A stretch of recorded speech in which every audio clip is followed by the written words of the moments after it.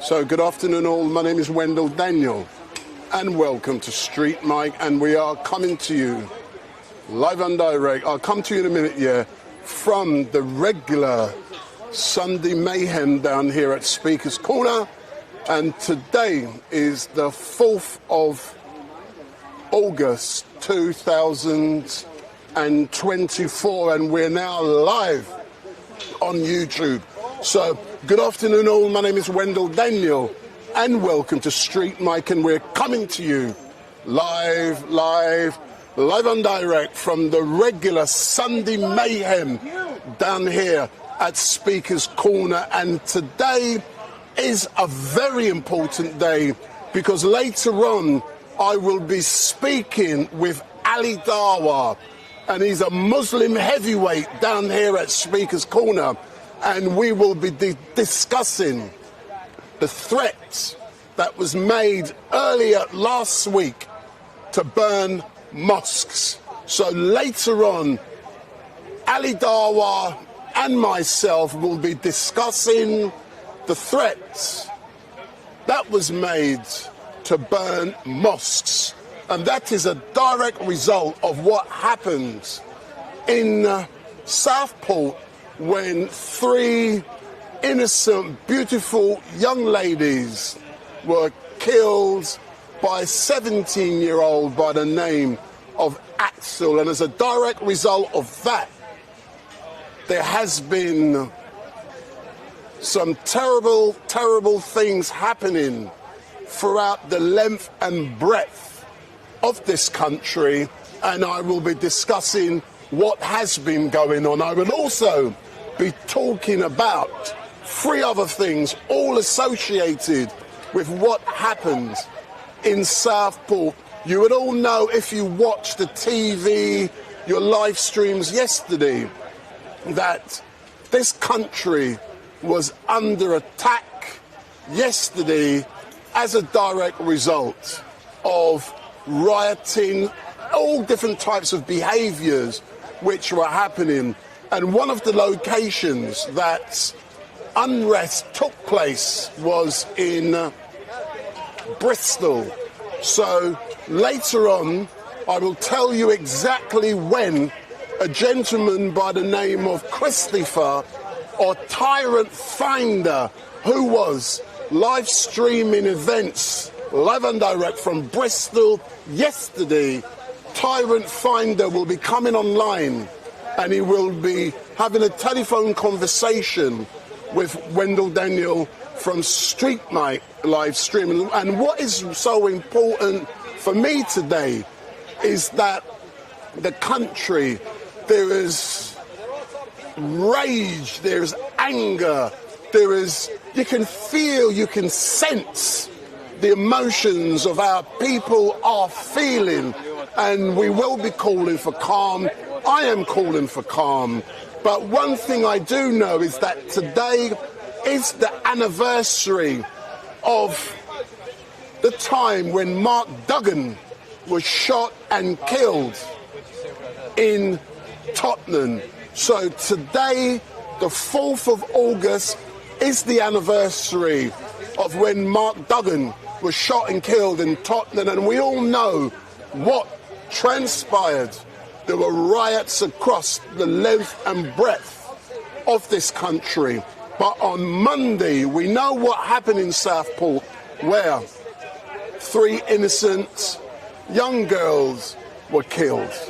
On Tuesday, I went to Southport, and those of you who've watched my live stream would have seen the fact that I arrived in Southport on Tuesday night at about 5:30. After arriving there, I was en route to my hotel, which was just down the road from the Civic Centre, and there was a mass crowd outside of the Civic building.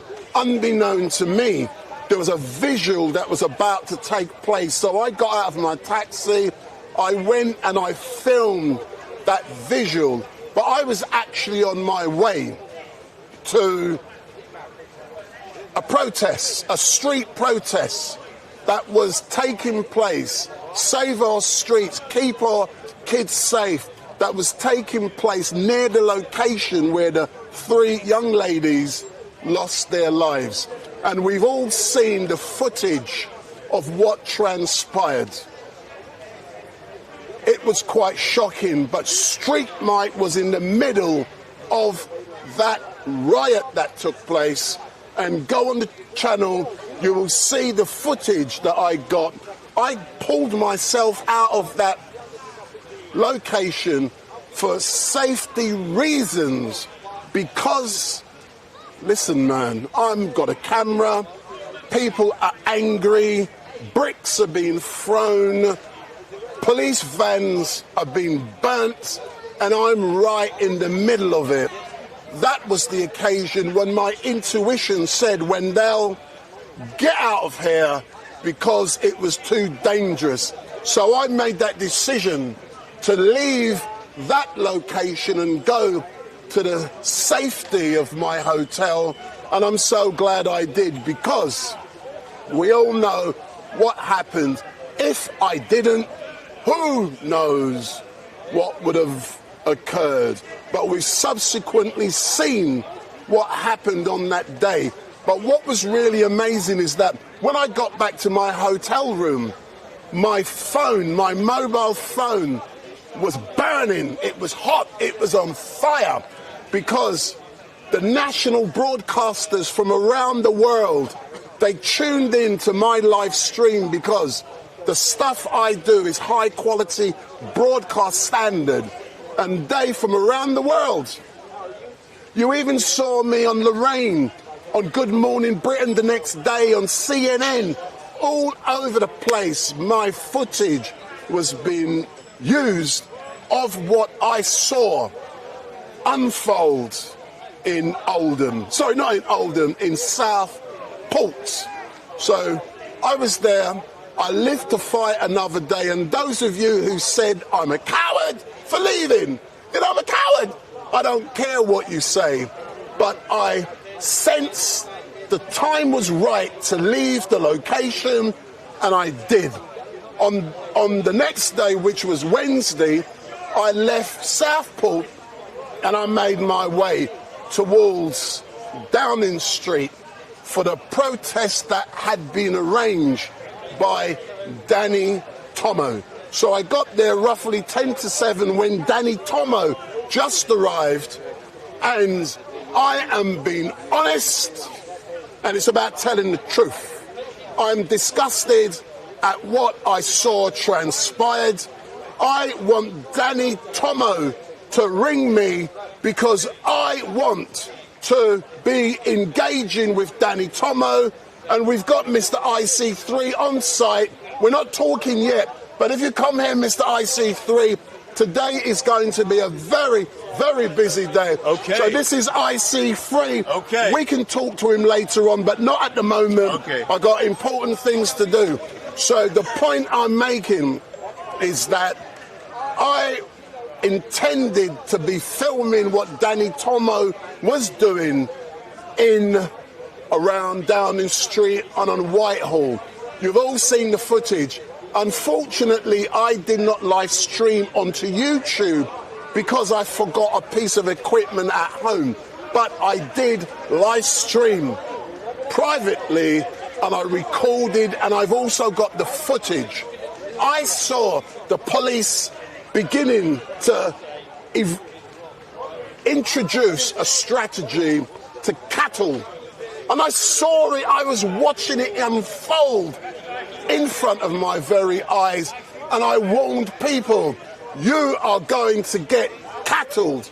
And within minutes, just before the cattling start, I saw Danny Tomo jump on top of a wall, and then he vanished. And then after that, we saw the cattling which took place, and as a direct result of that, 111 people were arrested. We can debate why they were arrested, the police bringing in certain sections within the criminal, whatever. We can, the Public Order Act, we can discuss all of that. But where was Danny Tomo? You led your troops to Downing Street, to Whitehall. Where were you? So I'm giving you an opportunity.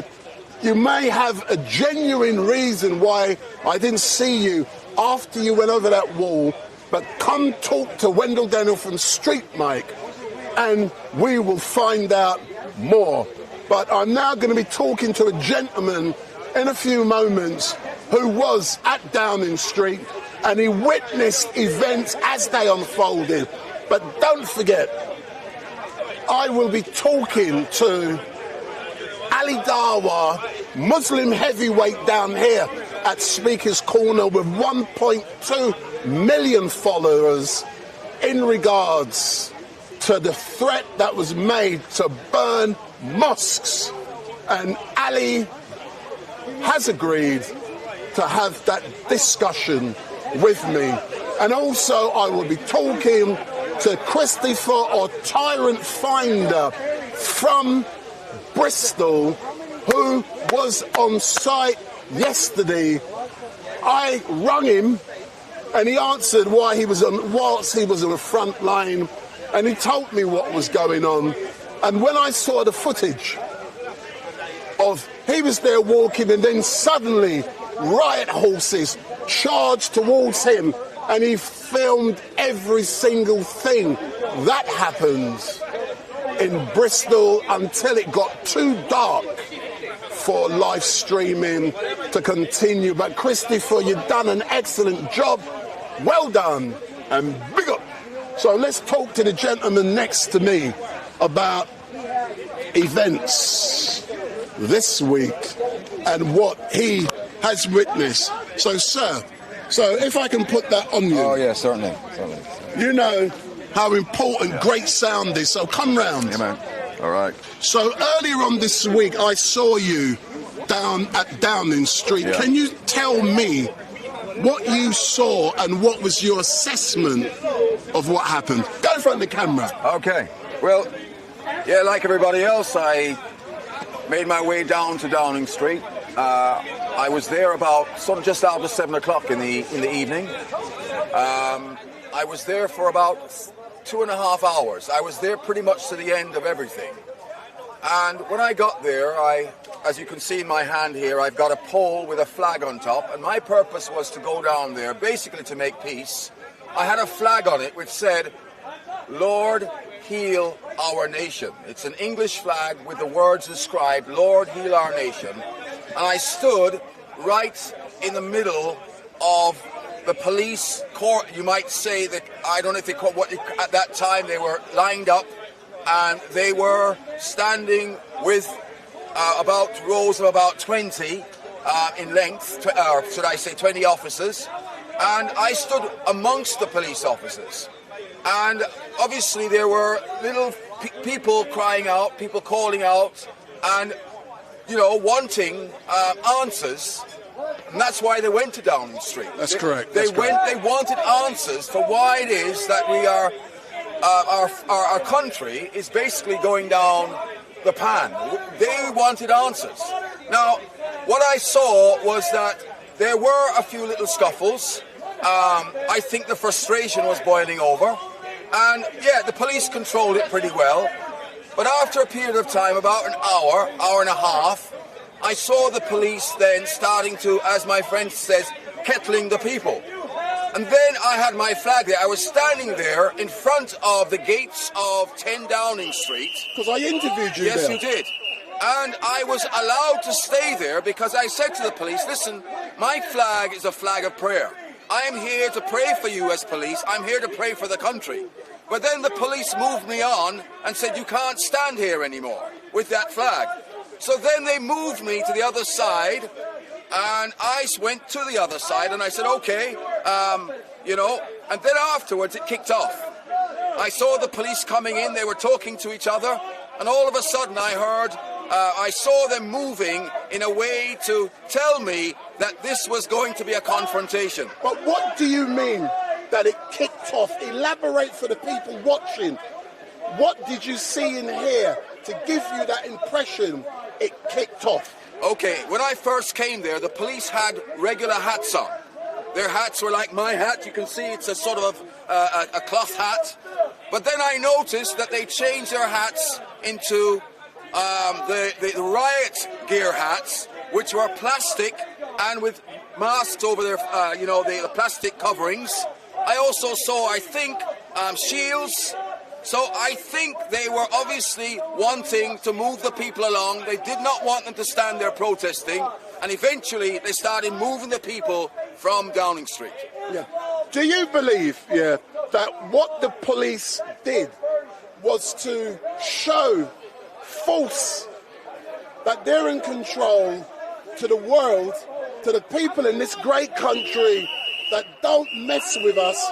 If you do, we're going to crack down. Do you believe that was the intention of cracking down at Downing Street, at Whitehall on Wednesday? Yeah, that was my interpretation. The very fact that they moved me on, a guy who's holding I call it a prayer flag, that they moved me on, it told me that their intention was not one of conciliation. Their intention was not to just allow a peaceful protest. Their intention was not to allow people to share the grief that is in their hearts. Their intention was to tell the people, we are in charge, and it doesn't matter what you have to say, we're going to move you on. And so I got the impression after a while that they were not willing to work with the people, they were working against the people. And can I say, I concur with what you are saying, but then again, I can understand from their point of view, because of what happened in Southport, people were angry, people were scared. I was in Southport, I was in the middle of those riots when it unfolded, and I can understand the feds, the police got scared. So when the event was planned in Whitehall, Downing Street, the police also got scared, because later on today I'm going to be talking with Ali Dawa, the Muslim heavyweight down here, about, you know as well as me, allegations were made that the perpetrator of the heinous crime was a Muslim. The police said that is not true without giving details. I don't know what religion, but nothing to do about religion. But as a direct result of that, people were coming out on the streets, and this country could have been in flames. So they were cracking down. Yeah, they were. But did that crackdown work when you see what's transpired over the last 2 to 3 days? Yeah, definitely this problem goes back. It's deeper than just the police confrontation. It's deeper than just the people rising up. This has been simmering now for many years, but particularly because the people have seen that their country is changing into something that they don't recognize. People don't recognize this country anymore. It was a country where we allowed people to come over here, which we allowed people from all different religions, all different backgrounds, all different countries to come here, because it was a safe refuge for people. But now we do not recognize this country, and we're seeing a government that is now pretty much becoming hostile to their own people. When they ask them to stop the boats, when they ask them to protect our streets, when they ask them to bring righteousness to our country and not corruption. Now, as a Christian, we believe that righteousness exalteth a nation, but sin is a reproach to any people. We are a Christian country. Our country represents Christian values. We have a Christian heritage. And therefore, if we apply that in our government and not corruption, we will see the fruit of that, which means that people of every tribe, tongue, nation can live together in peace. But what is happening is that I believe that God himself is bringing judgment on this country, because we have departed from the faith once given to this country, to our heritage, and that is my belief. What is your assessment on the fact that the far right are now being blamed for every single thing that is now happening in this country? Yesterday on LBC, they were talking about two-tier policing, and it's all been blamed on the far right. Do you believe that's justified? Well, first of all, you've got to determine what the far right is. Exactly. We do not know what the far right is because it changes like people change their underwear. Far right, for example, I would have seen it offensive if somebody a few years ago called me a far right because of what the implication of a far right activist was. But now I'm actually in the far right camp. Because if it means that I'm far from wickedness, and if I am in the righteous camp, yes, then I am far right. What this country wants is people to be far from wickedness and standing for righteousness. So yes, if that is far right, then I must take the label. I'm not a racist. My friend here, he's black, I'm white, I lived in the West Indies. I understand that the word racism also is branded about. I'm not even a religionist. I don't believe that I can't live with my Muslim friends. I'm a Christian, but I can live with them because righteousness applies in every country. So yes, if you call us far right, then the government is only hiding behind something. Another agenda, I believe, that is now being revealed and being discovered by those who want righteousness in our country. Do you believe the people of this great country, the majority of them, it is not a race issue that we're currently experiencing. It is not a religious issue that we're currently experiencing. It's class. And we're all in the same boat, regardless of what colour you are and what race you are, what religion you are. Yes or no? Yes, sir. This is about an elite system that is pressing, you might say, the proletariat, the ones on the ground. We are the ones that fight for the country. We are the ones that give our lives to the country. When World War I or whatever wars, civil wars happened, it was always the people on the ground that gave their lives for this country. But then the elite sit in their little Westminster bubble or whatever other bubble they're in, and they're trying to make the rules. But a godless society will never be untroubled. You'll always have trouble when the elite try to run the country without God. And this is our problem today.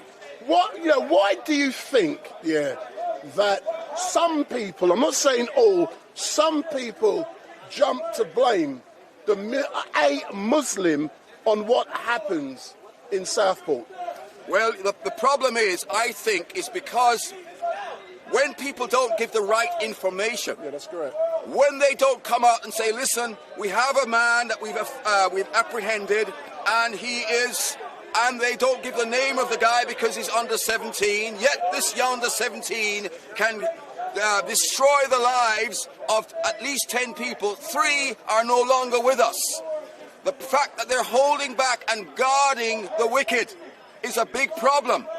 If the government was doing the right thing, they would say, give us information that would actually quell the violence that is taking place in our country. They would give us the right information and not keep us guessing.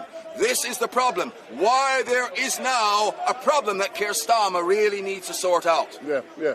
And do you know something? Later on this afternoon, I'm going to be talking with Ali Dawa, Muslim heavyweight down here, with 1.2 million followers. And I communicated with him yesterday, telling him I want to talk to him about the threat to burn mosques. What is your assessment on the fact that some people, I use the word some, were threatening to burn a mosque, or mosques, plural? First of all, we do not believe that violence is the answer, and that people actually reacting to a situation is the answer. The problem with people wanting to burn is because they want to take out their anger and their frustration on something. And then those that are actually on the fringes, who you might say are the most volatile in society, are the ones that will do this. We as Christians will never go and burn down a mosque. We will never actually encourage people to burn any place of religious worship. We have freedom of worship in this country. It doesn't matter whether you are a Muslim or a Hindu, or whether you are Jehovah's Witness, or you are whatever, Protestant or Catholic. We do not go that direction. It doesn't lead to righteousness. So we tolerate. We are going to say to people, this is not the right way. The right way is to speak to those like my friend is doing today, to find dialogue, to find places where we can agree to come against the situation that is causing our nation the problems that we're having at the moment. As normal, sir, thank you very much for giving me this chance. I will be engaging very soon with Tyrant Finder, who's another live streamer, and he was on the front line in Bristol yesterday, and he brought the news to everyone, and people around the world were watching. So if you look in the camera, you know I like to be devil's advocate. Yeah, all right. So talk to the people, say what you need to say to them. Say anything. Okay, well, this is my final statement. It is God that actually allows for these matters to take place. But God also said that if my people, which are called by my name, shall humble themselves and pray and seek my face and turn from their wicked ways, then I will hear from heaven and forgive their sin and heal their land. He also says that my eyes will be attent to the prayer that's made in this place. God's people, Christians, come on now. We need to get out here and we need to seek God publicly and pray for our nation and for our politicians, for our Prime Minister, for our King, for all the nation. It doesn't matter what color, creed or race you are. We want God to bless our country. Bless the Lord. Amen. Big up. Thank you. Thank you very much, Thank sir. you, sir. So what on the... Oh, no. Sorry. I'm live, so... Sorry, I'll talk to you in a second. Sorry. So for all of you watching, my name is Wendell Daniel, and welcome to StreetMic, and we're coming to you live and direct from the regular Sunday mayhem down there at Speaker's Corner. And those of you who know me will know that on Tuesday I was in Southport in the middle of the riots as it unfolded, as bricks were being thrown, as, I could not believe what I was seeing. I saw hundreds and hundreds and hundreds of angry people, and they were justifiably angry because they felt that the community had been let down, and as a direct result, they come out on the streets to protest. But there were two false myths put out on Tuesday, and I was there. The first one was that a visual turned into a riot. That is fake news. A visual did not turn into a riot. There were two events taking place. There was a visual and there was a street protest. The visual finished, that was at the town hall, and just down the road there was a street protest. There were two different events. One didn't turn into another. They were two separate events. And also there was fake news put out that the reason for the riot was because someone was apprehended close or at the visual with a machete. That is bullshit. What did happen was near the visual, and I saw it for myself, someone was arrested, and we've seen, it was about a quarter of a mile away. It was not at the visual. So these lies all put together in a pot fueled misinformation that went out, and as a direct result we've heard of what happened. But I was there, I witnessed it. I saw so many angry people taking out their anger on the police. I saw them on the street, forgot the name of the street. They saw the brick walls, they got on top of the brick walls, they were ripping off the flagstones, they were ripping up the bricks, and they were chucking the bricks at the police. And I witnessed it for myself. I witnessed bricks coming in my direction, but when I got there, I was shitting my brick because I got a camera. The community is feeling angry, and it's possible they could take that anger out on me. But when I got there, people didn't see a black man with a camera. What they saw was a camera filming events. And, you know, excuse me, sir, fuck off. Yeah, learn. You got no manners. Yeah, what they saw was myself with a camera recording images as it happened. And that is what I did. I did not feel threatened being there. At the end, when I decided to leave for my own safety, what then happened was that you saw the police van being set on fire. I witnessed that. Those images that I filmed have gone around the world. So I saw that. And at that time, the feeling and the mood was changing. When that feeling and that mood changes, it then becomes potentially dangerous, because you can have 100 people. 100 people could be happy you've been there. It just takes one. And then one person said to me certain things, and that was the red flag or the indication for me to leave that location. And I decided, and I told people online, because at the time 37,000 people were watching the live stream. 37,000, and what was important was to get out, plus the light levels were falling, and certain things I won't do in the dark because you can't see what's going on around you. So I withdrew for my own safety, and I'm here to fight another day. But the important bit is those images which I took went around the world. They were on TV the next day, all in America. You saw exactly what happened in Southport. And before I move on to the next issue, 3 beautiful young ladies lost their lives in Southport last Monday. 6 years old, 7-year-old, and 9-year-old.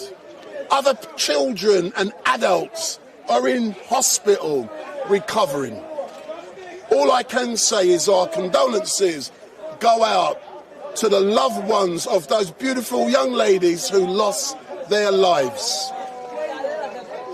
We hope for speedy recoveries for those who are in hospital injured, and we want to see justice for everyone. We want to see the community healing. We want to see people coming back together to make this country great. We've heard the issues about it's all down to the right wing, it's all down to immigration, it's, you know, everyone and everything is being blamed for what happened. But today we will be having discussions with people in regards to what happened in Southport, what happens in Whitehall, what happens Hull, Liverpool, Bristol, all around the country.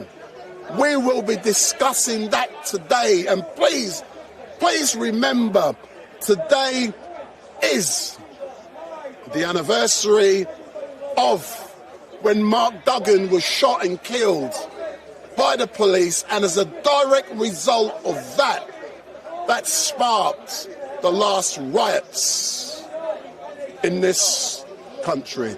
So my name is Wendell Daniel from StreetMic. If this is the first time you've seen me, I've got a big mouth,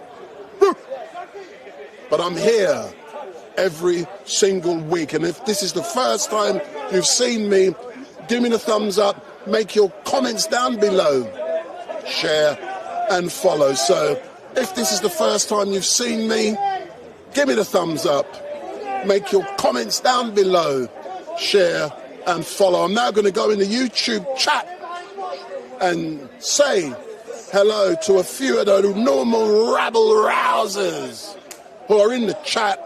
And then Christopher from Tyrant Finder, get ready. I'm going to be calling you very soon. So Christopher from Tyrant Finder, get ready.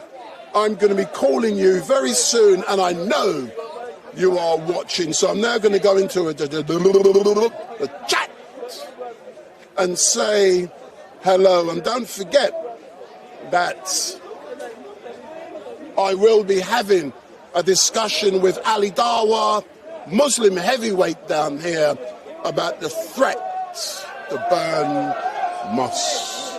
So let me see a few of you in the chat. So the 1,000 of you so far who are in the chat, big up. So Red Rose Necklace, Knight and King, Smith, Beverly Williams, Marcia Rainwhite, Callum C, Trinity, Sloopel, Zanid Shabir, Kuala Adewale, Danny King, OO Chips and Gravy, Balkan Radio, Eric 65, hello from Vienna, Leo K, Pedro Jamat, Crypto Monks, Dingo Jitsu, all of you guys in the chat, Ace 99, Ace 99. Let's behave. So my name is Wendell Daniel from StreetMic, LiveStream, and we are coming to you live and direct from the regular Sunday mayhem down here at Speaker's Corner. Don't forget, share this link. What I want is people to watch, because when Ali Dawa comes on air, I want enough people to be watching, and the important bit is the Muslims don't normally get here till 3, 4 o'clock. You know, I normally start with Christians, but I'm not doing that today. There's more important national issues to be discussing than a cowboy standing on a plinth, on a ladder. See, that's a cowboy on a ladder. Yeah, I'm not interested in that rubbish yet. Yeah, it's rubbish. Got more important things to talk about than a cowboy standing on a ladder. So I'm now going to call Tyrant Finder, and he can tell you about what he experienced yesterday. So Christopher, I'm now going to be calling you. Big up.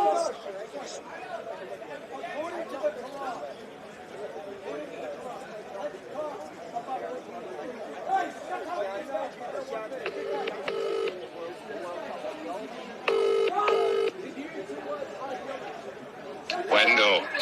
Hey, Christopher, good afternoon, sir. How are you? I'm all right, sir, yeah. Yeah, we're currently live, as you know, on YouTube, yeah? Yes. Hang on, let me just, there you go.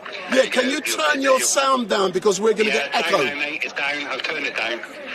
Yeah, so Christopher, yesterday you was in Bristol live streaming, yes or no? Yes. Can you tell me what you saw? Well, I think the live stream, you know, I don't think you have to really put it into words. I think the live stream really speaks for itself. I just think, you know, there's 2 protests going on, and then, you know, minor factions of both sides started. You know, that was it. But I think, Chris, tell me, yeah, because I rung you when you were live streaming from the battle line, from the front line in Bristol, yeah? And you told me you had just been assaulted by who?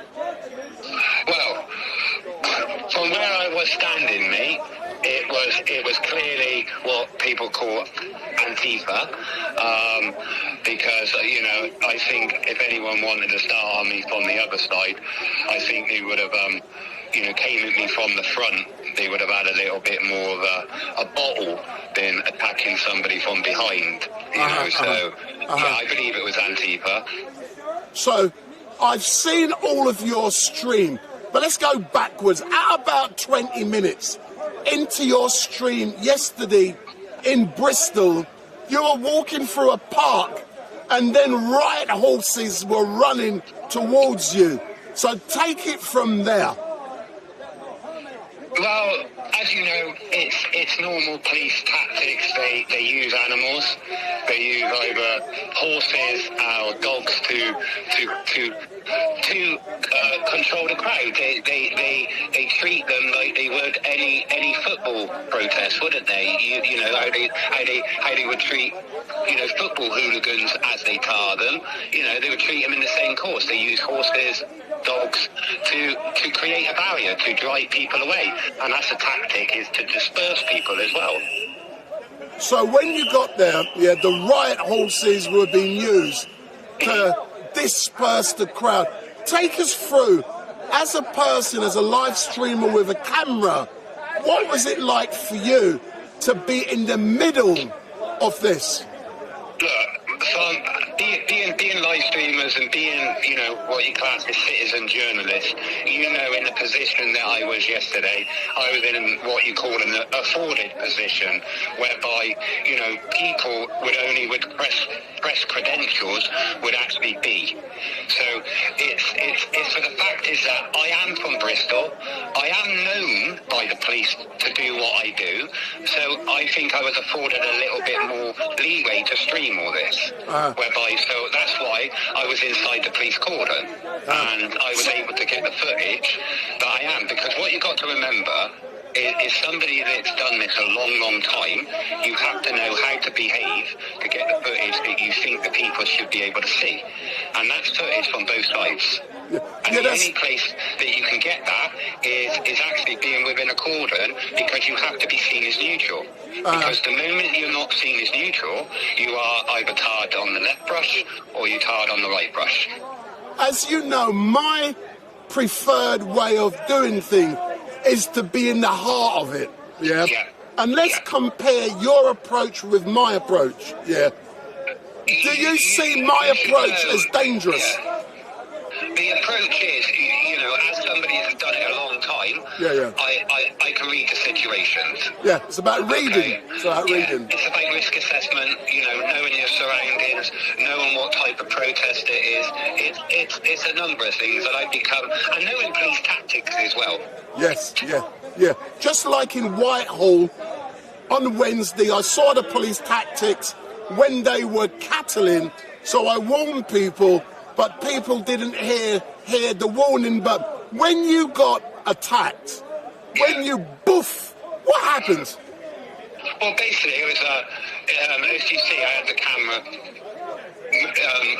My secondary cameraman had the camera momentarily before I was on camera. It all kicked off. Punches started to be flown.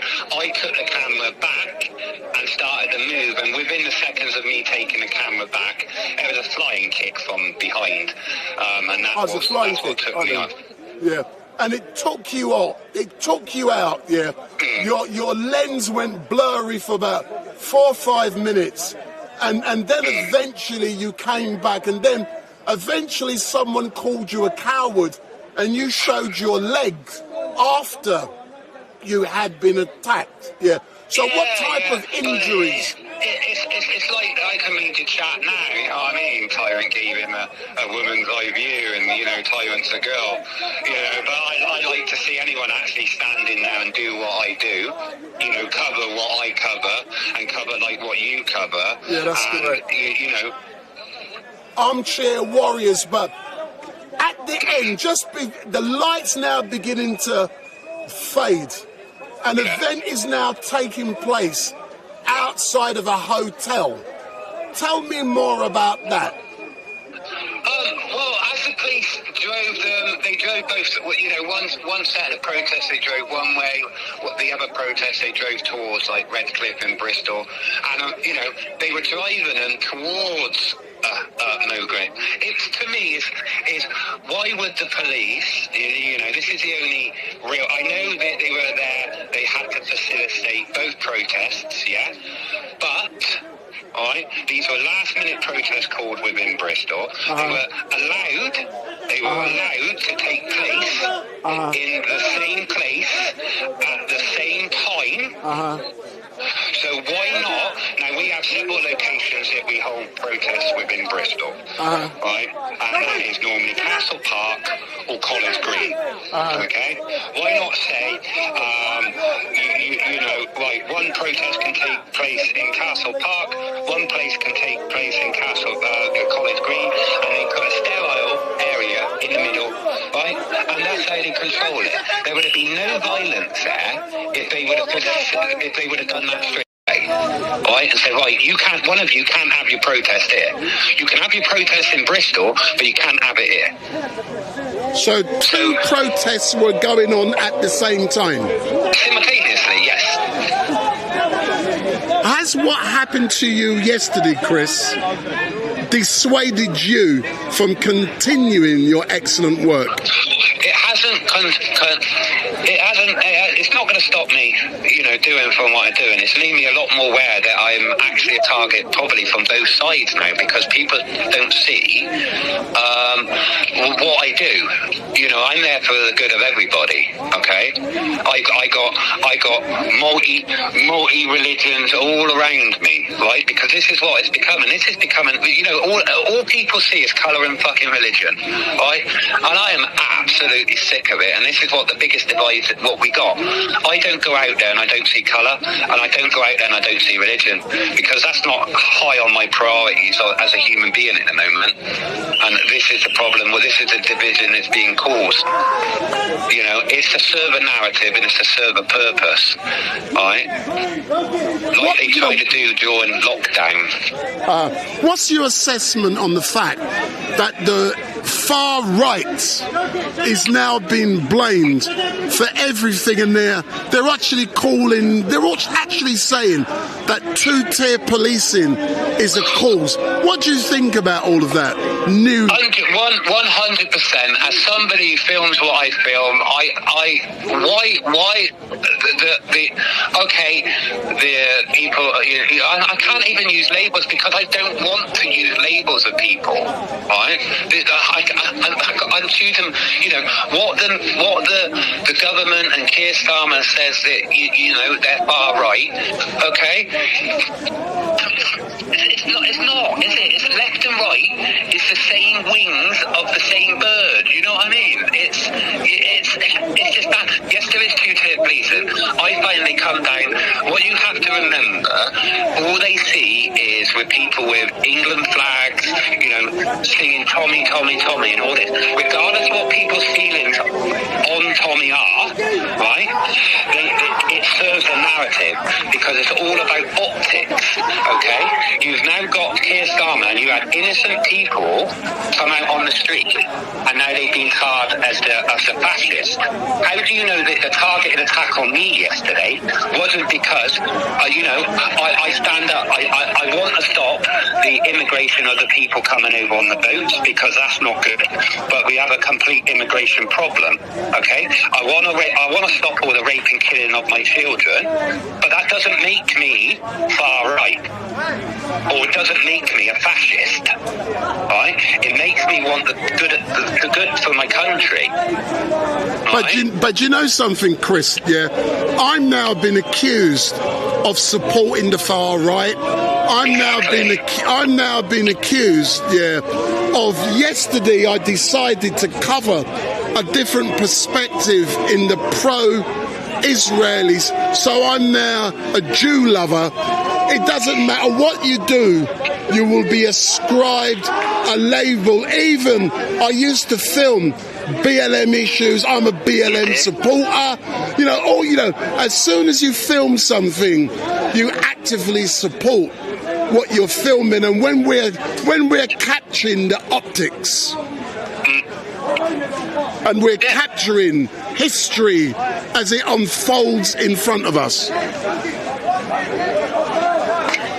This is it? And you can't help it. To me, I'll speak to anyone. You wanna give me a little bit of civility and a little bit of respect, I'll speak to you. And I want civil discourse with everybody. And this is the only, I can see why you're there today.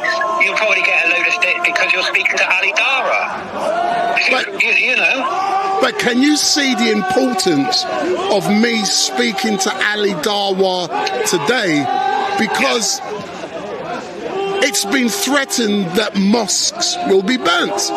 Yeah, but why should mosques should be burned? Why? What's three girls got to do with mosque being burned? Was he a Muslim? I think a lot of people from African countries are Christian, aren't they?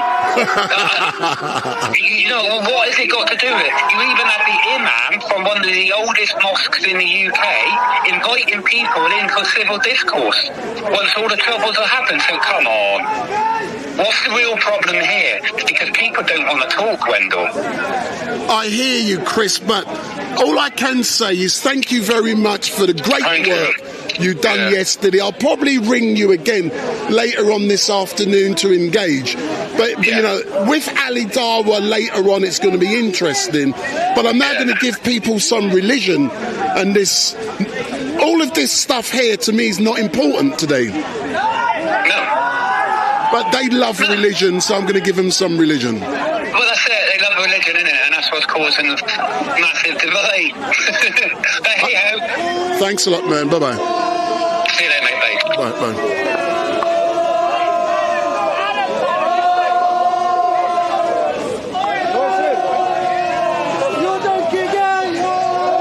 So I'm just going to get someone who will give a good interview. So I'm just going to get someone.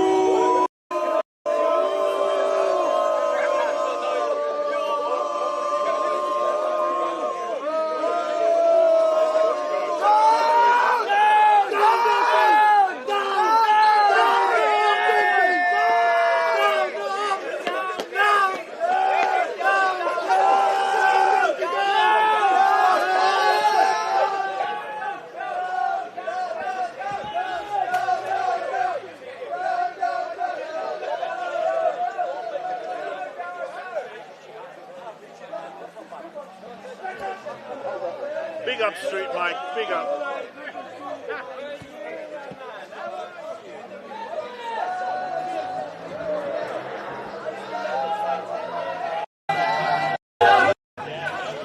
So if you can introduce yourself, let's move out the noise. Let's move out the noise.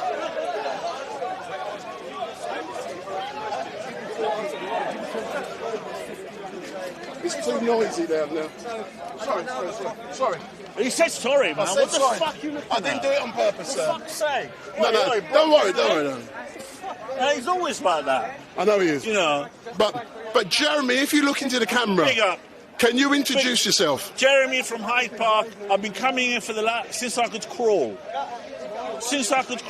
And the eldest guy is Ali over there, who supersedes me, who's been coming here longer than I have. So if you look in anyone else, so let's talk. So let's talk specifically. Yes, about what's happening. About what happening this week. As you know, right. I was in Stockport. Sorry, I keep saying Stockport. Southport. No, Southport. Did you go all the way over there? I was in Southport. The footage you've all seen on the media was my footage. Yes. When the police van's been burnt. Yes. That was my footage. Yes. So I went to Southport. Yeah. Yes. What is let's talk specifically about Southport first. I want to talk about Southport. What happened there broke my heart, and it was a big, big tragedy. I've witnessed tragedies in this country like 7/7 and Manchester Arena and Dunblane, and the other one that happened near another mass shooting. Usually there is a major shift in policy. How comes you witnessed? Because I lived through it. But you weren't there personally. I weren't there personally, but I mean, obviously the BBC News is there, Sky News is there, CNN, ITV, Channel 4. StreetMic's there. StreetMic is always there. So basically, it was mishandled, and the mistake that was made, the name of the person and his identity should have been disclosed at that point. Otherwise, people started speculating online by calling him. Why should his name have been disclosed immediately when the law clearly says it should not? Okay. Why? Okay, because now we live in a social media age. Rumors start flying around very, very quickly. I mean, the rumor mill started with X on Facebook and other social media that this guy is a Syrian refugee. His name is Ali. He came on a boat, a year ago, which was all BS. Basically, it was all false rumors. And the police knew that. They did not, because they already arrested the suspect, not too far away from there. The police failed to disclose or failed to quell those rumors. So is it the police's duty to quell rumors? Hold on, let me done. Or is it the police's duty to investigate the crime? The police's duty, first and foremost, is to protect the citizens of this country. To protect the citizens of this country. The second duty of every police force in this country is actually to have public order and not have public disorder. That's the second point. And the third point is keeping the people safe. That is the third duty of the police. And the fourth is to arrest people, investigate them, and investigate fraud. So let's talk specifically about the events in Southport, where three beautiful young ladies, 6, 7, and 9. White girls. At the moment, yes, they're white. Hold on. The pictures, they were white hold on. Let's play the game. Yeah, 3 young ladies were killed. Yes. Yeah. How did you feel on discovering that 3 beautiful young ladies were killed? To be honest with you, I was, as I said, I was broken-hearted, but at the same time, I start searching in my head for a motive, for a reason why these young girls were slain, and there are 9 other beautiful kids in Alderhay Hospital and lying 3 down, adults. under intensive in an ICU unit because of one Rwandan Rwandan origin. I mean, he was born here, but he was, and the guy looks skinny. Stop spreading unfounded rumours. No, let's go on picture. facts. I want to show you the picture. You don't know. Hold on. Yeah. We've all seen the rascal picture of Axel. We've seen it. There's no need to show it. Yeah. I want to know, how did you feel on discovering that 3 beautiful young ladies, 6, 7, and 9, had been murdered? I was very upset. I was just like the rest of the nation. Yeah, just like the rest of the British nation, the great British nation. I was really upset and very, very moved. And I was just looking at this. I was just searching for answers as to why it's happened. What's going on? There's an idiot behind you. If he comes up to I'm moving away. I will not engage with Omar. He's banned from my channel. So continue, and I'm going to move away from this man. Well, look, the man is a danger to the public. I'm not engaging with this man. You're banned on this channel. I'm not engaging. We're talking about issues which are far too important for this man. Yeah. Can I say something as well? Hold on. Yeah, Listen, at the moment, the meeting is we closed. are talking about 3 girls who were murdered. Yes. And you see the behaviour of this man. Yes, because what's happened was, directly in the aftermath, they blamed the Muslim community, right, as I said, because of the rumours online, and they started smashing up the mosque in Southport, which was like a converted house. They smashed all the windows. The riot police, they weren't really prepared. They came with their uniform. They didn't even have any stab vests on. What happened was the police got a good kicking in Southport. So I'm not going to be following you and what you're saying, but the police were attacked. The police were attacked. Yeah. And also, can I actually make a point here? Yeah. Tommy Robinson's involved. Yes. Let me tell you something. People in this country have had it up to here with uncontrolled immigration. People of this country have had it up to here with thousands of boats coming, thousands of people coming in with boats every day. Yeah, we were promised by Rishi Sunak that on the 5th of July he's going to sit in Downing Street and the first flight is going to go to Rwanda with all the illegal immigrants. No. Excuse me. At the moment, I'm not interested. Hold on, Jeremy, hold on. I'm not interested in your crack today. Yes. I'm not interested in your crack. No, hold on. Let me take it. I'm not interested. We are discussing matters that are far too important. We can discuss. We're talking about 3 girls who got killed. You are a disgrace. We are a disgrace. Tommy Robinson. Come, let's talk. Look how they run. Tommy Robinson. Yeah, we're talking about 3 girls who got killed. Fuck off, you idiots. Yeah, so don't worry about him. This is a private conversation. By a lunatic. I'm not interested in you. Go and on your own channel. Get your stick out. Get your own stick out. Immigration. It doesn't represent any of this. Let's go over there. I'm not interested in dust today.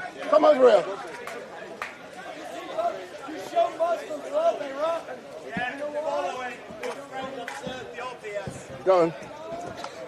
Go on your own channel. This is Speaker's Corner, mate. Yeah. Go on your own channel. Go on. Basically, so what happened in Southport was awful, right? And unfortunately, after the arrest, the judge released the image and the age and also everything else, and then riots were ensuing in Bristol, in Downing Street, where StreetMic was. Because I think people are generally fed up with socialist, communist ideologies. They're fed up with Yvette Cooper being their Home Secretary.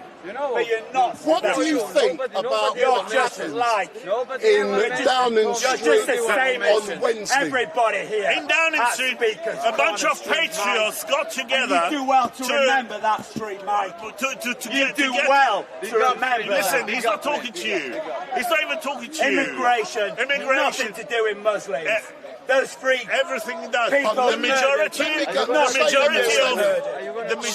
of those of you who are watching, we've got a gentleman by the name of Dust. And it's shameful. He don't have his own channel, and he's got to. You don't. Fuck off. This is Speaker's Corner, and I have a right to speak. Go and chat on your own channel, not on mine. Think you are. Not on my channel. And delusions that you hold. Yeah, come, big up. Because you think.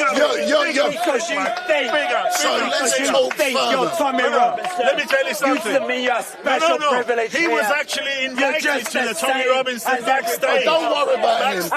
He has nothing better to do. No matter the deluded thought that you hold. Yeah, well, the Muslims have got nothing to do with the three children that were murdered. Excuse they me. were murdered by a lunatic. Do you know I'm speaking to Ali Dawa later on? Why? Look at you. Because he was a fucking lunatic who will go to prison. That's what happens when you have a socialist government. That's what happens when you have a socialist government. Why don't he get his own channel? They come, don't worry about him. He needs his own channel. So let's talk specifically. Yeah. So let's talk about what happened. Just one more point, StreetMic. You remember where you are. And you remember you're at Speaker's Corner. This isn't owned by you. And if I wish to speak, I will speak. Just remember where you are. Okay, StreetMic? Don't trip out of your delusions, StreetMic. Because it is pathetic. All right? Just remember where you are. Go back to Russia. Go back to StreetMic. You try it. Go back to Moscow. Because you think you're Tommy Robinson behind you. There's nothing to do with Tommy Robinson. You remember where you are. Tommy! This is Speaker's Corner, not StreetMic's Corner. Don't you forget that. Bye-bye. Go back, you... So anyway, let's get back to events to Wednesday and what happened. Basically, so the majority of people in this country are really fed up because they were promised Rwanda, they were promised controlled immigration. Keir Starmer, he promised when he had a hustings with. He said he's going to negotiate with Bangladesh. He's going to negotiate with the mullahs in Iran. He's going to negotiate with the Taliban in Afghanistan. To take those people, he's going to negotiate with the corrupt government of Iraq. He's going to negotiate with the Kurdish mafia. He's going to negotiate with the Prime Minister of Albania. But none of these, they're going, that's Albania. What is it that, Albania has everything to do with it. Albania, there is a crime wave hitting the streets of London from Albania. Albania sends all its criminals to England. That's what it is. Yeah? Are you Albanian, sir? Yeah. But where do you send do you have prisons in Albania? You don't have... Yeah, you send all your prisoners to England. So if you're an Albanian, why do you have an England flag? Anyway, football support.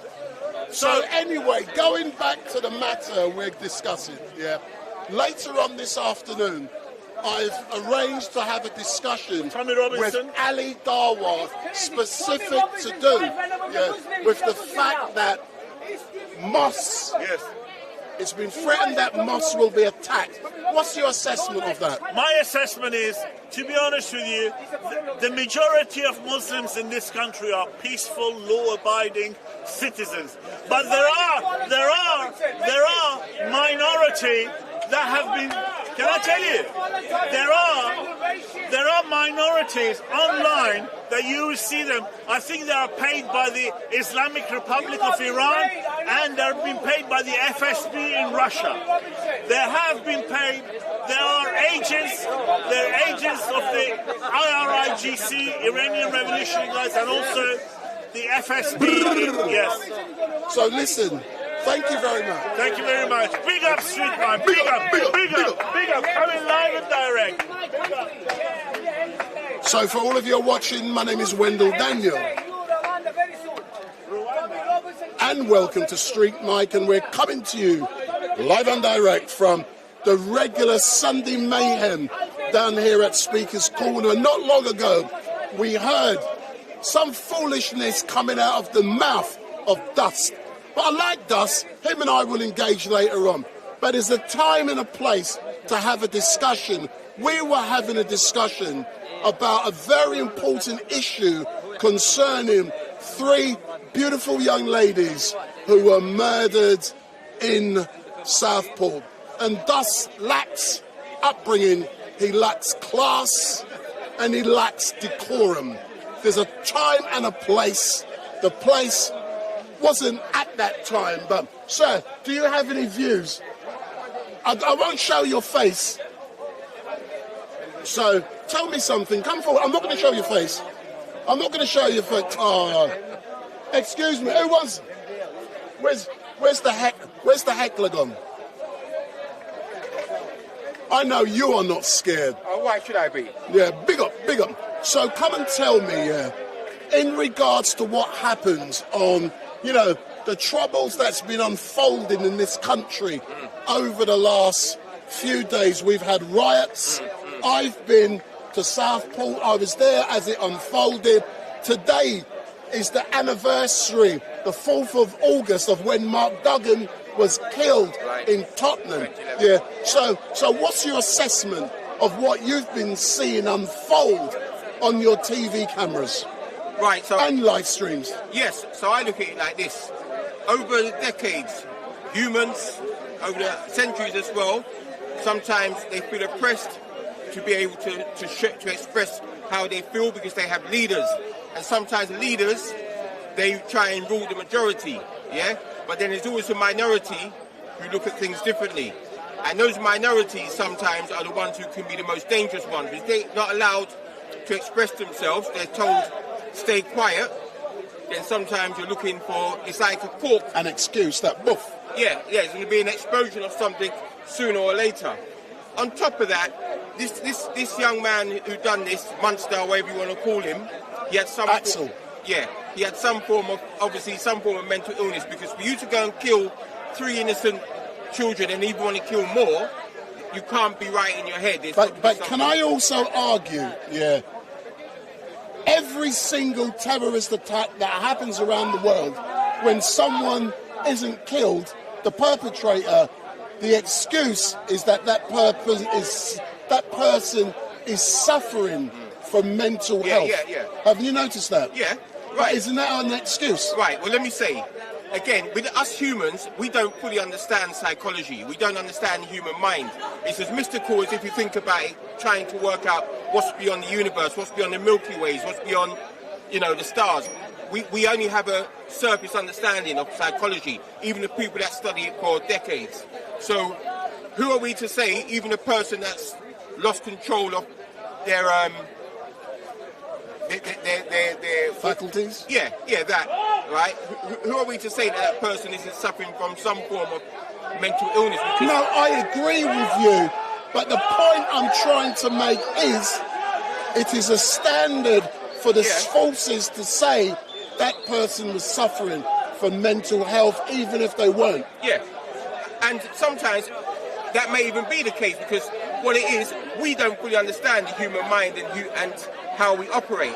And the thing is, when I see it, you can't actually be functioning normal to go and take a knife and stab, not only young children, anybody, to put a knife in somebody, something can't be functioning. But as I said, we just don't understand it. We don't understand it. So it's easier for us, I suppose, to condemn and criticise than say, let's try and understand it. Because at the end of the day, 3 young children have had their life taken away from them. So what would your assessment of the police response in Southport and around the country be in how they've dealt with the disturbances? Right, well, police is another matter, because, yes, there's many police that try and hold up the law and have, what's this word I'm looking for? When they've I've forgotten the word, but they have some form uphold the of peace. Decorum, they have some form of protocol, integrity, but a lot of police, they're controlled as well after a while by their egos. And sometimes they come into work and they actually most probably even like the fact that they're fighting against the mob. As much as people might not want to hear that, that's how it is in life. Human beings, including myself, we all got an ego to try and control, and other things, undesirable things about us that we have to try and control, even if it's a small percentage. Are you arguing that the way the police dealt with issues in Whitehall on Wednesday was based on ego? The way they dealt with issues around the country yesterday in Hull, Liverpool, and all Bristol and all them cities were based on ego? Right, are you saying to me that the way the police dealt with the disturbances in Southport on Tuesday was ego-driven. Is that what you're saying? Right, obviously I can't come here and say that, yeah? But some of them, yeah, they're overzealous, and they do have that element that they want to just sort of like be on an ego and a power trip. Yes, I know they've been told by Starmer that they got the full force of the government behind them. Yeah. So sometimes when you're given that, it can go they're unleashed to do anything. Yeah, exactly. Yeah. So again, we're talking about psychology. Psychology is the foundation of our behaviour, isn't it? And how we do what we do and how we make decisions. And all around, everywhere you go in the world, you've got humans who sometimes their behaviour is through sometimes, egos and... Yeah. And so this gentleman here, I want to chat with him as well, but all I can say, as normal, thank you very much. Have you seen someone... Oh man, what's his name? IC3's here. Have you seen him? No, I haven't seen him. He's over there. He's here, man. He's here somewhere. I know in a minute. He's here all somewhere. Right, nice one, so come forward, sir. Come forward and chat with StreetMic. Thank you, StreetMic. So if you look in the camera, sir. So come forward, come forward. So do you want to identify your name? I'm Krebs. I'm from Dagenham. I was arrested the other day. I spent 2 nights in the cells at Whitehall. I'll see you there, StreetMic. Hold on, was you at Whitehall? I was there. Listen. We can talk about that. Let's focus specifically on Whitehall, yeah. Okay. I was in Stockport. I keep saying Stockport. Southport on Tuesday night. I come to Whitehall on Wednesday. I got there about 10 to 7. Right. Can you tell me through your eyes what happened? And I also want to ask you about Danny Tomo on your assessment on what he did. Okay, yeah. So what happened with you? Right, first of all, StreetMic, like and subscribe straight away. The channel's growing, it's beautiful. Right, so when we got there, it was peaceful, just like all the other protests, it was peaceful. And as we got closer towards the police, they sort of like blocked us in, and immediately they had their batons out straight away. And I've never seen them like behaving like that. They had their batons out, and they was throwing punches and they was provoking the crowd. And come round a bit. Let me lay some foundations. Yeah. I got there roughly at 10 to 7. Yeah. Just when Danny Tomo turned up. Yeah. I got there just a little bit before. Yeah. And I got there when Danny Tomo got there. Yeah. And when we arrived, the police circulated the whole area in riot gear. True or not? Oh, true. Yeah. I was by eventually. About 7:30, 7:45. Yeah. I was trying to follow Danny Tomo, and Danny Tomo went to get up on the wall. Yeah. But we can deal with that. Yeah. But then I heard the police say, "We're bringing in section whatever." I can't remember which one. Yeah. And everyone there in that cordon is going to get nicked. Yeah. So everyone got cattled. Were you in that cattle? Yes, I was. Yeah, I was. In front of the cenotaph. I've got the footage on my phone. They come at us from all directions, and it was well planned. Yeah, it was. Yeah. I see it unfolding. Yeah. It was like they turned up, and they got the reaction that they wanted. They had their mainstream media there in the middle, already with their cameras and microphones. Yeah, they was already there. Like, can I add on there? Yeah. I concur with you, I'm not mainstream and I was there. I'm a citizen journalist. But what I saw, that was pre-planned. Oh, yes. Yeah. The national media, they were all there. Because after it happened, this was the key. Because I do this regularly. Yeah. I see who they are. I know them. Yeah. They were all queued up, taking photographs, taking images, and at the same time, they all left together, one after another, and they were all wearing their helmets. Yes or no? Oh yeah. It was like they turned up and they was ready for a war. That was what they wanted. They had their shields, batons, helmets. They was ready for something. And usually we go there peacefully and protest, and they provoke the crowd so much here. There was a couple of people there that all they needed was one poke, and they would react. Like 99% of us was calm, and we didn't go there for that. Yeah. So you were arrested. Yeah. So they dragged, what, roughly, can you remember, what time were you arrested from that cattle? I had the handcuffs slapped on me at 9:32. Yeah. Oh my God. Yeah. They was picking us off one by one. They were picking you off? Women. Yeah. Men, old, young, black, white, they didn't care. They was just dragging us in one by one. But prior to you being shackled with the handcuffs, what were you doing? Honestly, nothing. No. That day I did not drink, and I swear that by Jesus' name, I did not ever drink that day. Yeah, I was not one of the ones that was drinking. But the way that they kettled us in and boxed us in, it was only going to go one way because people was feeling threatened. And I'm telling you, it was just your next door neighbour. It was just normal everyday folk, you know. And so normal everyday folk was cattled in, and I'm just outside the cattle filming it all, man. You get what I'm saying? Because I can see, and I've told people, but in there as well, you had a well-known live streamer. Did you know that? Basker. He was also cattled. Okay. Because I told him what was happening. You also had another photographer, a friend of mine by the name of Metty. He was cattled. I told him. He didn't listen to what I've said. He carried on. Yeah. But I saw the police picking people off one by one by one by one. And when they took you, tell me what happened. They took you to the makeshift police station, yes or no? Yeah. In Whitehall, they had a section reserved, and they was arresting us all for violent conduct, incite, and breach of the peace. Now they were slapping handcuffs on whoever they felt like, and that was what they were saying to them. Oh, you're being arrested for violent conduct. They took us all out to the back.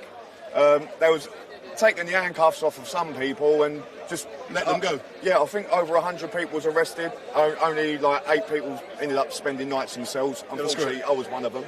You know, and they kept me there for 2 nights, and all charges dropped, no evidence.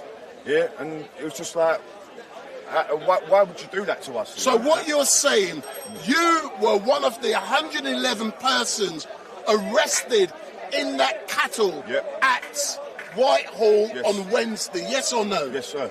You were taken to the makeshift police station, and we all know where it is. And you was arrested. You were then eventually, where did you spend 2 nights? They took me to Bromley South police station, and then I moved on to Slough, and I was released from Slough police station. But prior to, did you have the opportunity to speak with a lawyer? Oh yeah, and Hennessy and Hamoudi, top fellas. So has any person that you know who was arrested on Wednesday, has anyone gone to court? Not that I know of. It was just literally the arrest. I overheard them, and this is the honest truth here, they said they had no plan. The plan was cuff as many people as they can, take them all out into the reserve section, and then they didn't have no cells because the country. That's right. The country's full up, you know. All the cells are full. But go back to what you said. I still argue the reason so many people were arrested was because the national media was there with their cameras. It was all about the optics to give the impression we are cracking down. And the thing is, people like you, StreetMic, you turn up there and you do your own journalism, But they was there specifically for that, They was there at the right moment when the reaction started, and they had it all captured.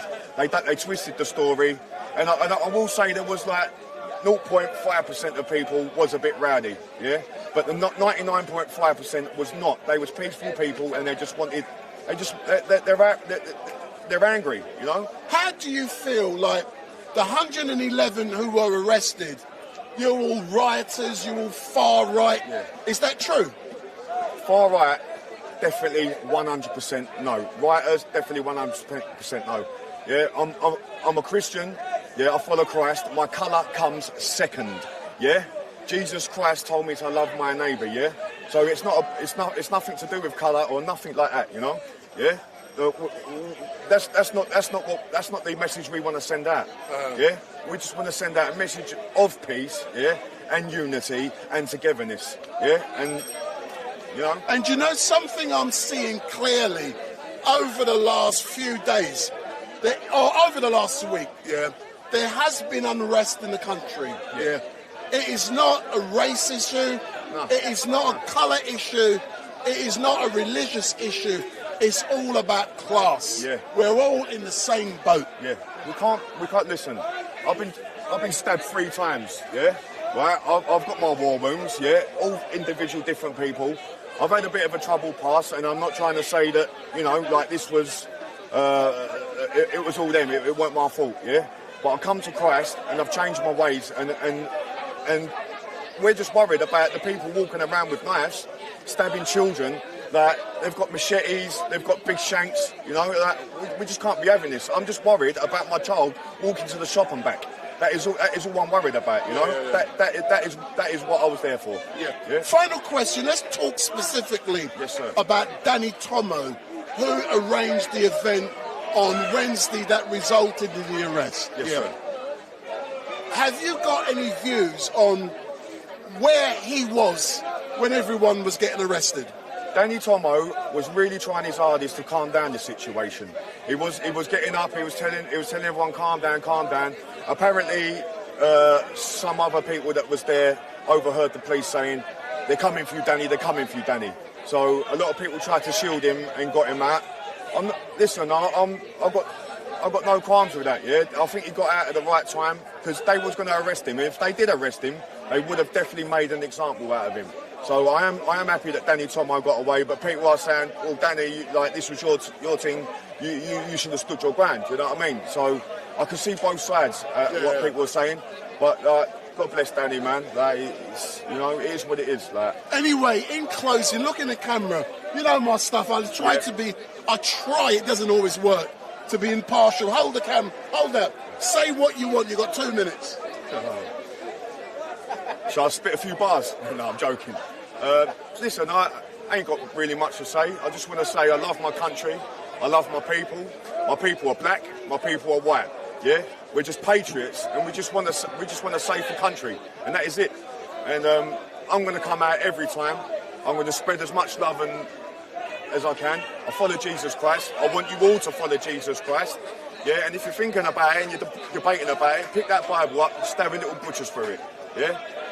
There's enough of us here. We're all welcoming and we're all loving. And StreetMic, you best like him, follow and subscribe because StreetMic is the Don. Gang, gang. Father, Son, Holy Spirit. Gang, gang. Love. Hey, cheers, man. Big up. You might need to edit that. I'm live. So for all of you watching, good evening or good afternoon. My name is Wendell Daniel and welcome to StreetMic. And we are coming to you live and direct from the regular Sunday mayhem down here at Speaker's Corner. And if this is the first time you've seen me, give me the thumbs up, make your comments down below, share and follow. And later on this afternoon, I should be having a discussion with Muslim heavyweights, Ali Dawa. So I've contacted Ali. I've asked him on his assessment on the fact that people who are threatening to burn mosques, and he normally gets down here about 4 o'clock. So later on, hopefully, I'm going to be speaking with Ali Dawa. So I'm now calling one of my... Big up. Thank you, sir. So I'm now calling. See, when I'm down here at Speaker's Corner, I don't care. The Christian, Muslim, atheist, Jew, Rastafarian, madman, it doesn't matter. Come forward, sir. So, sir, how you been today? How you been this week? I am very fine, alhamdulillah. Oh, then let me put this on you. Yes, sure. So later on, if you come round a bit, yeah. Later on, I'm hoping to be speaking with Ali Dawa. MashaAllah. And I've already communicated with him and he's agreed that I can speak to him specifically about the fact that earlier on this week, last week, some people were threatening to burn mosques as a direct result of what happened in Southport. What's your assessment on what you've been seeing unfold throughout the country over the last week? Actually, I didn't see what happened in Southport. I didn't know that. I haven't got a clue about it. But this is what's going on for a while, for a long time. They want to stop people to, spreading of Islam. They knew that this is a true religion, but they want to stop it anyway. They attack from outside, they attack from inside, and now they're saying, actually, now I remember, they shut down some Shia mosque in Germany. They shut down a Shia mosque. No, well, what I'm talking about is specifically here in England. Yeah. What happened on Monday in Southport was that 3 girls of 6, 7 and 9 were murdered.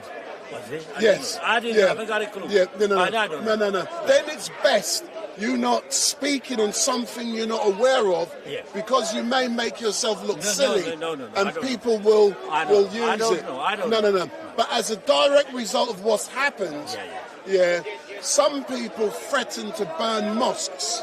So, that's what I wanted you to comment on, because I assumed you were aware of what I'm talking about, but you're obviously not aware. No, I'm not. I'm not aware no of problem. That. But what I'm going to do, I'm going to speak with a few people. I see 3s down there, but I will be catching up with you later on. Yeah, you will see. But I'll be speaking let with me Ali. talk to the people, and then I will let you know what happened. No problem. But Thanks, they burn mosque. They burn Quran. They burn everything. Make no difference. Islam is going to spread anyway, and these people are going to accept Islam anyway. This country become a Muslim country. MashaAllah. I do be Muslim too one day. Yeah, Adam, thanks a lot. So, I might give you a bit of... I see 3! Well, I see 3's busy. Huh? No. Have I come with... No. He won't. No. He's there. I know, I see him now. Let's get some religious.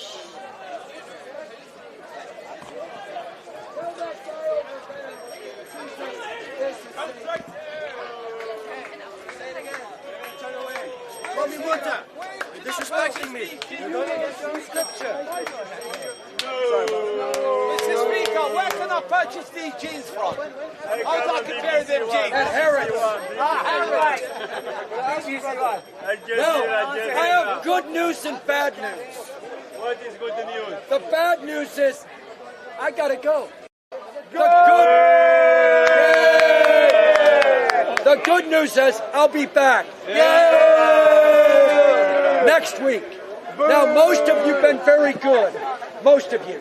If Jesus except you and you. Save you by next week. How you know?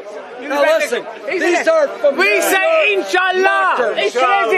Maybe you don't come back. Hello. Inshallah. Is he going to be back? How is guarantee? He's going to guarantee come back. We have no guarantee. How you have guarantee?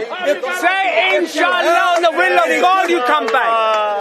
Inshallah. Any good question? Say Inshallah. Right you know. If you want to argue, go to them. You know, maybe you right, God bless you. What guarantee? Hello, speaker. What guarantee you have? Go home. What guarantee you have you come back? What guarantee? You got guarantee? You got guarantee? You come back next week.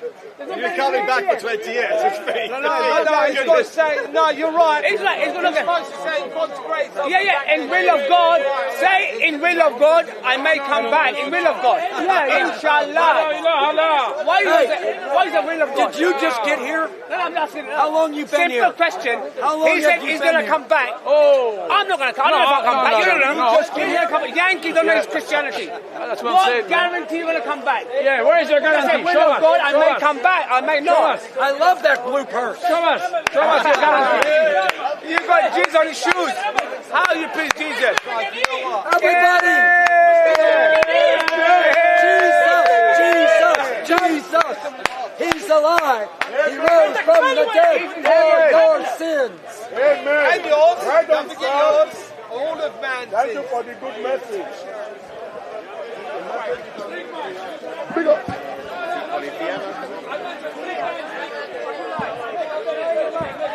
You never read my comment earlier on today. 3 times I put make Albania great again. Make Albania great again. You never read my comment. You never read my comment earlier on. I see three.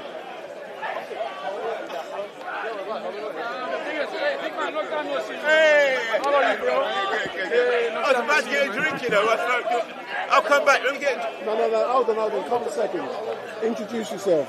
Oh my God! I was going to get a drink, you know. I was going to get a drink.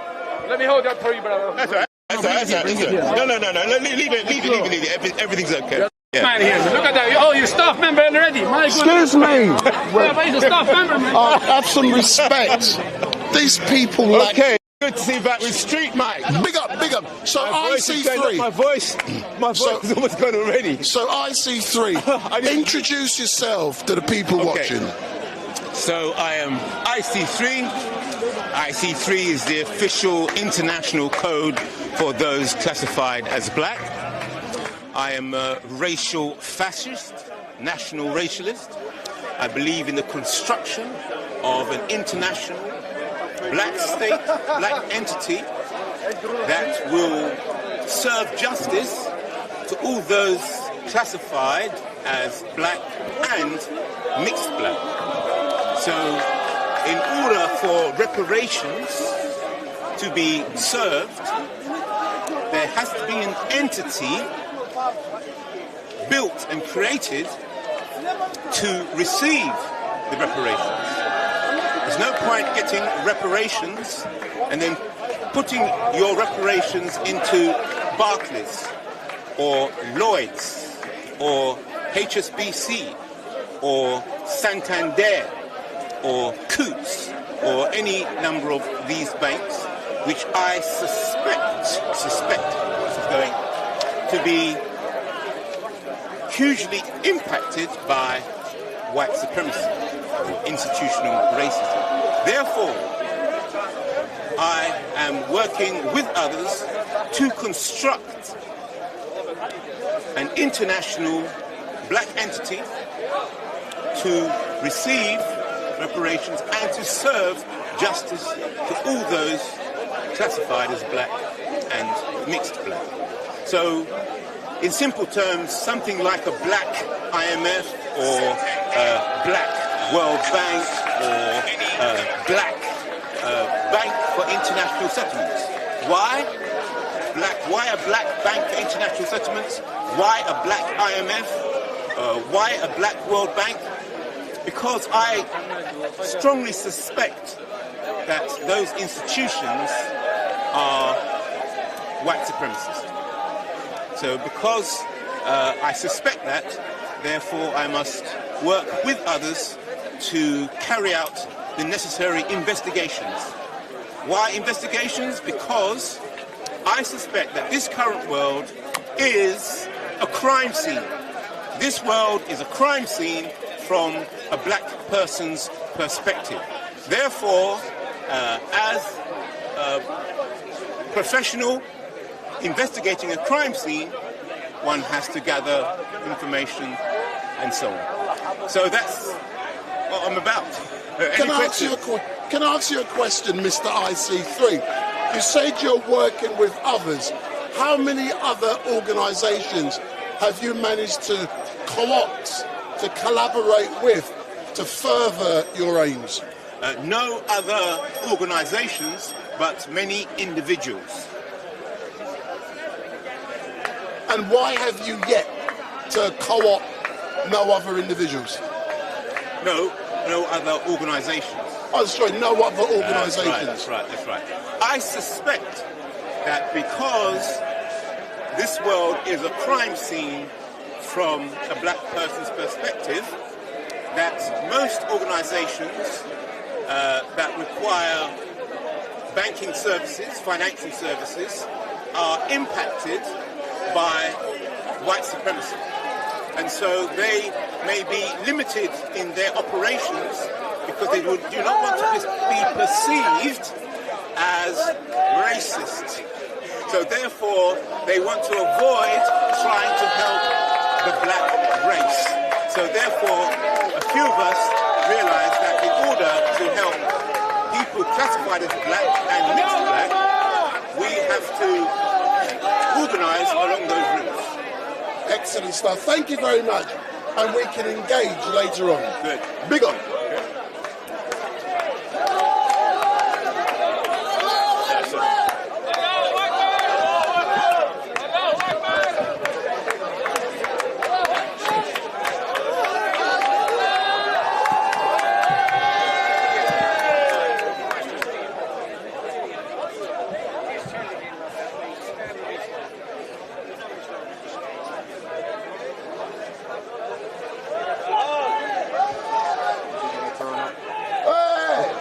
No, he doesn't get till about 4 o'clock. Oh, okay. Yeah, so Yeah, he's still got long time to go. Hey, don't go nowhere yet.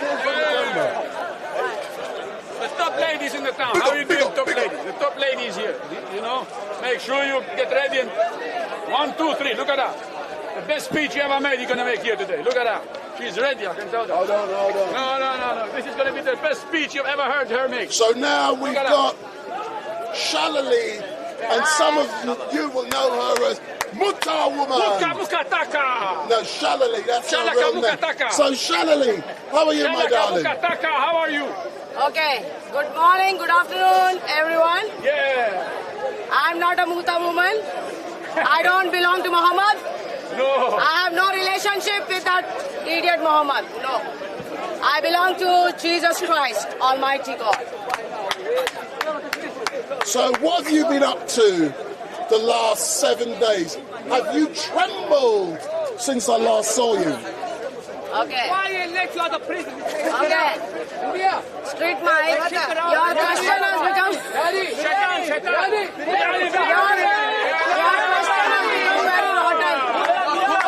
Your question has become very rotten.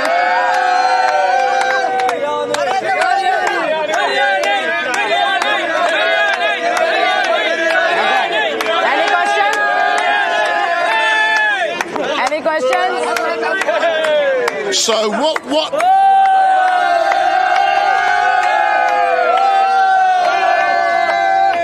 Your fan base is here.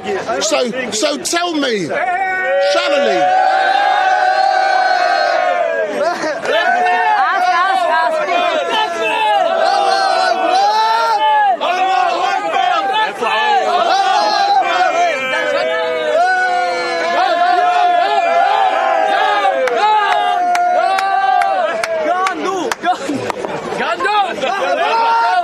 Shalali, why do you think all of these guys love you so much? You know, they don't love me. They are jealous of Israel. They are jealous of Israel. They are jealous of Israel. They are jealous of Israel. So can you...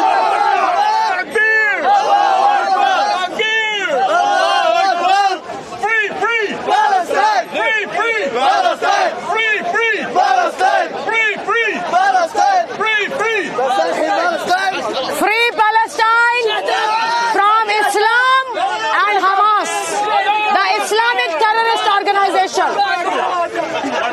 Free Palestine from Islamic terrorist organization Hamas. Anything else? I want you to look into the camera. So look into the camera and preach to the people watching. Okay. My dear friends, Jesus is the only God of the heaven and the earth. Jesus was born in Israel, in Bethlehem, which was was the Jewish land. Jesus was born in Bethlehem, which was the Jewish land. Jesus Christ is not just a prophet as lied in Islam. Jesus Christ is Almighty God, everlasting Father and Prince of Peace. Israel belongs to Almighty God. No enemy can take Israel out of the hand of Almighty God. Israel belongs to Almighty God. No one can take. No Iran, no Iraq, no Lebanon, no Jordan, no Egypt can take Israel out of the hand of Almighty God. In the Bible it says, those who bless Israel will be blessed, and those who curse Israel will be cursed. In the Bible it says, Allah is not the God of the Bible. Allah is not the God of the Bible. Allah is Shaitan, the devil, who's disguised as God. So my dear friends, any questions? Hold on. Whoa.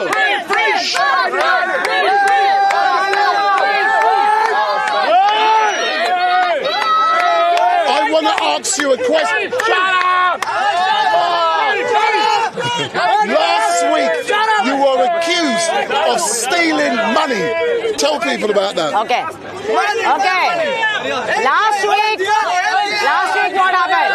Last week, two boys, they were throwing money on us. Last week, two boys, they were throwing money on us, and they were telling us, me and one of the English lady, they were telling us to sleep with them. That's what they were throwing money and showing that you can come and sleep with me tonight. That's what they were showing the money. So I snatched the money and I told them, show the video to the police, and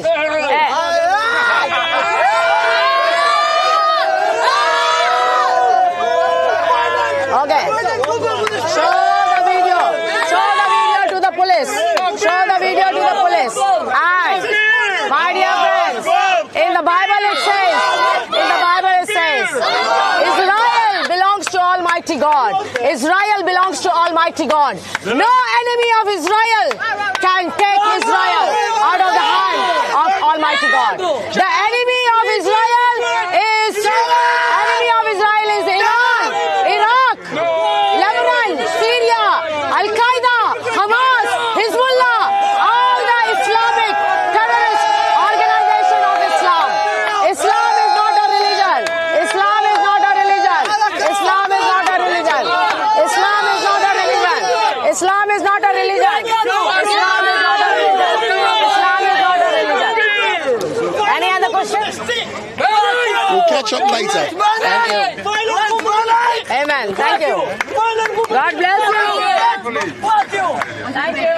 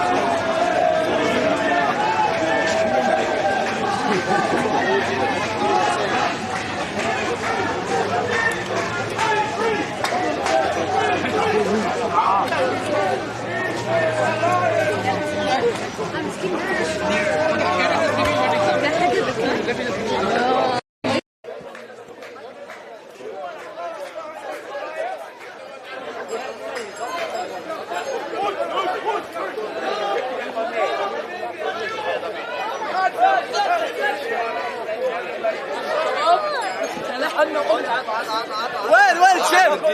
قدام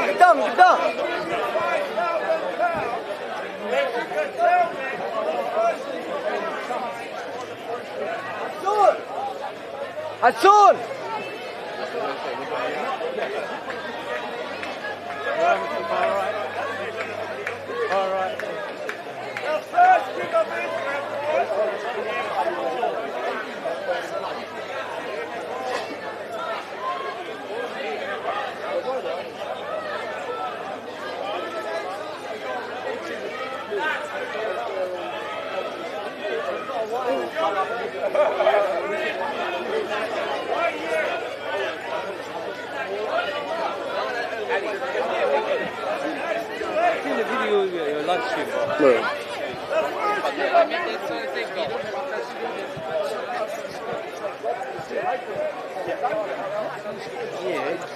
He knew that was going to happen.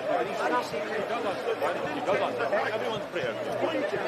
When you are using the title Pharaoh to someone never used it, this is error. And this is deception. No, I'm talking about history because we are dealing with the mic. They're recording you. They're recording. You are recording. They're recording. You are live. Okay.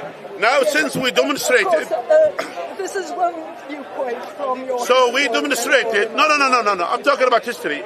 History again. No, your history. No, not my history. English history.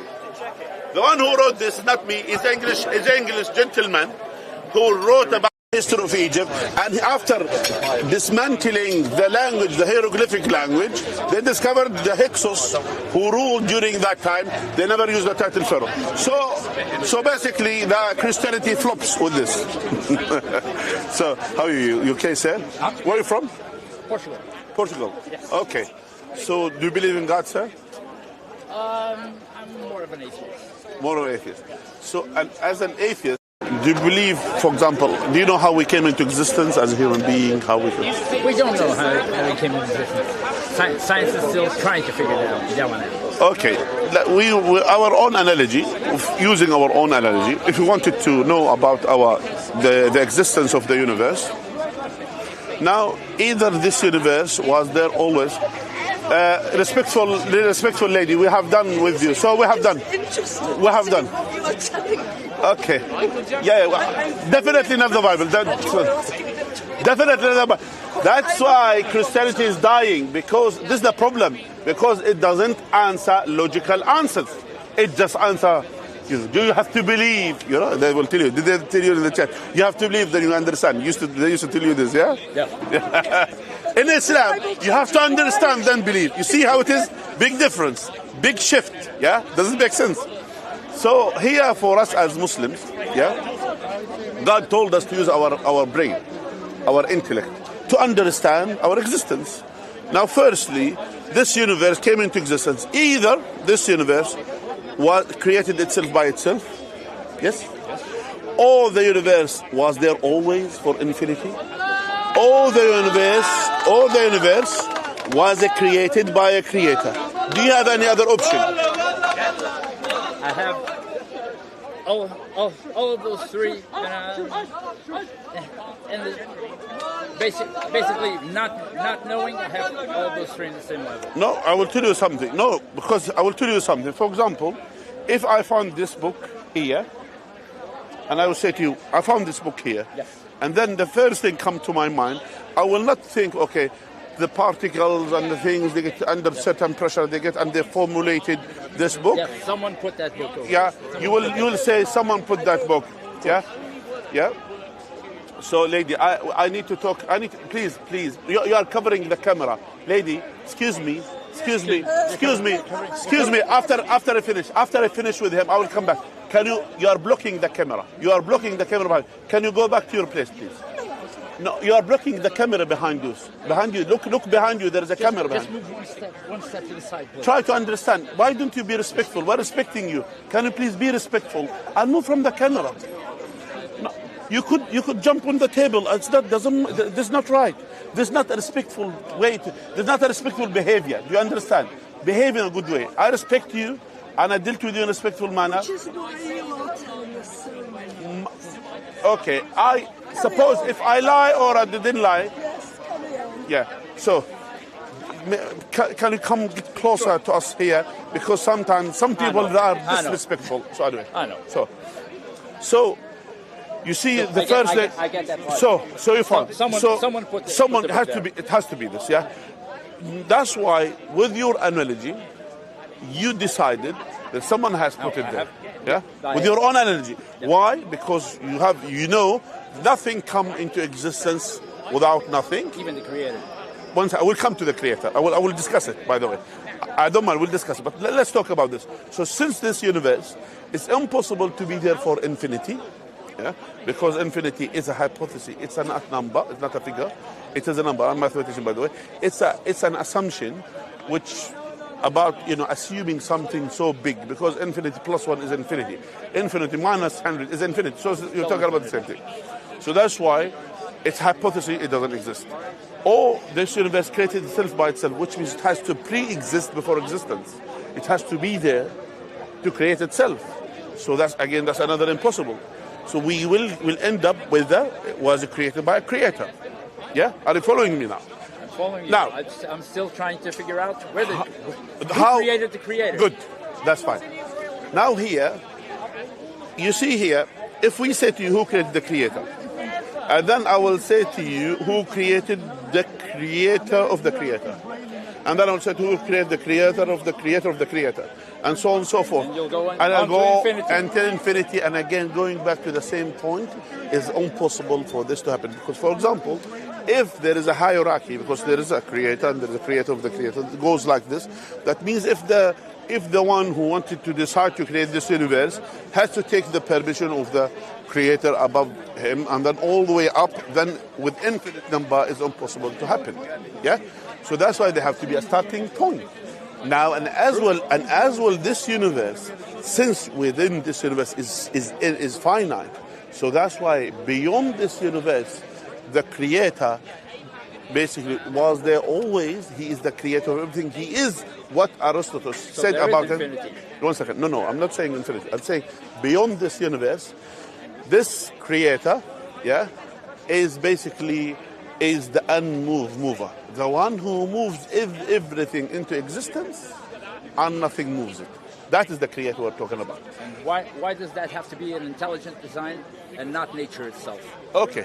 Now let's talk about this. Why it has to be intelligent? And for example, all of these things actually, even it was discussed about the scientists, yeah, that us, it's, you see, what are the odds, yeah, of us to be in that distance between us and the sun? That odds, how it came this?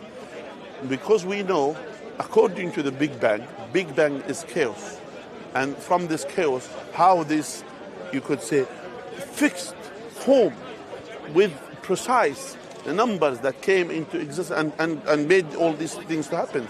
Adding to this, like for example, they say, for example, about us, for example, as a human being, our eyes are here.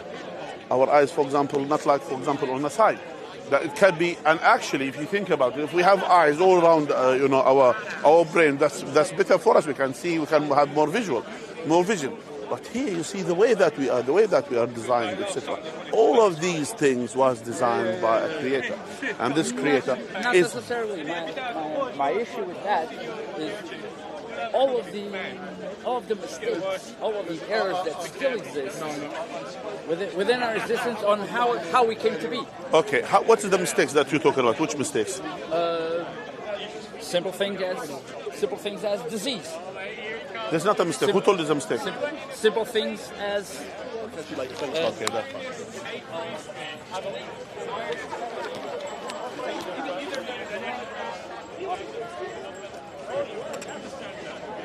You gave me a lot to think about. Yeah, but just think about it. You are the man. It's on line. Yeah.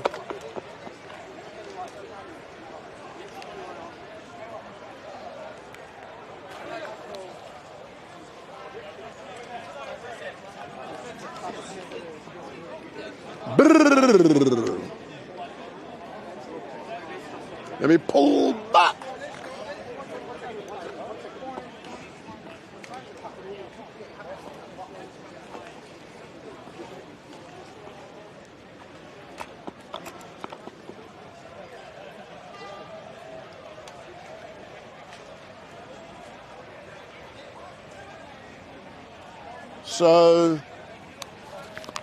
So for all of you watching, my name is Wendell Daniel, and welcome to StreetMic, and we're coming to you live and direct from the regular Sunday mayhem down here at Speaker's Corner.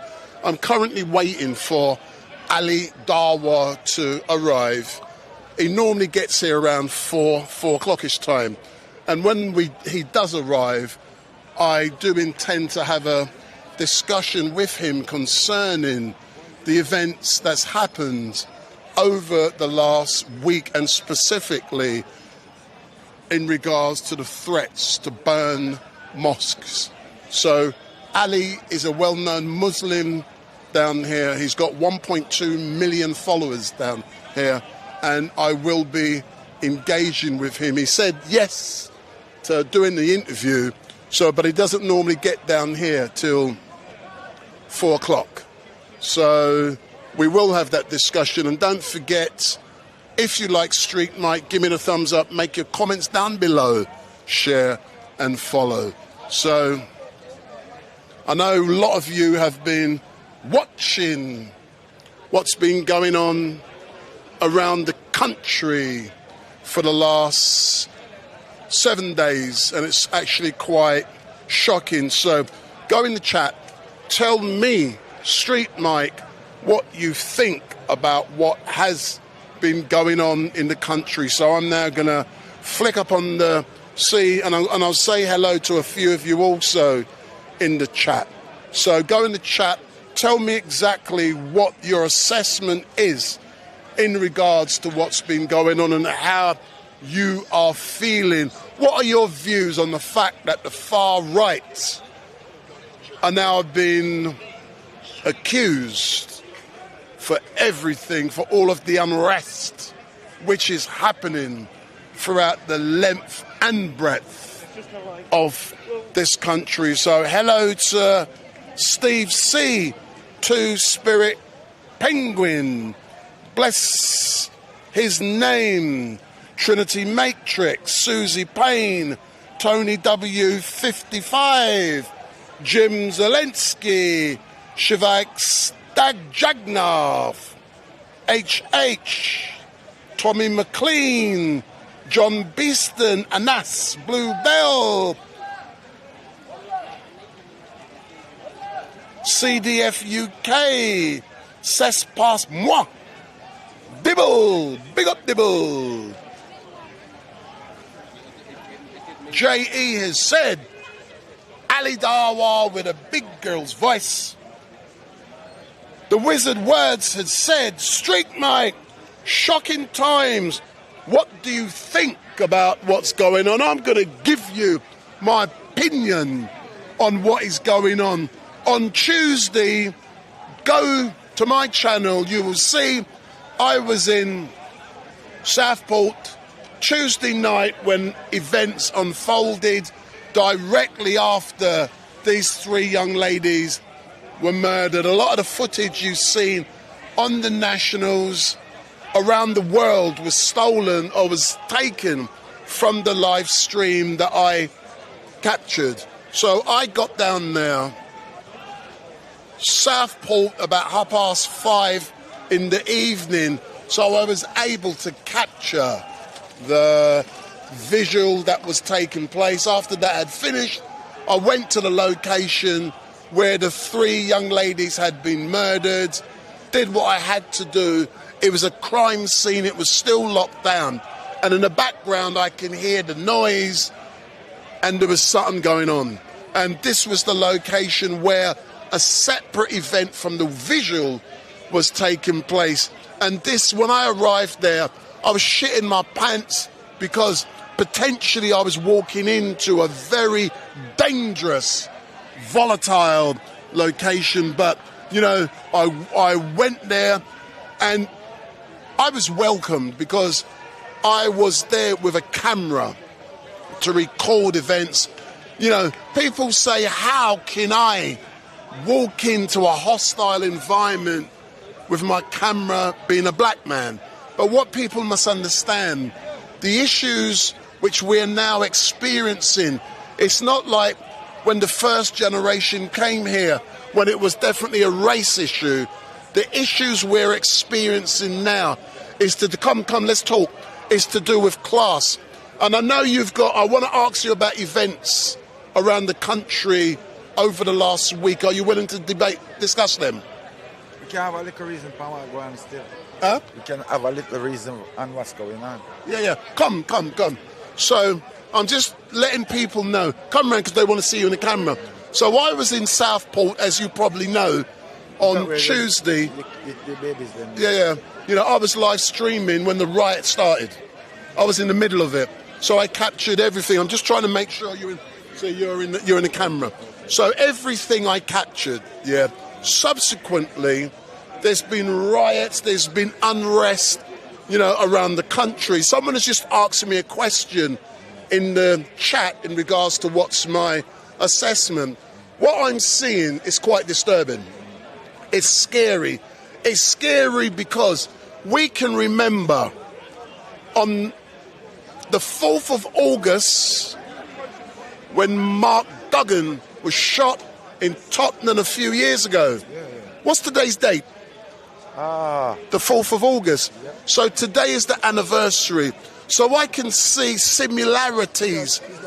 Listen, trust me. 12, 13 years ago. Yeah. I can see similarities in regards to how people are feeling. I can also see similarities, but it didn't happen then when Sarah Everard was murdered. People were angry and people were ready to let loose. When George Floyd was killed, there were around the country, the mood was the same. When James Bolger, back in 30 years ago now, that's when I first started. He got killed, little 10-year-old boy 95. in Liverpool. Yeah. Because that's brother. Yeah, that's correct. Yeah. So the mood was the same. So to answer the question, people are angry. They are enraged.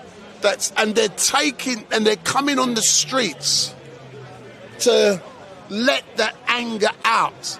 Unfortunately, the police is there to uphold public order, and as a direct result of the anger they're feeling, they're taking it out on the police.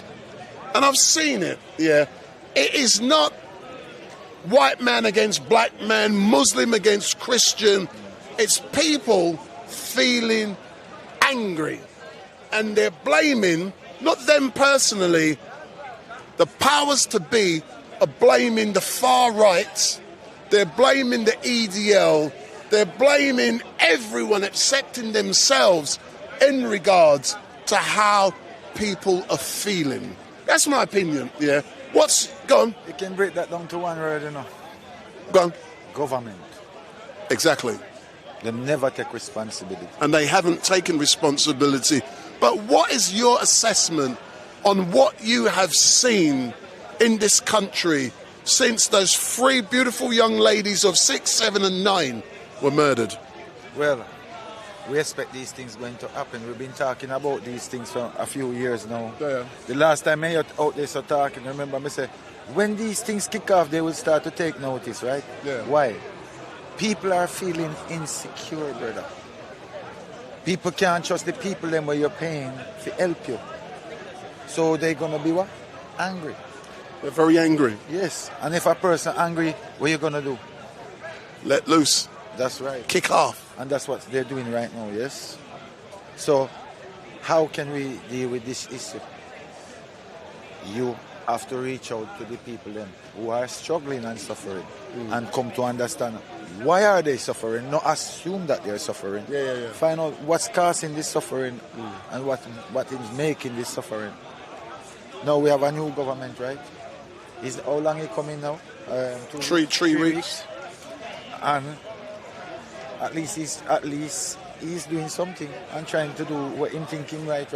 But do you believe, because of how people are feeling and what is going on around the country, people are being arrested, people are fucked off, and immigration is all being blamed? I think that's just an excuse. Yeah, but how does the troubles end? Good question. Guess what? For them to justify what they're doing, right? Look at who they're arrested and who they're calling a right wing or a left wing. Yeah. But everyone is now right wing. I spoke to a gentleman earlier on who is one of the 111 persons who was cattled in Whitehall and arrested. He's one of the 111, yeah.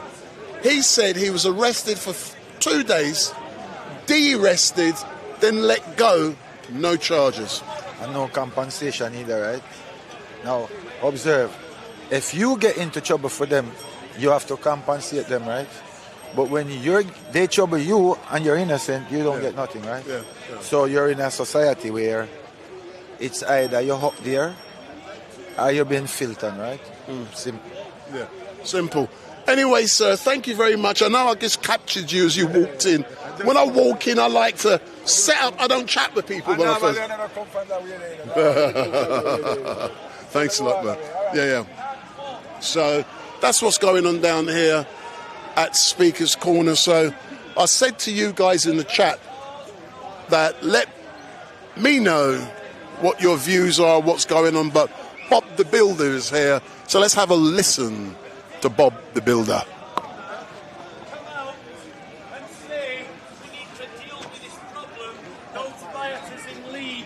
Going to face the full weight of the law. Excuse me, can I get in there? Brother, can you come this side? Round there. Yeah. Did Keir Starmer say he was going to allow the full weight of the law to land on the Leeds rioters? No. Did he create 24-hour courts to deal with those Leeds rioters? No. What happened? The social services that took the child into custody on the back of those riots returned the child to the family. In other words, the state sent out the message to everybody that if you riot, the state will listen to you. The state will back down. How many times have you seen in the news left-wing progressives surround police vans deporting illegal migrants or criminals and then letting them go because the mob demanded it? How many of you seen that on the news? One brother, two brothers. So, ladies and gentlemen, the state sent out a message that if you riot, the state will listen to you, ladies and gentlemen. How many of you saw what happened at the Manchester airport when a group of thugs attacked police officers inside Manchester airport? And then the media storm that kicked up about that and the protests that occurred following that, including a protest outside of a police station in which a Muslim mob and a Muslim speaker on a megaphone said that unless these thugs were released, speaking of the police inside the police station, the Muslim mobster said, "These motherfuckers are gonna get it." Did the full weight of the law land upon that group? No. What we saw were police officers hiding in their police stations. And the people that attacked those coppers are now walking free, ladies and gentlemen. Who saw in East London a Muslim mob outside of a police station threatening a police station because some Muslims were arrested inside the police station, ladies and gentlemen? Did you hear that in the news? You didn't, did you? You didn't, did you, ladies and gentlemen? And the reason why you didn't hear it is because it doesn't suit the news agenda to magnify Muslim mobs outside of police stations. However, ladies and gentlemen, we have seen these things on Twitter. We have seen these things on YouTube. And we have seen the silence of Sir Keir Starmer. We have seen the silence of Yvette Cooper. We have seen the silence of the British media, ladies and gentlemen. And so, that is the context in which these riots have occurred in Southport. The state sent out a message because of its own incompetence that the only way that it will listen to you is if you break the law. I am not supporting breaking the law, but I am pointing out the context in which the events of Southport have occurred. Now, ladies and gentlemen, notice how the media has magnified our attention to these patriotic working class communities and their protests. How they have described them as alt-right, but how they have been silent or have diminished the realities of the other riots that I have mentioned, or how the media represented the attacker of those children as a child himself. Ladies and gentlemen, the media shepherds our perceptions. The media distorts realities. JC, could I get some water? Coming.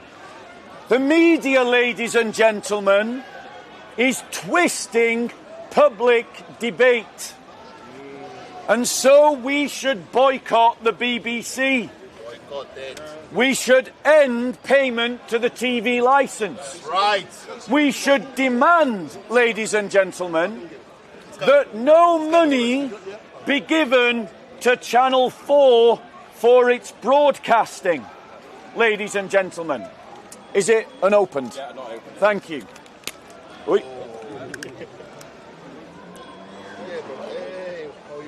Now, ladies and gentlemen, the working class communities are complaining about a two-tier system. Ladies and gentlemen, are any of you in any doubt that there is a two-tier policing system occurring in the UK? Are any of you in any doubt that there is two-tier media coverage in the UK? Are any of you in any doubt that our government is treating its citizens in a two-tier system, ladies and gentlemen, in its response to protests? No, neither am I. And so therefore, ladies and gentlemen, the working classes have a legitimate reason to protest. They have a just cause. They have, ladies and gentlemen, identified a real inequality. It isn't a possibility or a perception. The working class communities actually are second-class citizens in the United Kingdom. They actually are second-class citizens who are treated differently under the law by the government, ladies and gentlemen. And so their cause and their protests are entirely legitimate, so long as they are done democratically and peacefully. Let us remember that these communities that are protesting around the country right now were the same communities betrayed by the police, the state and the Labour Party that turned a blind eye for 40 years to Muslim grooming gangs that industrially raped tens of thousands of working class children. And the state did nothing. These working class communities are the ones that the liberal elites send the illegal migrants to compete for houses, GP appointments, dentist appointments, and jobs in working class communities, leading to wage deflation and the overwhelming saturation of state infrastructure, and also has led to a spike in crime in those communities because we are not filtering criminals out at the borders, ladies and gentlemen. Right. Working class communities have had to watch as their families are made homeless, but refugees jump the queue for housing at the dictates of the government. Ladies and gentlemen, these communities have been ignored for 40 years by the government and the champagne socialists that fetishise them and daydream that they are living in solidarity with the poor. Ladies and gentlemen, and I want to point out the hypocrisy of those champagne socialists who at their dinner parties with their middle-class friends claim to be concerned about poor communities, whilst doing nothing about anything that I have just mentioned to you, ladies and gentlemen. And at the first time those working-class communities find their voice, the champagne socialists quickly describe them as racists and alt-right. Ladies and gentlemen, the state has demonstrated that when it wants to, it can crack down on mobs. We've seen them do that to the working class communities of England. They've set up 24-hour courts. They sent riot police with riot dogs and riot shields in riot gear to batten down and charge working class communities across England, all whilst allowing in Stockport Muslim mobs to walk around carrying hammers and knives in public display. And they didn't challenge them at all. But did you see that on the BBC? No, you didn't. Because the BBC is lying to you about current events, ladies and gentlemen. So we can see that the state cracks down when it wants to. And I want to invite you to move closer. Come in, don't be shy. I'm sure everybody had a shower this morning. Please, come and use this space here. Guys, come and use this space here. Don't pan the cameras, please. Ladies and gentlemen. And what has the government done? The government and the media has tried to delegitimise these legitimate anger and these legitimate protests that have woke up around the country, ladies and gentlemen. And how have they tried to do that? They've tried to do that by describing them as alt-right. As alt-right, when they have Jewish, Sikh and Afro-Caribbean supporters. Alt-right, when they're backed by African immigrants. Alt-right, ladies and gentlemen, when they actually represent working class communities regardless of ethnicity, ladies and gentlemen. Right. However, two can play at that game. And so I invite working class communities around England to stop referring to the government as a government and to start referring to the government as a regime, ladies and gentlemen. I invite working class communities around England to stop referring to Sir Keir Starmer and you bet your ass I'm a hypocrite Cooper, not as secretaries of state and prime ministers, but as tyrants, ladies and gentlemen. You see, we can all play the game of sophism, and it is time that the working classes started to learn the power of language, ladies and gentlemen.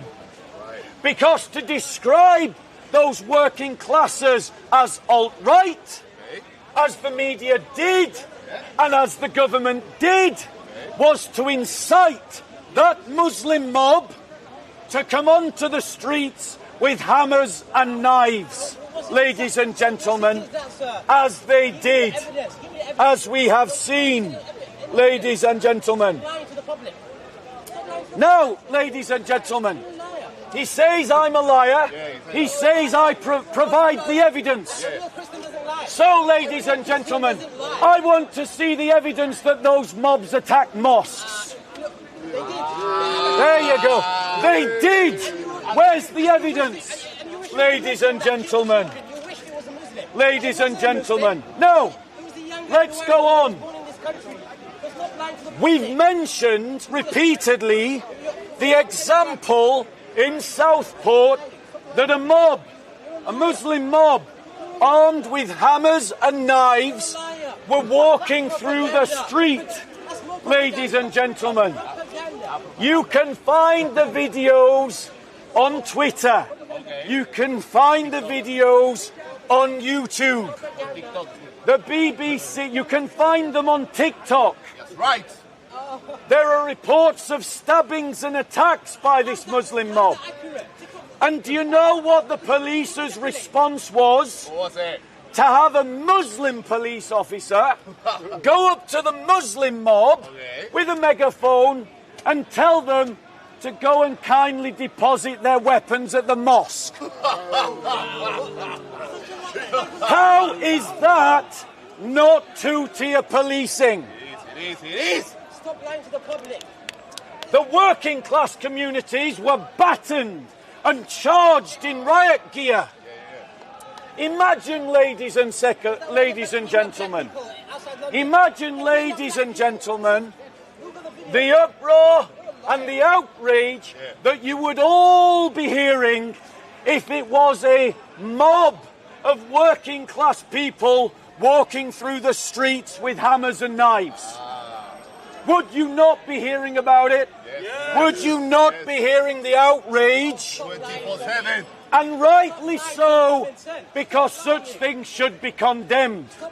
So why, ladies and gentlemen, is the state, ladies and gentlemen, is the state and the media so light touch upon this mob? Why aren't they going to feel the full weight of the law? And so, ladies and gentlemen, we should call, ladies and gentlemen, for the full weight of the law to be applied on the Muslim Defence League. We should call, ladies and gentlemen, for the Muslim Defence League to be a prescribed terrorist organisation. Ladies and gentlemen. Ladies and gentlemen, this is how out of touch our elites are to the situation on the ground. They're calling for the prescription of the EDL. The EDL was disbanded years ago. It doesn't exist. So they're calling to make illegal an organisation that doesn't actually exist, whilst ignoring an organisation that does.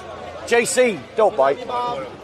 Now, ladies and gentlemen, I want to point out to you something profoundly disturbing about what we saw in Southport. As you may or may not know, I've been an advocate for the persecuted church for many a year, speaking about what has happened to persecuted Christians around the world. And in Egypt, under President Mubarak and under the Muslim Brotherhood, it was a common sight to see, ladies and gentlemen, Muslim mobs walking around the streets of Egypt, attacking Christian communities with weapons when the security forces did absolutely nothing. What we have seen in Southport is an identical replication of those events, ladies and gentlemen. And we must all recognise that simply interpreting this struggle in some nationalistic, narrow way is self-defeating. The fight of the persecuted church is the same fight that we face in England. They are not separate things. They are the same thing, ladies and gentlemen. And we have seen the replication of events that are normative under a dictatorship in a Muslim society here in Southport, ladies and gentlemen. Many more Christians, I want to point out to the church, are amongst the patriots that have stood with Tommy Robinson than their commie socialist opponents like we see here.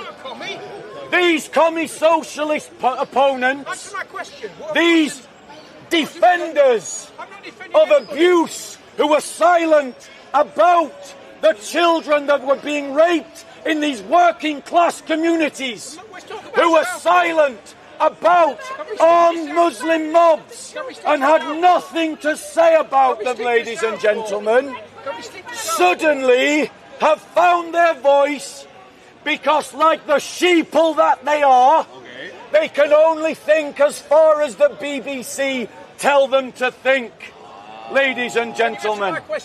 And so, all of you who are Christians, you must ask yourself, where is the church choosing to stand? The church is voting with its feet, and it is siding with the poor and the oppressed, which is the right place for the church always to be. And the working class communities of England are the poor, are the oppressed.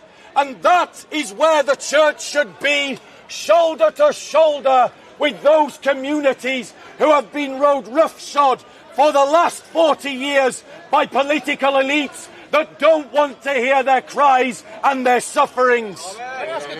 Ladies and gentlemen, after I'm done,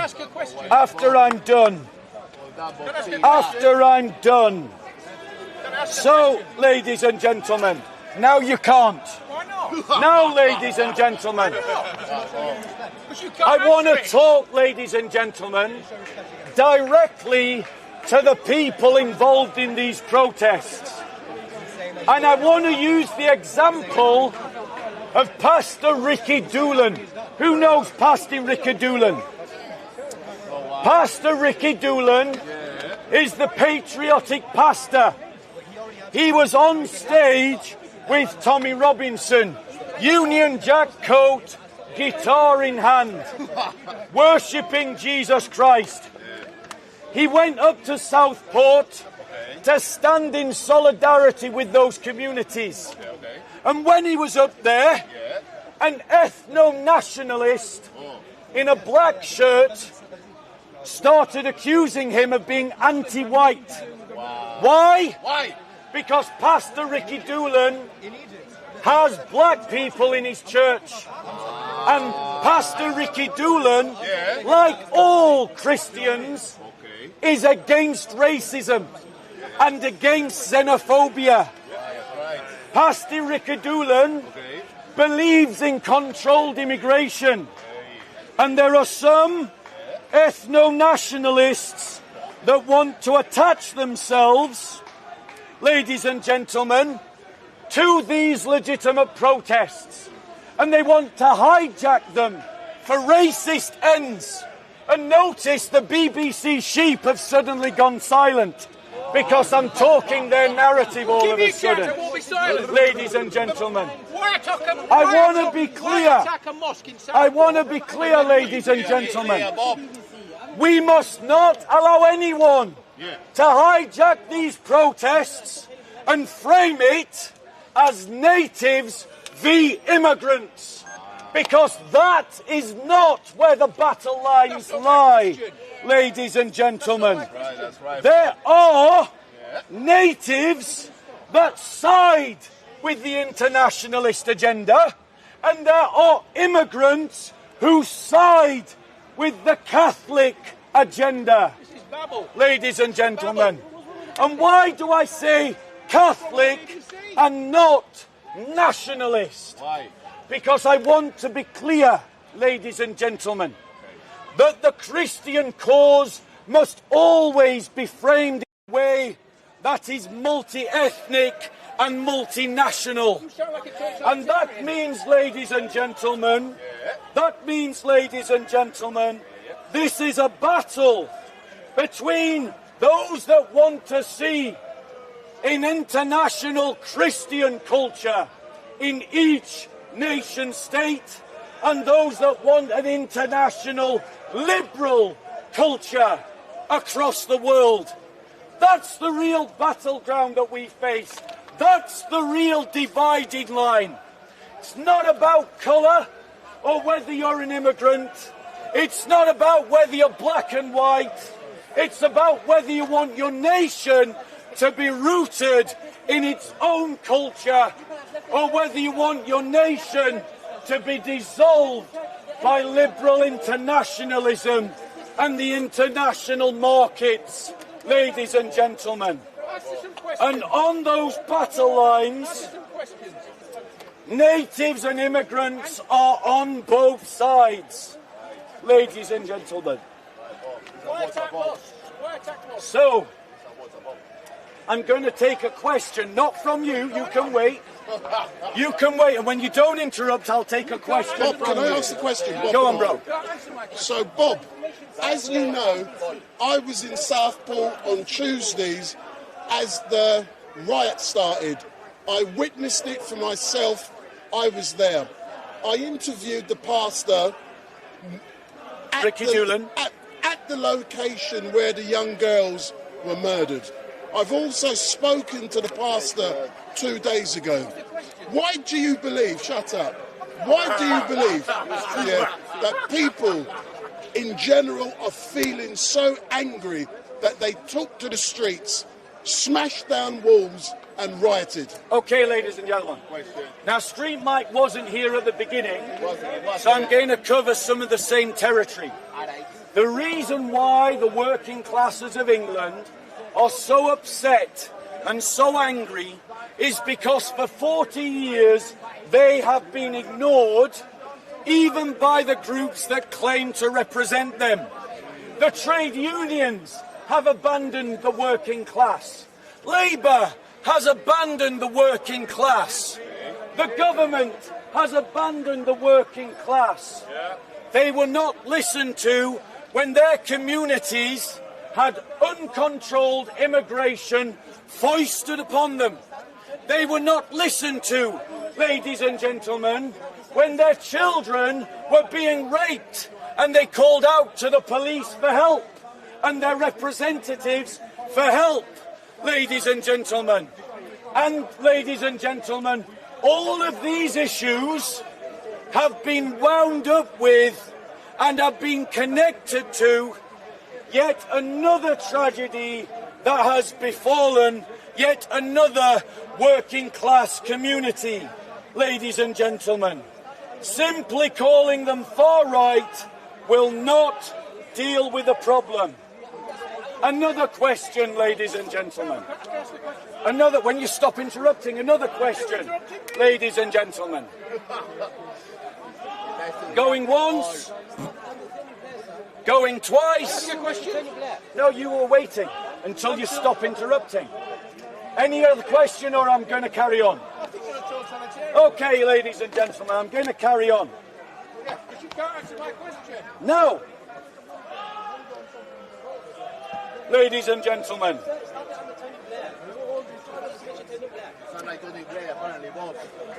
He interrupted JC. I'm not going to engage with him. He has to wait. He has to learn not to interrupt, and then I will engage with him.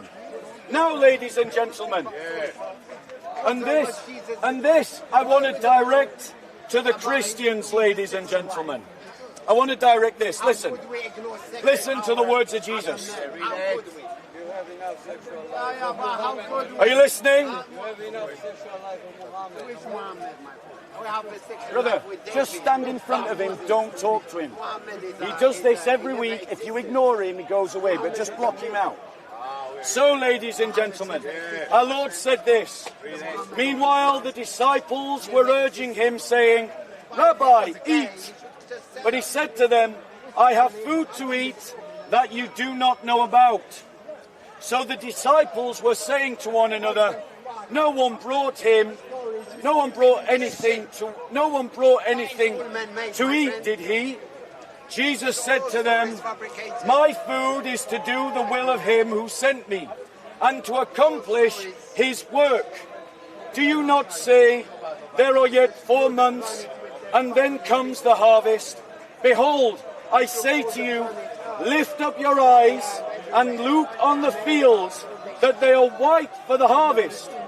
Already he who reaps is receiving wages, and is gathering fruit for life eternal, so that he who sows and he who reaps may rejoice together. For in this case the saying is true, one sows and another reaps. I sent you to reap that for which you have not laboured. Others have laboured, and you have entered into their labour. I want to comment on this passage from Scripture, and I want to directly speak to the church. Right now, ladies and gentlemen, there is a harvest, ripe for the harvest, amongst the working class patriots. They desire truth. They desire to find a group that will speak for them, that will help them to organise, that will help them to stand up for their rights. There is a harvest ripe amongst the working classes, and that is where the church should be right now, doing the work of God. See the signs of the times, know the seasons, and go amongst the working classes to help them with their cause, to galvanise it in a godly direction, to help them. Lend to them your churches, lend to them your resources. Look up from your church programmes and see that right now we are in a Kyrios moment, a moment of opportunity. Christ was speaking of his own time because John the Baptist had worked tirelessly in his own ministry, preparing the people of Israel for the work of the kingdom. And this is the context in which our Lord was speaking. And so there have been decades of work amongst the working classes that is now ripe for the plucking.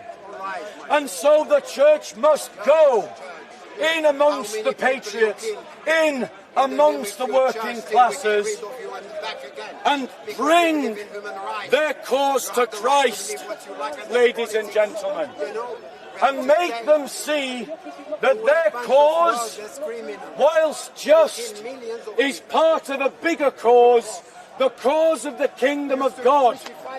And that kingdom of God, ladies and gentlemen, is the very thing that will suffocate the Islamist apologist. That very cause, the kingdom of God, will push aside the liberal apologist and the BBC sheep of society.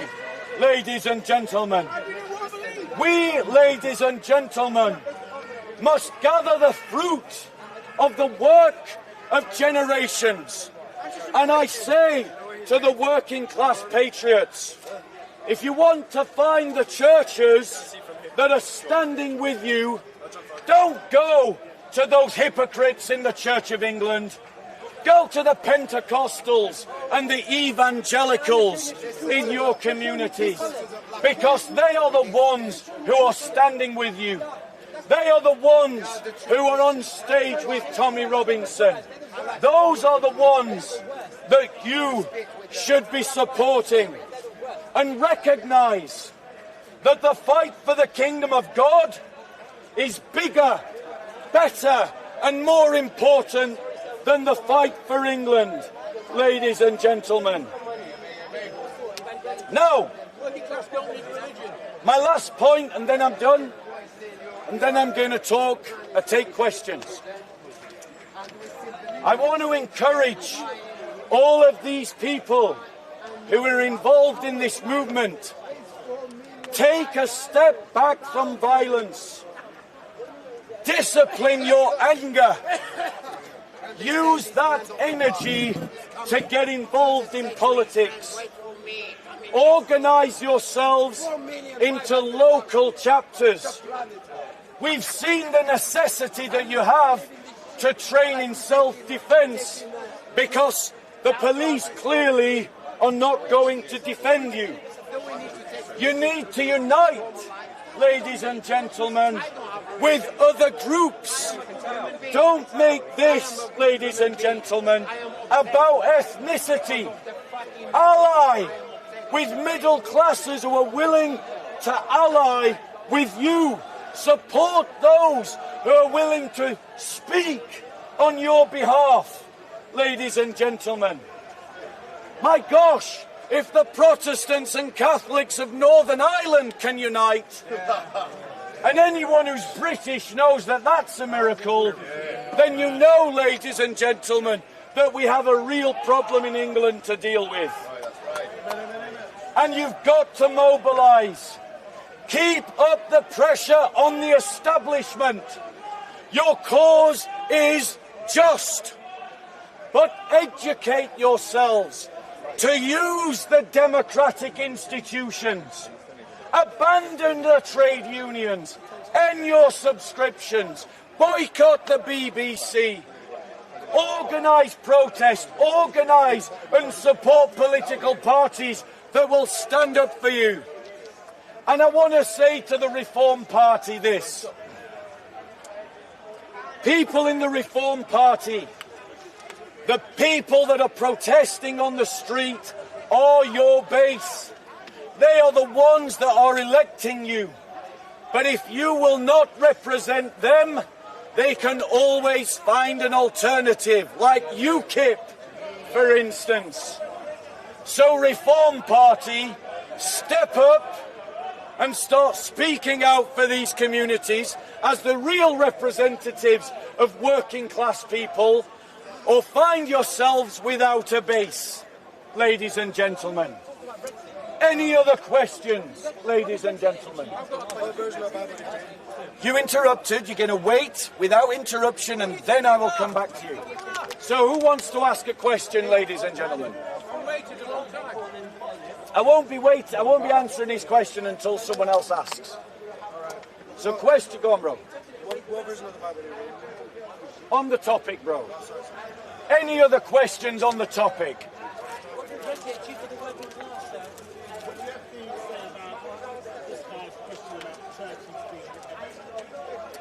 Right. On the topic, sir. On the topic I've just been speaking about. I'll do a general Q&A later. Okay. So, what I will say is that Muslim trolls like this use this claim about empty churches to try and demoralise you, ladies and gentlemen. My church ain't empty. They're trying to demoralise you. My church But is put your hand up if you go to a full church. There you go, ladies and gentlemen. Don't believe the lies. Shall I tell you what churches are empty? The humanist churches. The civil religion churches. We want to get along with the establishment churches. Those are the ones, ladies and gentlemen, that are empty, ladies and gentlemen. And let's be clear, ladies and gentlemen, if there were as many mosques in this country as churches, the mosques would be empty as well. So, right, any other questions? And try to be on topic. Show that you are listening. You didn't interrupt. Go on. Why did the rioters attack a mosque in Southport? Right, ladies and gentlemen. I'm just going to point out, I'm going to answer like a liberal troll answers the question. So the question is, why did the rioters attack a mosque? Here's how a liberal troll answers those kind of questions when we ask about why were working class girls targeted by Muslim grooming gangs. How do the liberal trolls answer? They answer by saying, well, there are white paedophiles. Why was a church in East London attacked by a Muslim?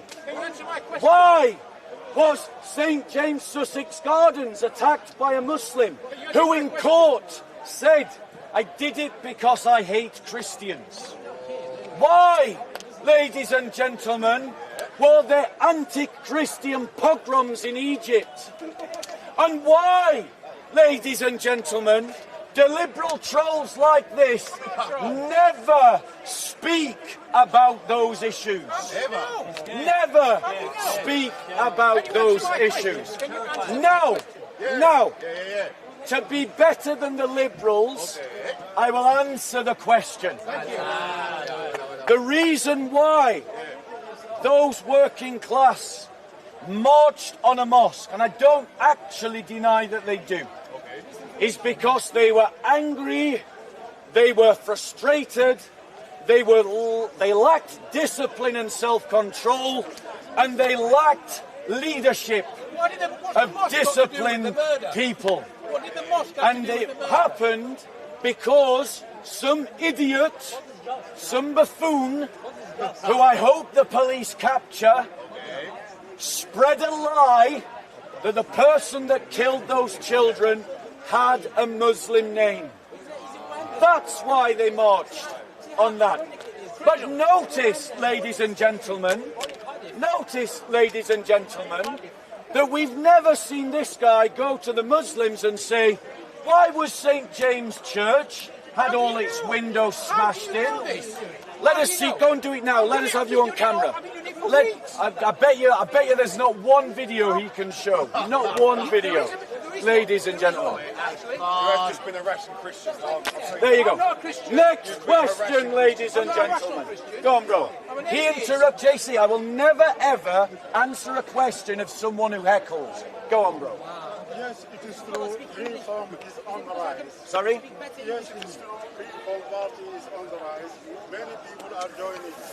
How also UKIP. But why there is a nasty campaign against Nigel Farage and Richard Tice? Right, ladies and gentlemen. Why is there a hate campaign against leading members of Reform? Because they are contradicting the liberal narrative. That's why. Reform is spotlighting issues that the liberal elites would sooner just ignore, ladies and gentlemen.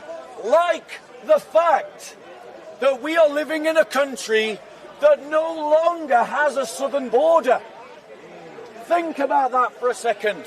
One of the most powerfulest countries in the world has lost control of its southern border. How is that not a problem, ladies and gentlemen? I want to be clear. I have migrants who are my friends.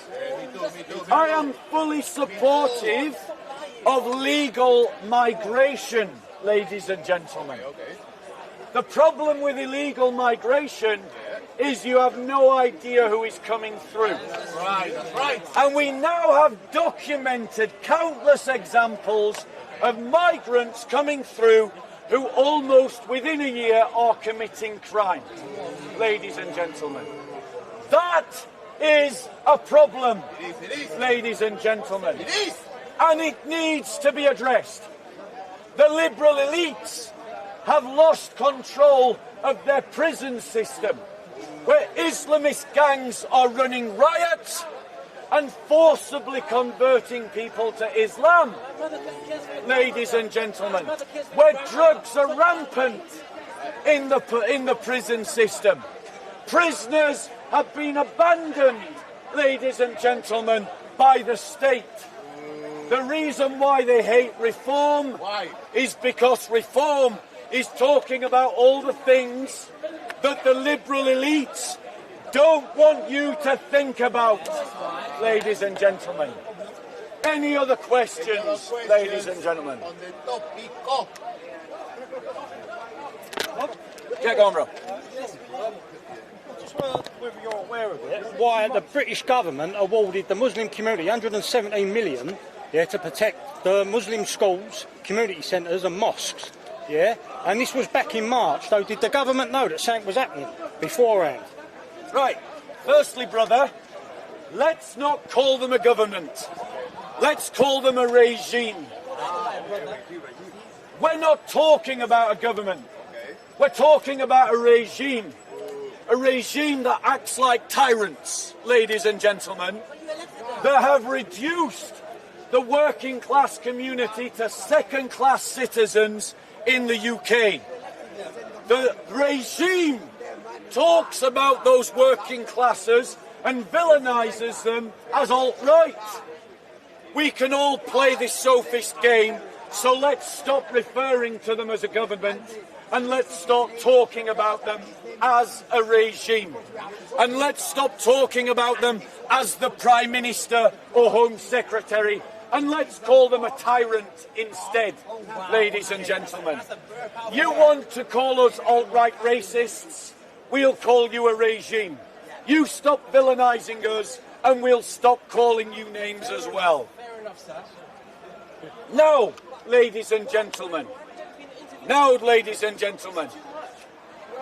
the British government has offered 160 million to protect Muslim schools and Muslim mosques, ladies and gentlemen. And they did that before current events occurred. Now, ladies and gentlemen, why did they do that?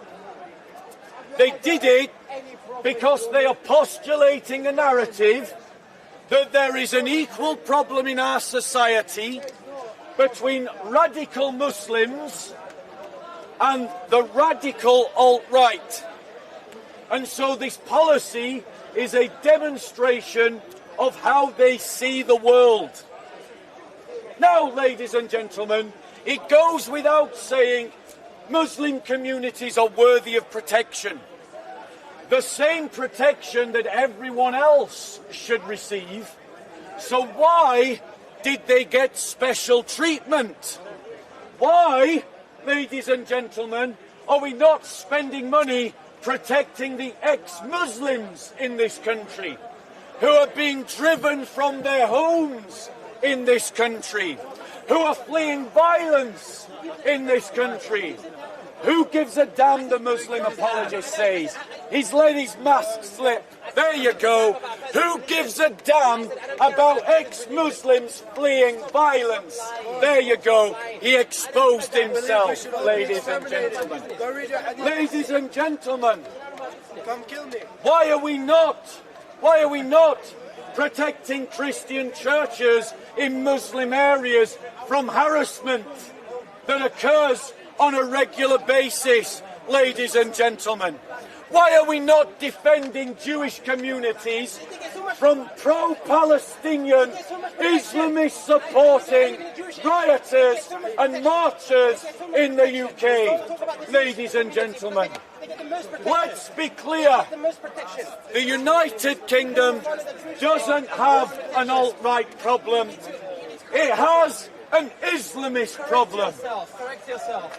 Over 40,000 people on MI5's watch list are Islamists.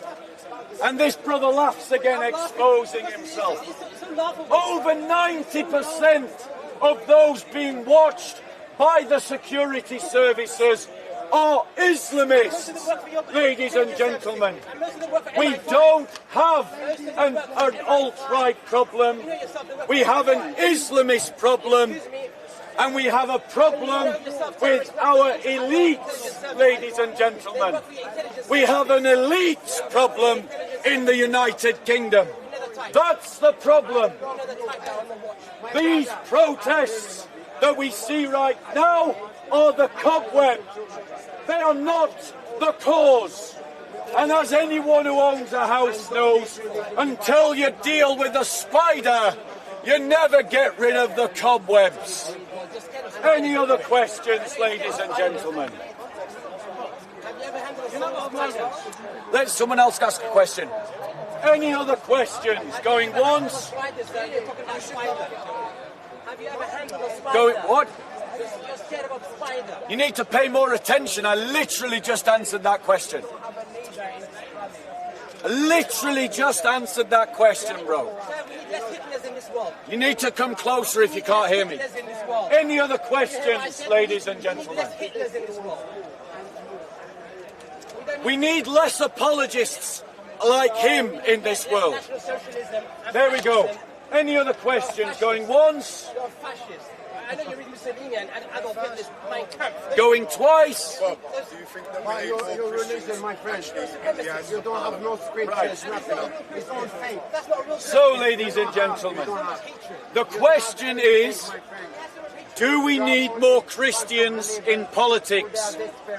And the answer is, it doesn't matter how many Christians we have in politics if those Christians are not actually guided by a Christian worldview. We've had multiple Christians in politics for decades. What's your birth rate? The last 6 prime ministers of the UK were all professing Christians. Theresa May, Tony Blair, David Cameron. It's pointless having Christians. Brother, you're not helping. If you want to help, stand with your back in front of him and don't engage. That's how you'll help me right now. Ladies and gentlemen, unless we have Christians guided by the Christian worldview, it does not matter how many Christians we elect. And too many Christians follow a liberal agenda, not a Christian agenda.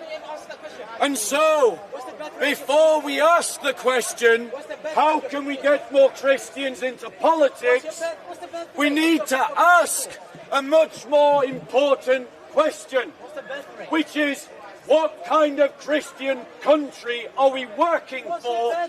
Are we working for a Christian country at all? And if anyone who is in politics and calls themselves a Christian says honestly that they are not working for a Christian country, then they are a pointless politician as far as the church is concerned. Any other questions, ladies and gentlemen? What's the Caucasian birth rate in North America and Europe? Answer that question. Any other questions? Go on, bro. That's why you're shitting your pants. With all what's been going on in London and the poor kids dying. Sorry? With all what's been going on in London with the riots and everywhere across England, them little kids dying because of that attack. What I don't understand is why Sadiq Khan, the Muslim mayor of London, hasn't come out, give his condolences or made one appearance or anything on Twitter or anything. Why is that? Because he's too scared to upset the Muslim community. Right, ladies and gentlemen. The claim is that Sadiq Khan has not expressed his public condolence to the victims of Southport. I do not know if that is true or not. He may very well have, ladies and gentlemen. However, if underlined, italicised, emboldened, if he has not given his public condolences, then serious questions need to be asked of Sadiq Khan.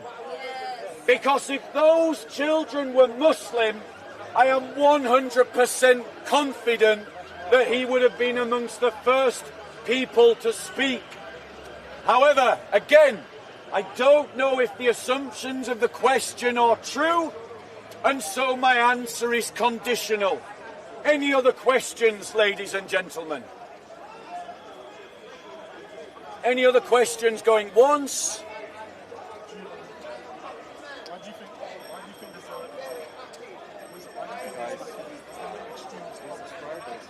Cool. Right. Ladies and gentlemen, I'm no longer going to project my voice.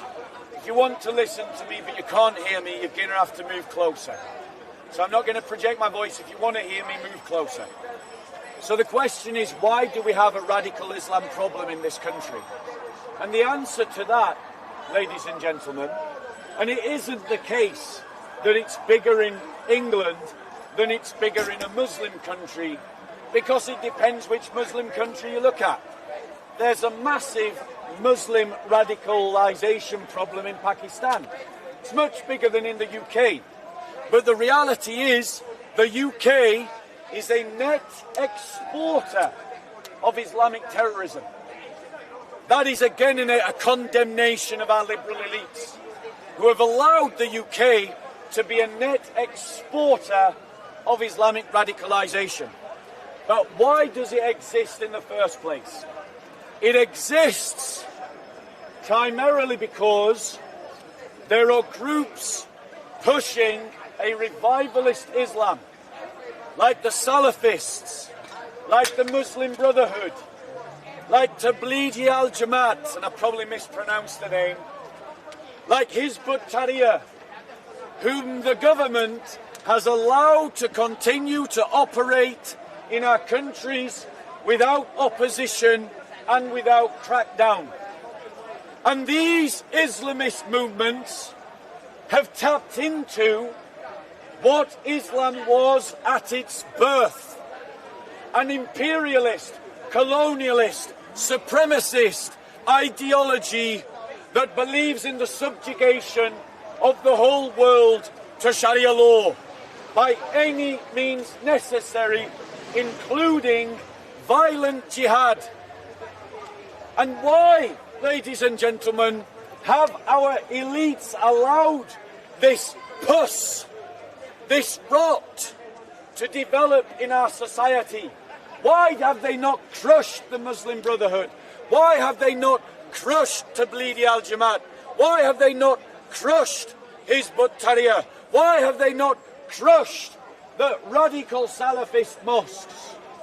Why? Because in the liberal worldview, all religions are secondary matters. Any problem in society cannot be interpreted through the prism of religion. And wherever these two things intersect, a problem in religion, the liberals default to the idea that any religion can be as bad as the next, that any ideology can be as bad as the next, and that because Islam in this country is mainly Asian subcontinent in ethnicity, our liberal elites confuse, ladies and gentlemen, ethnicity and religion. And that is why the Labour government is committed to outlawing Islamophobia, listen to the next bit, as a form of racism. Guys, don't pay him attention, he's feeding on your attention. Please don't engage, brother. You're feeding him attention. Just ignore him. Just ignore him, guys. You're feeding him attention. Just ignore him, please.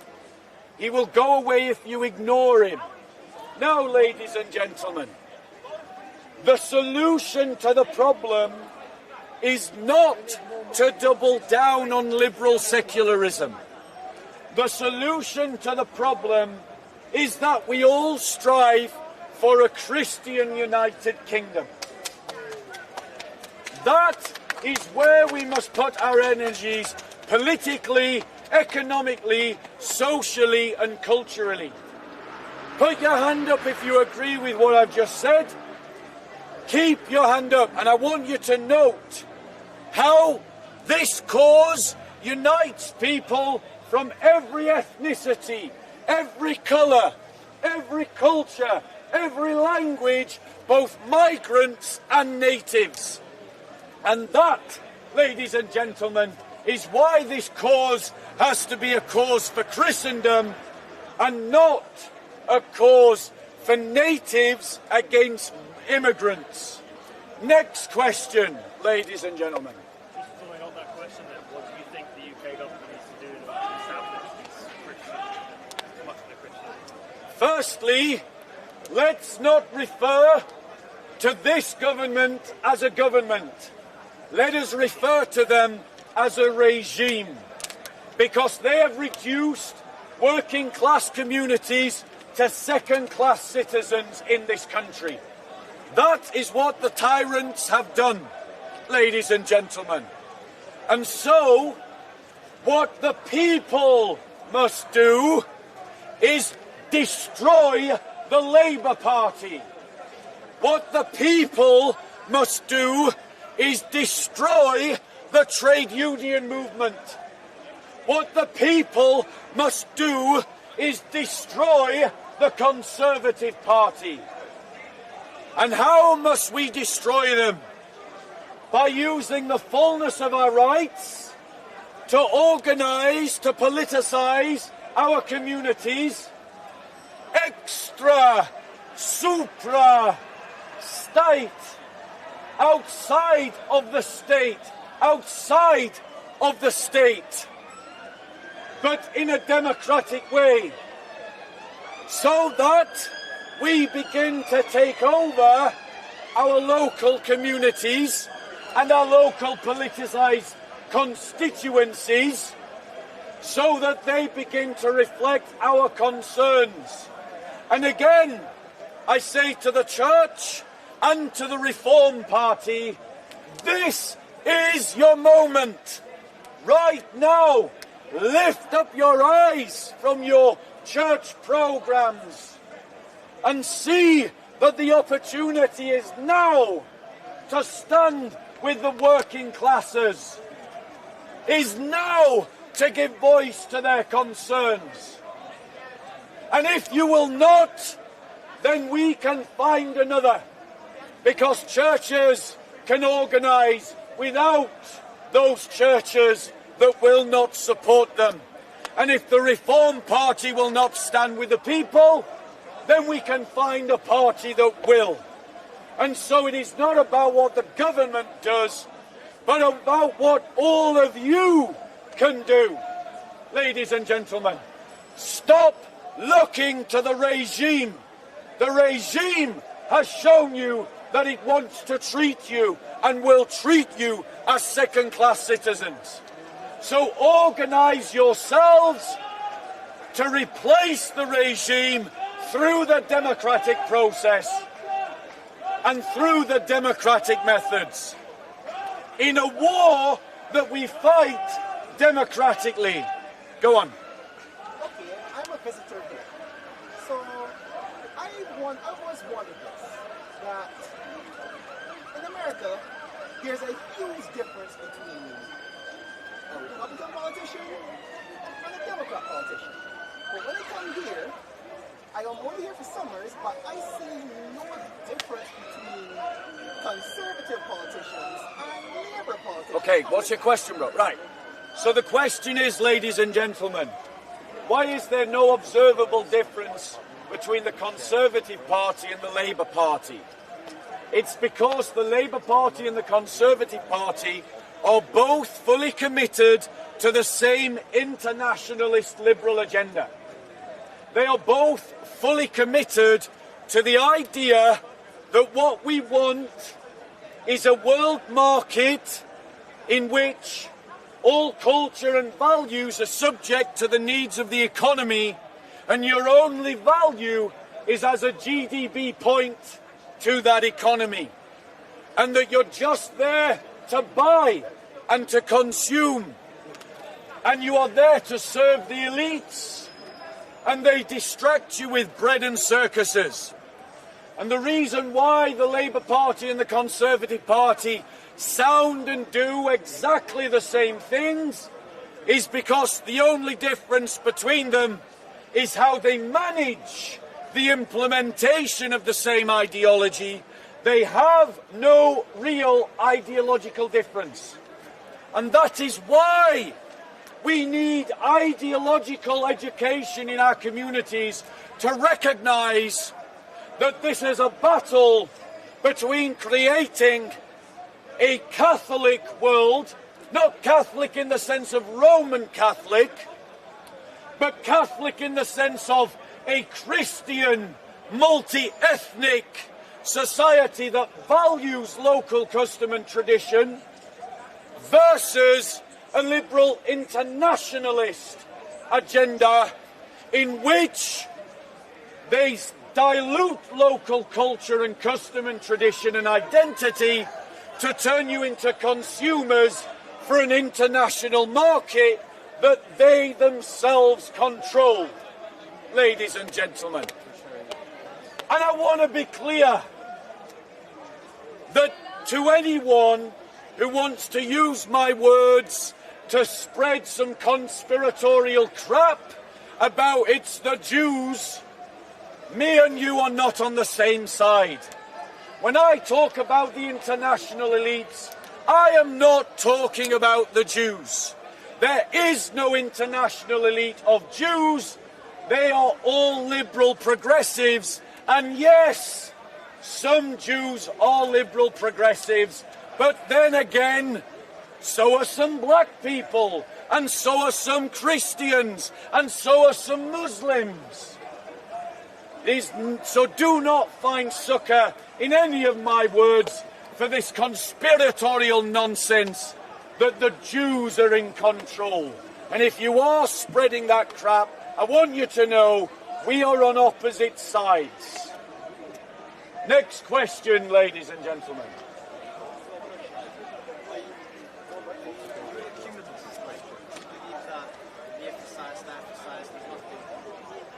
Okay, so ladies and gentlemen, why am I talking about this struggle as one between a liberal internationalism and a Christian Catholicism?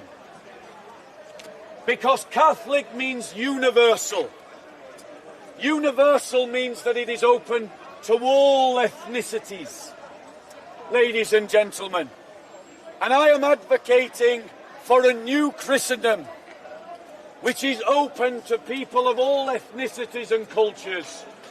But alongside that, I support the idea of an ecumenical movement in the church, a new ecumenism, like we've seen in Northern Ireland, where Protestants and Catholics have put aside their historical differences and have stood together, shoulder to shoulder, Irish flag and Ulster flag, flying in the same march, in the same cause.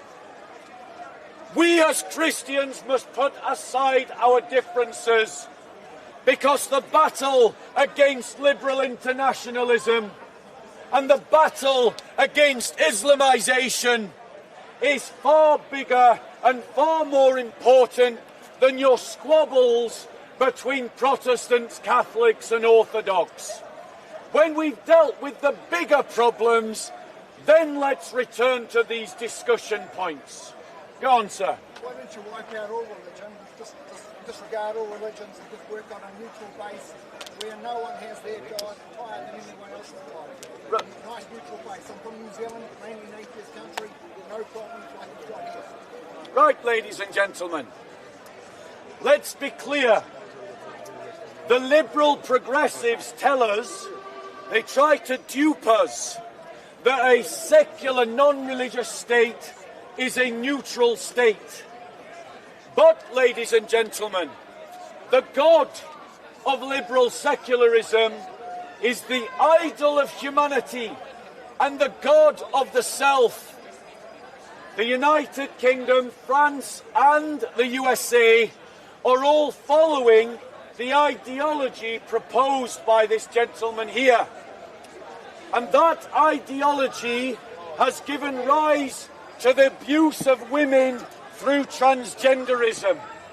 It has given rise to Islamization in France and America and the UK because that ideology cannot and will not deal with the problem, ladies and gentlemen. Ladies and gentlemen, this idea that we don't favour one religion over another is a myth. Because the human heart desires a God. And those societies built on liberal secularism do have a God. It is called the liberal nation state, ladies and gentlemen.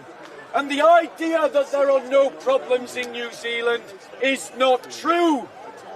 The rot of Islamization has already started in New Zealand, but it hasn't progressed enough for the liberal progressives to notice.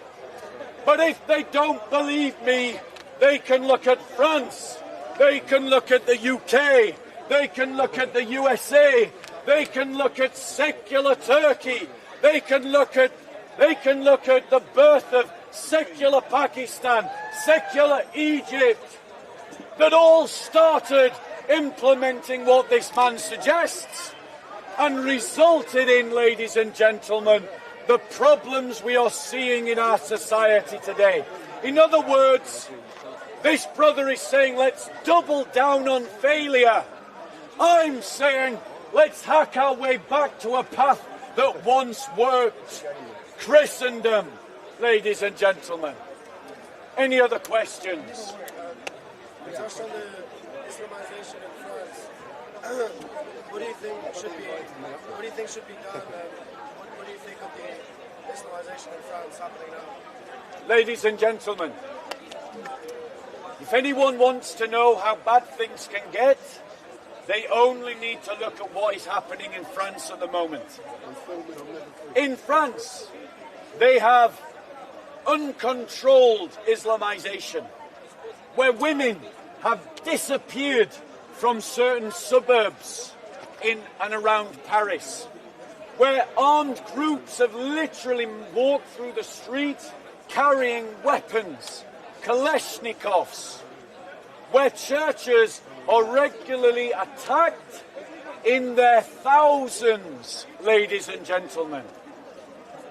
What must happen in France is that the first daughter of the church returns to her first love and commits herself once again to a Christendom in France, to a Christian France.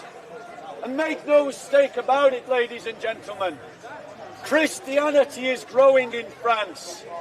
Baptisms are up, and many Muslims are becoming Christians in France as well, because many Muslims don't want to live under Sharia law also. But, ladies and gentlemen, I want to say directly to the people of France, the principles of the Republic are exactly the things that got you into the mess you're in. Doubling down on failure is not the solution. The cry across Europe must be to establish a new Christendom in Europe, where Christians in France make common cause with Christians in England, who make common cause with Christians in Germany, who make common cause with Christians in Nigeria, who make common cause with Christians in Ethiopia, who make common cause with Christians in Cyprus, who make common cause with Christians in Pakistan, who make common cause with Christians in India, who make common cause with Christians in Burma, who make common cause with Christians in the Philippines, who make common cause with the Christians of the Sudan, who make common cause with the Christians of Malaysia. We need a revival of the Catholicness of the body of Christ against the enemies of the church. Are the Muslims the enemy? Ladies and gentlemen, are the Muslims the enemy? That's the question. I'm going to answer his question first. After he's... Let me deal with his question and then I'll deal with yours. Brother, if you interrupt, I won't take a question from you. Because you think the Muslims are just going to roll over and say, yes, you're creating... Right, ladies and gentlemen, notice how simplistic the liberal thinks. Did you hear me say Muslims are the enemy?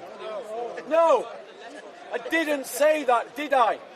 But so dumb are the liberals, so lacking in cognizance and the ability to listen and think in diverse categories, that you talk about the problem of Islamization and the thick, sheepish liberal accuses you of saying that Muslims are the enemy. Let me be clear.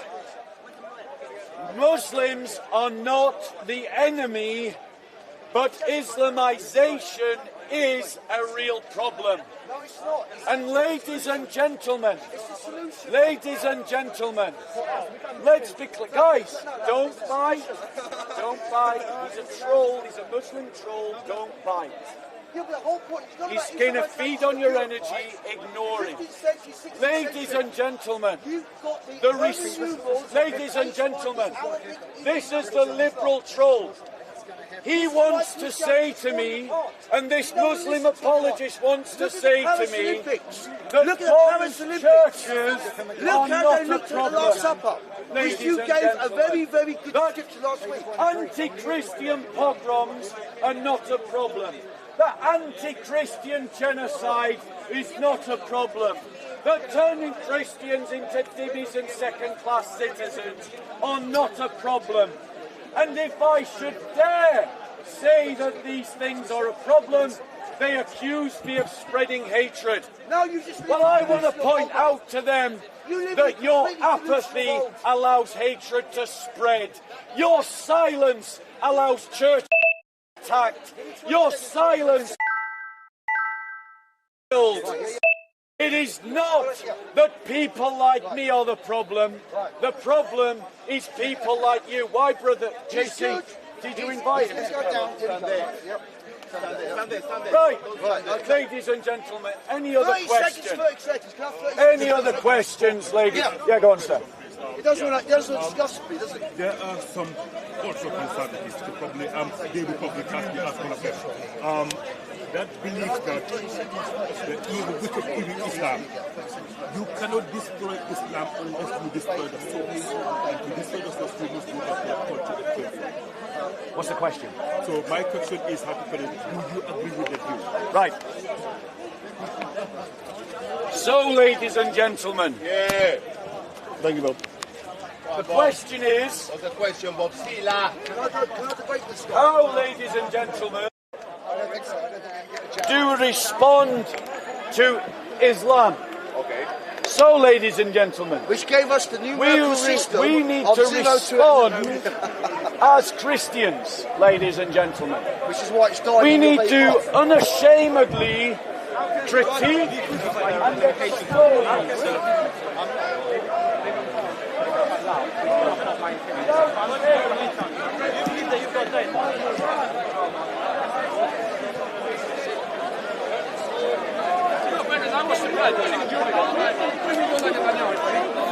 He's always saying that he doesn't like Netanyahu.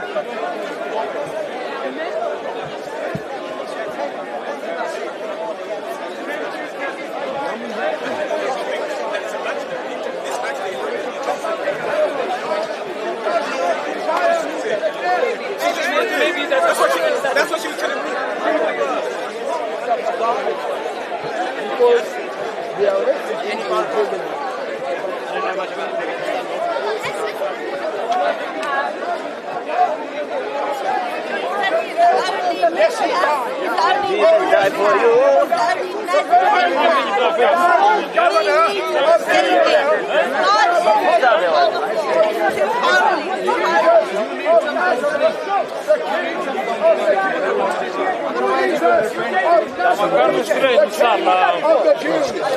And he wrote it in Hebrew and in Greek and in Latin. So everybody in the Roman Empire could see that the man that was crucified there was Jesus of Nazareth, not somebody else who took his place. No, it was Jesus of Nazareth, and that is a historical record of the Roman governor of Judea, Pontius Pilate. What is wrong with my Jesus? Hello. Recently discovered in the Middle East. Pontius Pilate was the governor of Rome at the time when Jesus Christ was crucified. Okay. No. Yes, he No. Can God die? And you are talking against. Ask him. You are speaking against history. Can God die? Ask him. Ask that question. The testimony that God has given concerning His Son. And woe betide those who add to the word of God Why are you angry? or take away from it. Why are you angry? Jesus Christ came. He came in love. But when He comes again, when Jesus Christ comes again, He is coming to judge the world in righteousness. Yes. But And He is coming again in power and in glory to kill the to judge the living and the dead. Dajjal, one eye. And those of you who are not saved will have your part in the everlasting fire. The lake, the fire. There's no repentance in the grave. There's no purgatory. There's no second chance. Muhammad's the man that why is he in the Bible? Muhammad's the man that why is he in the Bible? Why God? Why Jesus pray for God? Why Jesus pray for God? Have you seen that? It is the Bible. Show me. Muhammad It's not in mentioned the in Bible. Bible. The correct Bible. Make underline. Does it say in the Bible that Jesus is the last prophet? Okay, then. Doesn't say, but in the Quran it says. I am telling you before you die, follow the right path. It's not all about all that. It's not all about all that. It's God first. God first. And all the men are under him. All of the men are slaves. They're not slaves. We are slaves of God. Yes, we are. Slave is the enemy. The devil wants a slave. God wants children. All of us are slaves. Devil, us, everyone. He comes for the children. Even the angels are slaves. There's freedom. There's freedom in Jesus. There's freedom. He hates the Buddha. All have sinned. All have sinned and come short of the glory of God. There is none righteous, no, not one. The only one who ever came into this world without sin. Hello. He believe in Buddha. The Buddha is going to fire. Hello. And that is why the penalty for sin has been paid for us by the Lord Jesus Christ, and the power of sin in our lives has been broken. So we don't go out and say, oh, I want to sin some more, because we are holy. We're separated from the world, the flesh, and the devil. We are made holy, and we are called to be holy. And Jesus Christ is holy, so we are called to be holy. And that's what the word saint means. It means holy one. And all true Christians who are born again are holy ones. They are the holy ones. Yes, they are. They are the saints. Oh, hello. They are the ones who have received mercy. Is he bad man? And you will only know mercy from God in Jesus Christ. Through the blood. Without shedding of blood, there's no remission. Jesus shed His own blood. It's not the blood of a sinner that can take away the sins of a sinner. No, it's the blood of Jesus Christ who was without sin. His blood alone can take away your sin. No other blood, no other name.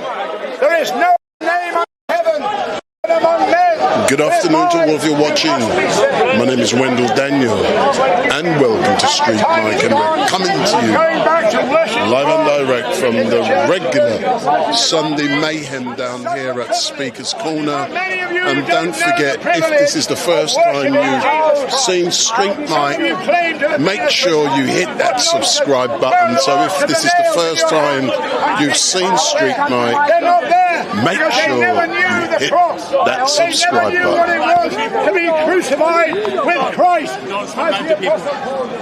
They went back to their vomit. They went back to the wallowing in the fire because they were pigs and dogs. So I'm now going to go in front. They're clean animals. They're not dirty animals. Of the camera. So I'm now going in front of the camera. You can see my ugly face. So good afternoon all, my name is Wendell Daniel and welcome to Street Mic, and we're coming to you big up, live and direct from the streets. That's why I'm called Street Mic. I've got a mic in my hand, and it has been a very traumatic week for the people, especially in Southport, and the family of those three beautiful young ladies who were killed by Axel, the 17-year-old. And many of you would have seen, I went to Southport, I filmed the visual, I witnessed for myself the riot that took place. I saw the police car being burnt.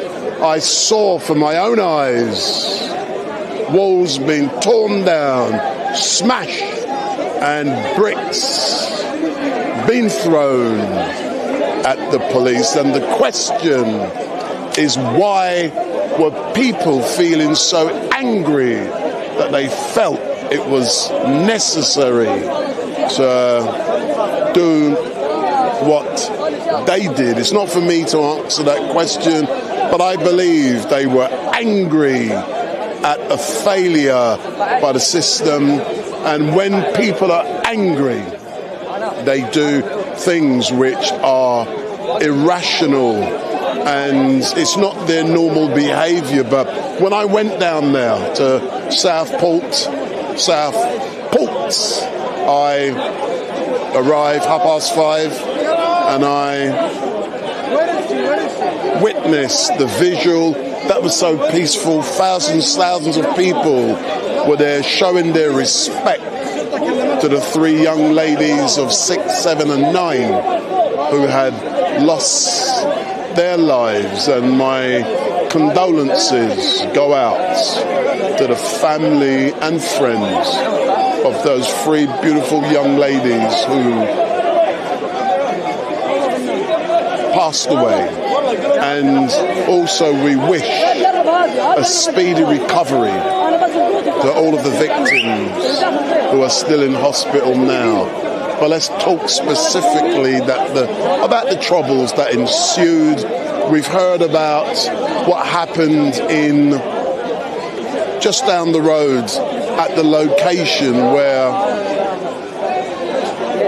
just down the road from the site where the girls were killed, about 300-400 yards away, because I was there myself. I went there and I witnessed it for myself. And I saw walls being smashed, flagstones being ripped up, bricks being torn from walls, and the police being pelted with so many bricks.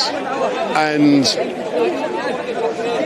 when I arrived, I didn't feel threatened at all, but eventually I decided to leave the location because it was getting dangerous and my own safety was more important, so I decided to withdraw. And at the time, 37,000 people were watching on YouTube, and I had to go do what I do, mate. Got to survive another day. But the day after, on Wednesday, I was in Downing Street when all of those people got cattled and 111 people got arrested. And earlier on today, I've interviewed already one of the arrestees who were arrested, and they were incarcerated in a cell for 2 days, and then they were let go without charge. So they were de-arrested, and there was no charges that were brought. And sometimes it makes you wonder why. In my opinion, the reason why so many people were arrested was because the government, or Bob would say the regime, was sending out a powerful message to the people around the country that we will not tolerate rioting, we will not tolerate unrest, we will not tolerate such behaviour on our streets. And don't forget, today's date is the 4th of August 2024. And if you Google Mark Duggan, today is the anniversary when Mark Duggan was killed in Ferry Lane in Tottenham. So the police sent out a clear message, or they were trying to, but when I was there in Whitehall, I saw the national media who were there, they were all wearing their hats, their hard hats. They were marched in, they took photographs, they took film, they all left at the same time. It was coordinated, and the images which they took were then circulated around the world, around the national media the following day and that same night. But just after they left, I saw the police. They then started to initiate certain procedures which people need to be aware of. And I saw, when I got there was riot police, about 1,000 riot police ready to move in, and they did. And when they moved in, they cattled people. And when they were cattled, they could not get out of the cattle down by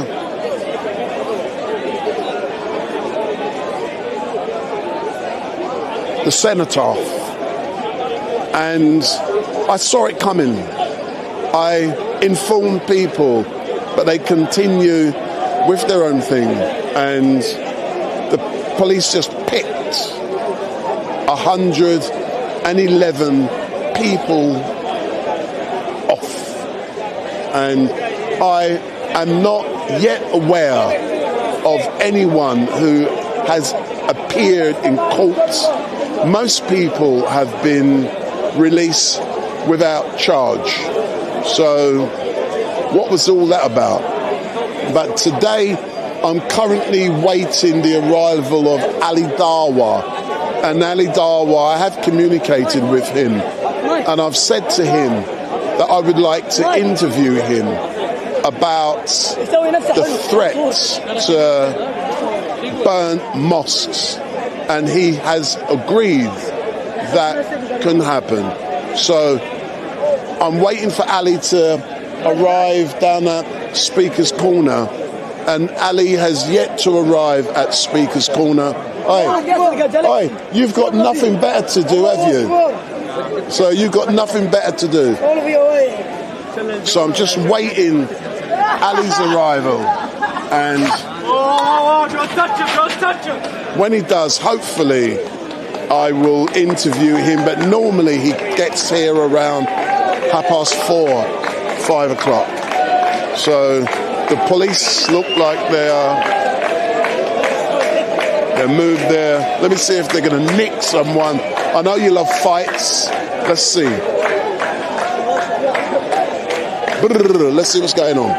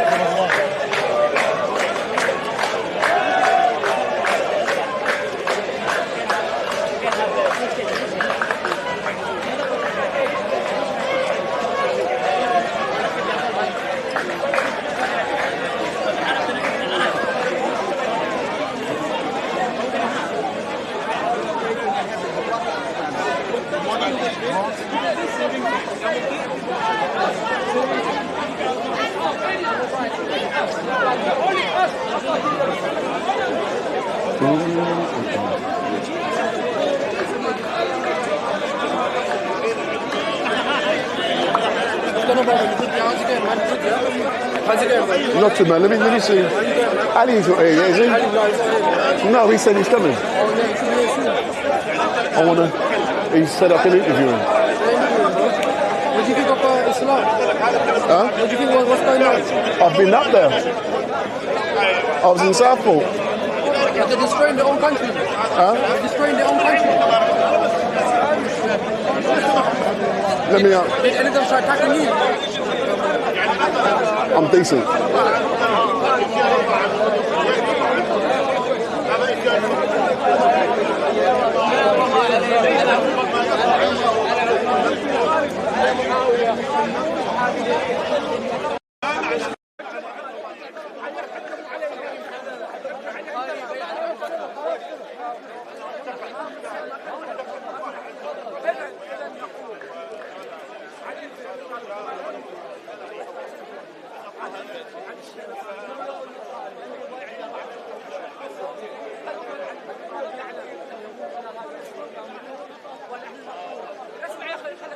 معصوم لازم يكون عارف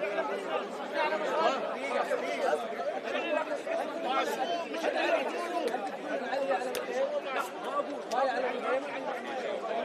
يعني مش معصوم لا هيرجعوا تاني ليها دي هيرجعوا والله انت مش عارف اصلا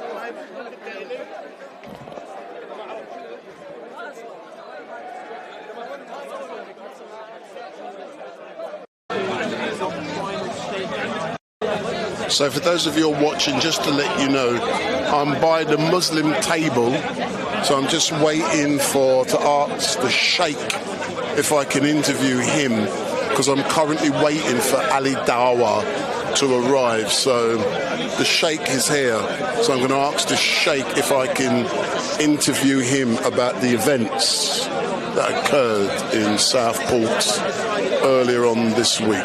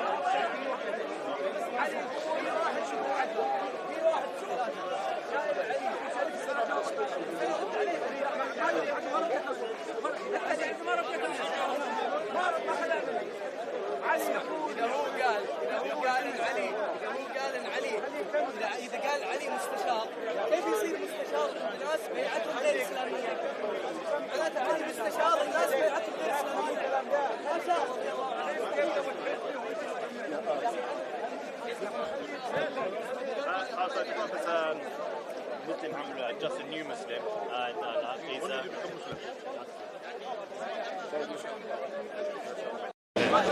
So just to let you know, the Sheikh has agreed I can interview him. Where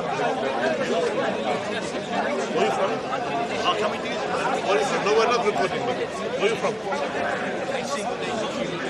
There is a WhatsApp group for the brothers. They will be doing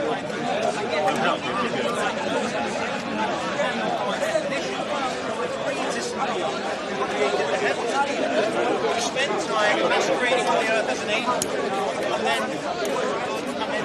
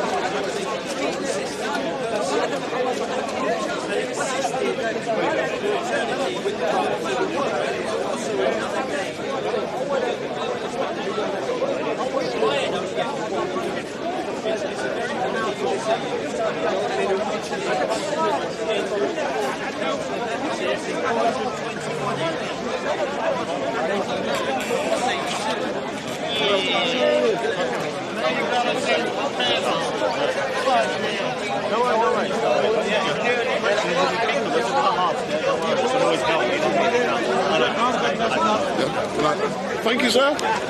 No problem. You as well, you as well. I want you as well. I want you being decent today, Sharaj. Yeah. So I'm now going to interview. the Sheikh. I'm live currently, sir. Yeah. Right wing, so just be careful what you say, please. I'm not right wing, and I've heard all of that, and it's all on there. Yeah, so Mr. Sheikh, yeah. So my name is Wendell Daniel, I'm currently live streaming. Just to let you know, yeah, I was in Southport on Tuesday, so I witnessed all of the events as they occurred, yeah. Can you tell me from your point of view, as a Muslim, as you know, it was claimed that the perpetrator of the murders was Muslim. We know that's not true. Okay. And then people threatened to burn mosques. From your point of view, what was that like to have to experience all of that? I believe now, if the things went like this, we will be facing a new Holocaust, actually, because that's how it is. People, they were showing animosity towards Muslims, even if it was a problem was occurred by someone who's not a Muslim, and yet the people, they start attributing any evil act or any single thing, that happens in public, that they say it was done by a Muslim. This is because of the racism amongst the people, and this racism, it will eventually, if the people continue to do that, will face another Holocaust towards the Muslims. So we have, first of all, we have to understand and to be just, we have to be just and fair, first of all. And secondly as well, the mosques was always a place of peace and tranquility, and people, everyone who are welcome to enter the mosque, they are welcome to be and see the sermon or even the teachings in all the mosques in the UK, and that shows how much that we Muslims, we are peaceful lovers. We wanted the best for our community, and we wanted the best for our bigger society and community, which is in the UK. That's what we want. So that's why I wanted to live and to coexist and actually to prosper within within our country. That's what we want. But what was it like for you, sir, personally, and people in your community, knowing that we all get labelled? Because I engage with everyone, if I engage with Tommy Robinson, I'm far right. If I engage with you, I'm in love with the Muslims. So what was it like for you, sir, knowing that your community had been accused and people were willing or saying they were prepared to burn down your places of worship? That's the thing here, because we need more people to have a better understanding, with each other, and as well in the same time, the places of worship, it shouldn't be burned regardless whatever it is. And at the end of the day, as I mentioned to you, these places, they teach peace, they teach love, they teach how, as the Prophet, peace be upon him, he said, the true believer is the one who loves for his neighbor what he loves for himself. That's what we're supposed to do. That's what we want to do. That's what we are implementing as Muslims. So that's why all these things that's happening by certain people, and I believe they don't represent the British, you could say, manners. They only represent themselves. They represent Nazism. They represent, far-right extremists, that's the thing which is condemned actually by all the communities, not just only by Muslims, by their own community. They don't agree with them, and that's something which is important. And that's something which we notice. We find some fair people, some people who are British citizens, who are British, who are white British, they even non-Muslims, and yet they have the respect towards Muslims, and they have no animosity towards Muslims. That's what we want. That's all. As normal, Mr. Sheikh, thank you very much. You always show me courtesy, and I thank you. And you are respectful, and I respect you. And actually, you are always just, and we see you. That's how it is. Regardless whatever people I see, you are just and fair. At the same time, as I mentioned to you, we need to endorse these good things amongst the people. We should not endorse some people with extreme views. That's important. We should warn against them. We have some people who have extreme views. They attribute themselves with Islam, but they are extremists. So we are not with this. We are not with them. We wanted to have the balance and the fairness and the mercy. That's what we wanted to have. We wanted to live with our children, in harmony with everyone around us. That's what we want. That's all. Thank you very much, sir. Just take the... Thanks a lot, yeah. All right, take care. Thanks a lot, man. So that's the Sheikh down there. So he's given his perspective in regards to what happens.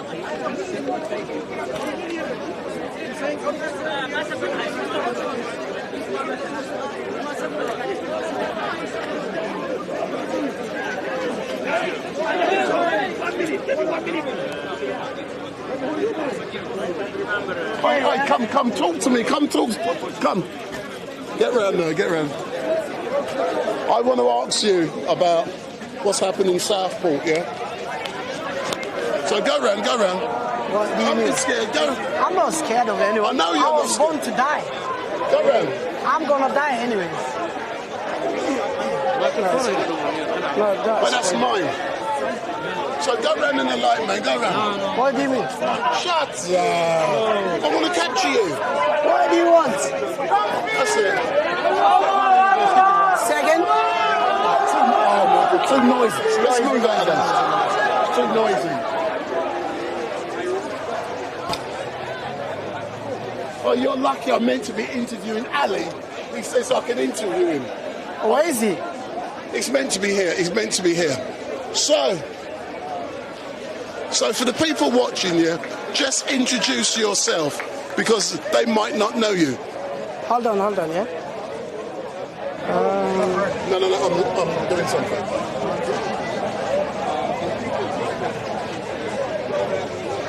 Oh, you got Ali's number, yeah? No, Ali, I don't have it. Oh, then how come you ain't got Ali's and I've got it?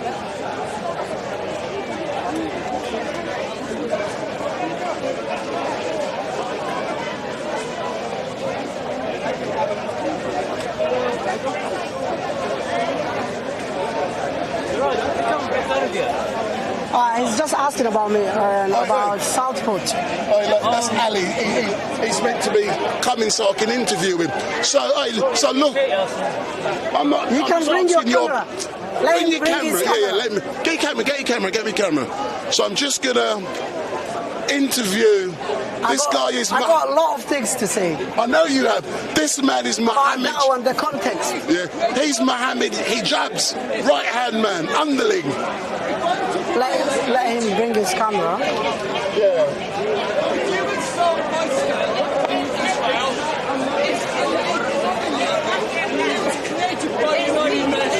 It's a member. If you go so stupidly off track, you can expect. Where is he? Dawa to soul. Same topic about Southport. Same topic. Run along. No, it's just 3 minutes, 4 minutes. Stop being scared. Just 4 minutes. I just want to respond to that one. Oh, you're gonna ask Christian, Yeah. So he's recording both of us. No, I've got no problem. Okay. It's just about Southport. So what's your name, Siraj?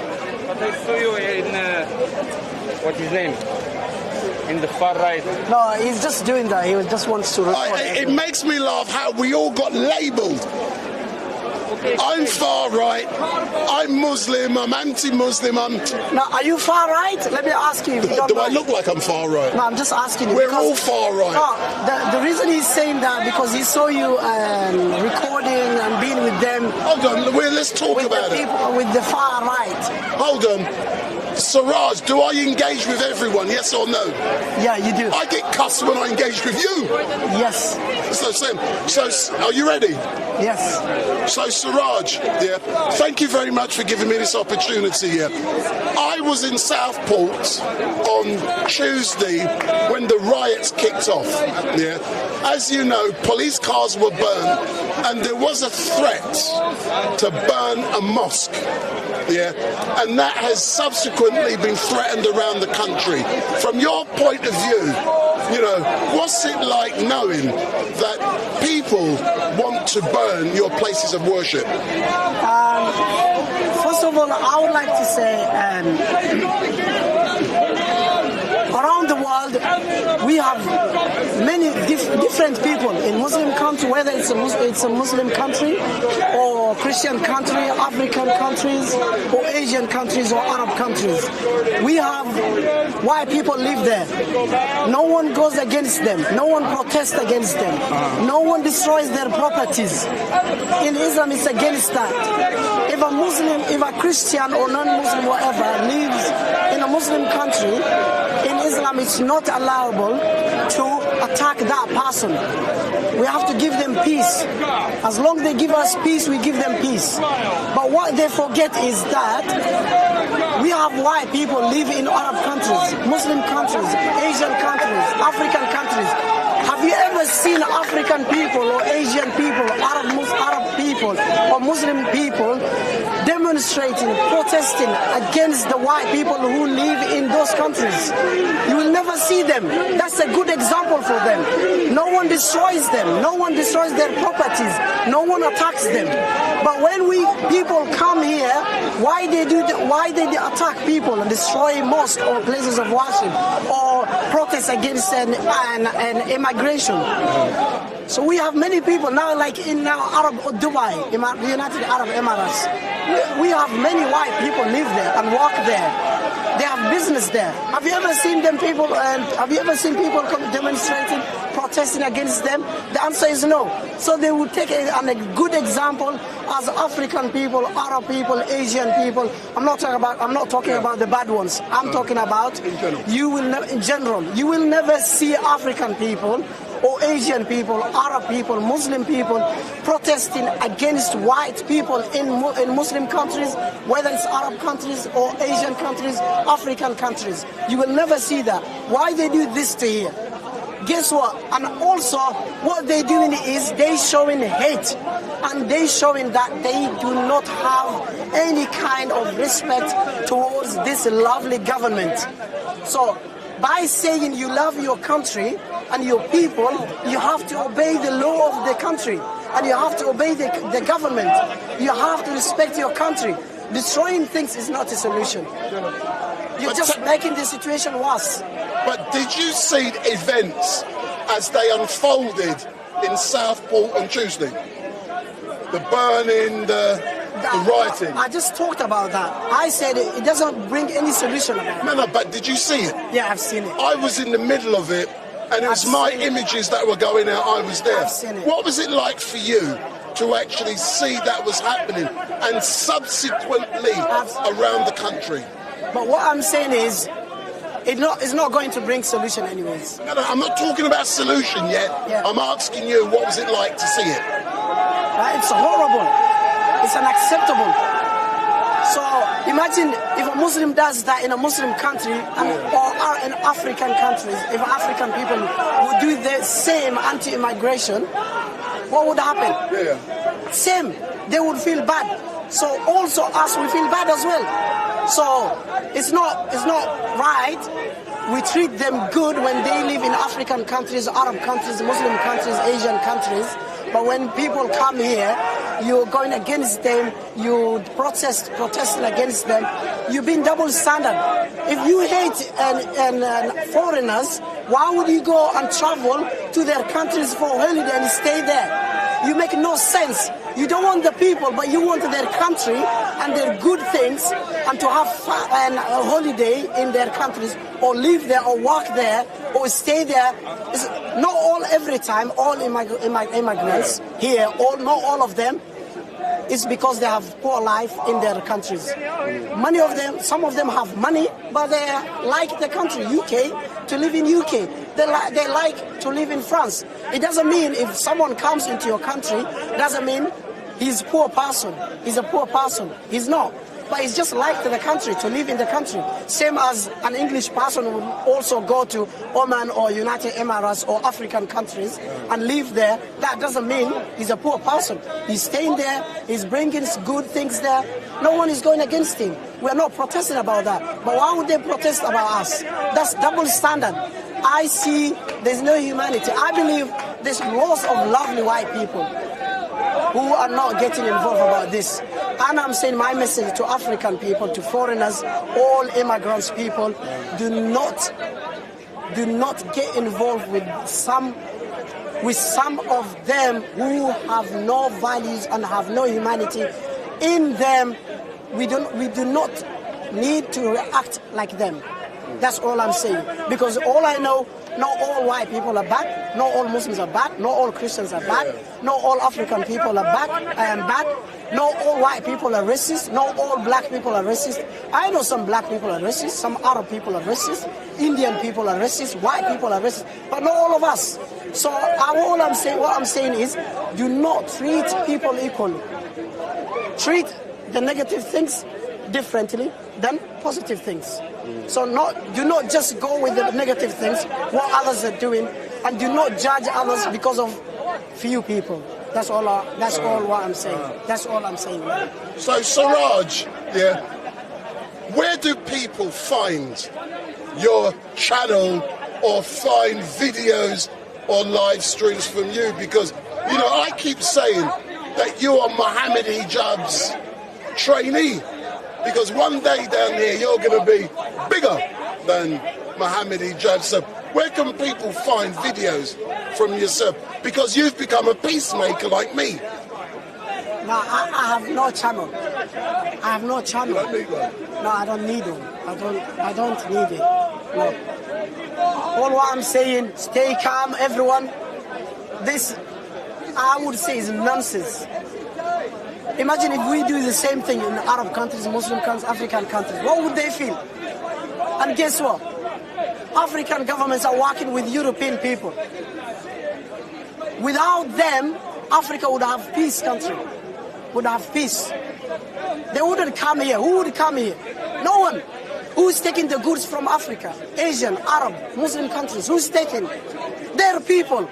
Why, when a black person or Muslim person kills a white person, they go against them, they do protest, which is fine, but not all of them, do not go against all of them.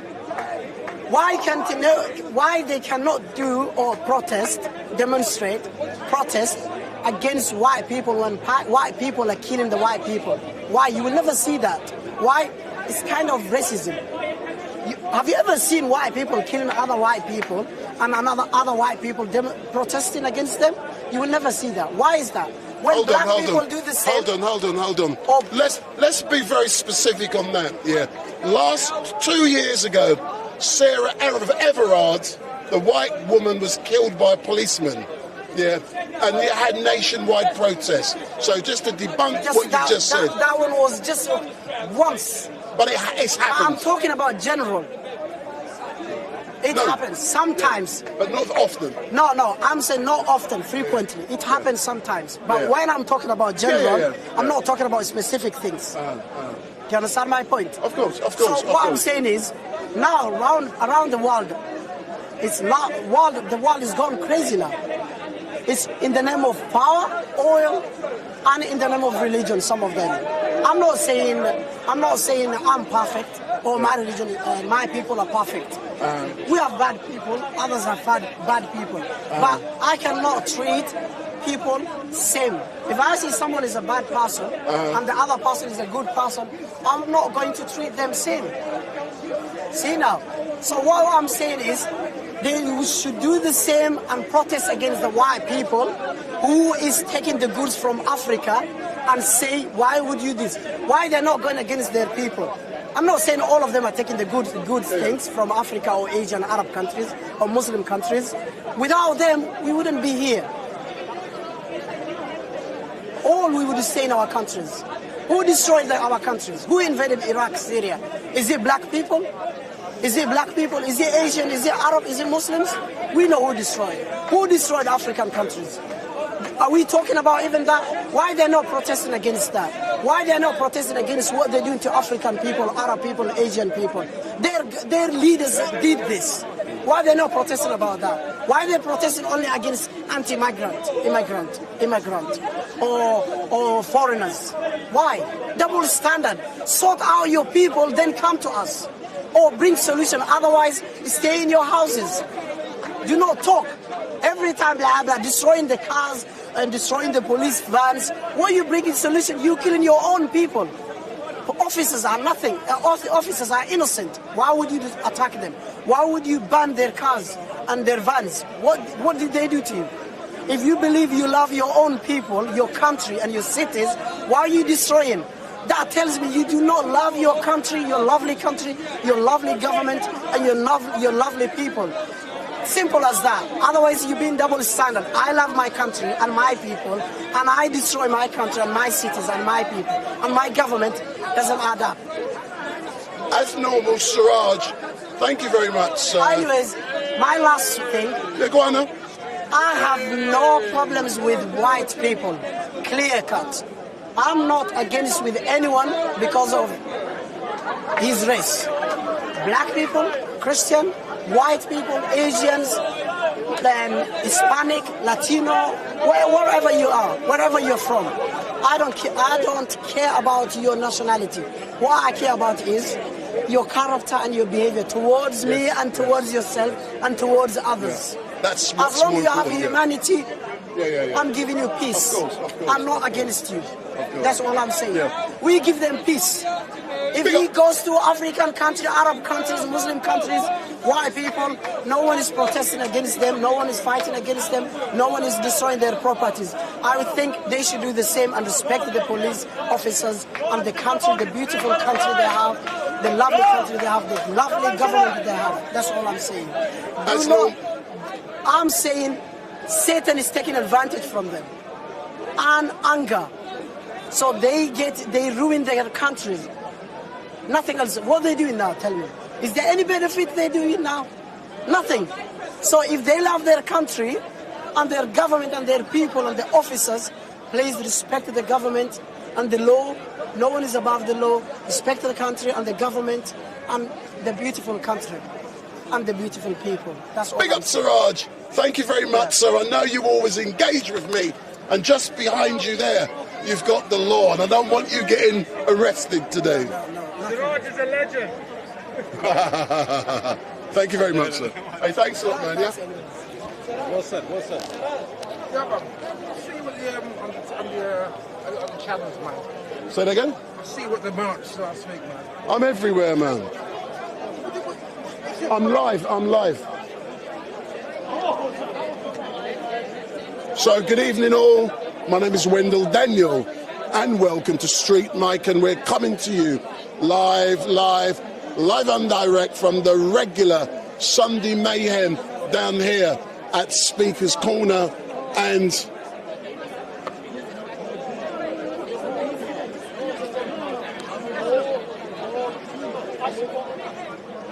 is Ali coming? Because he says that I can do an interview with him. Yeah, he's coming. I don't know. What time's he coming, man? Yeah. No. Trying to get all the interviews, man. Huh? Trying to get everyone to do interviews, huh? Well, that's what I do, man. I'll just show you, look. Oh. That's how it is. Well, it's crazy, isn't it, what's happening, though, man? I was up in Southport. I was there. When it kicked off, burning, most of them images, mine. You sell it to them. You sell it to them. Huh? You sell it to them. No. What happens, is that I'll tell people, so if you stay there, I won't show you, or do you want me to show your face? No, stay there.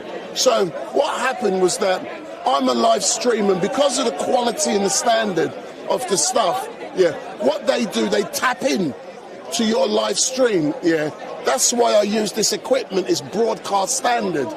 And they shared it all around the world, So by the time, because I left there for my own safety, because it was, when they start burning everything, I got out. So what then happened, was that I decided to leave for my safety.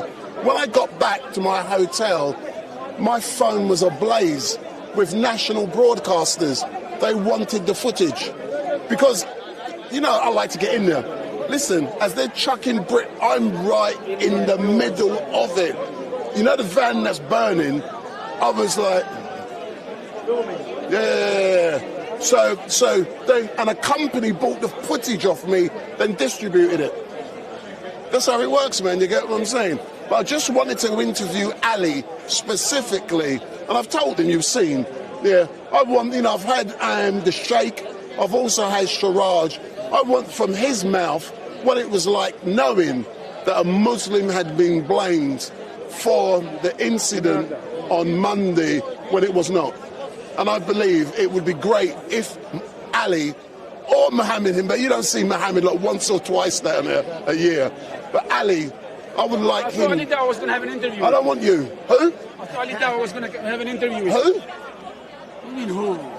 You said live today, early on, you said you were going to talk to Ali Dawa. Yeah, I'm waiting for him. When? He's meant to be here now. Oh, he's nowhere, is he? He's not here yet. So I'm just waiting for him. Only that. I said 4 times, make Albania great again, make Albania great again. You never read my comments. Listen, I get thousands of people making comments. I'm not here for ego, one person. I'm focused on a billion things at once, not just you.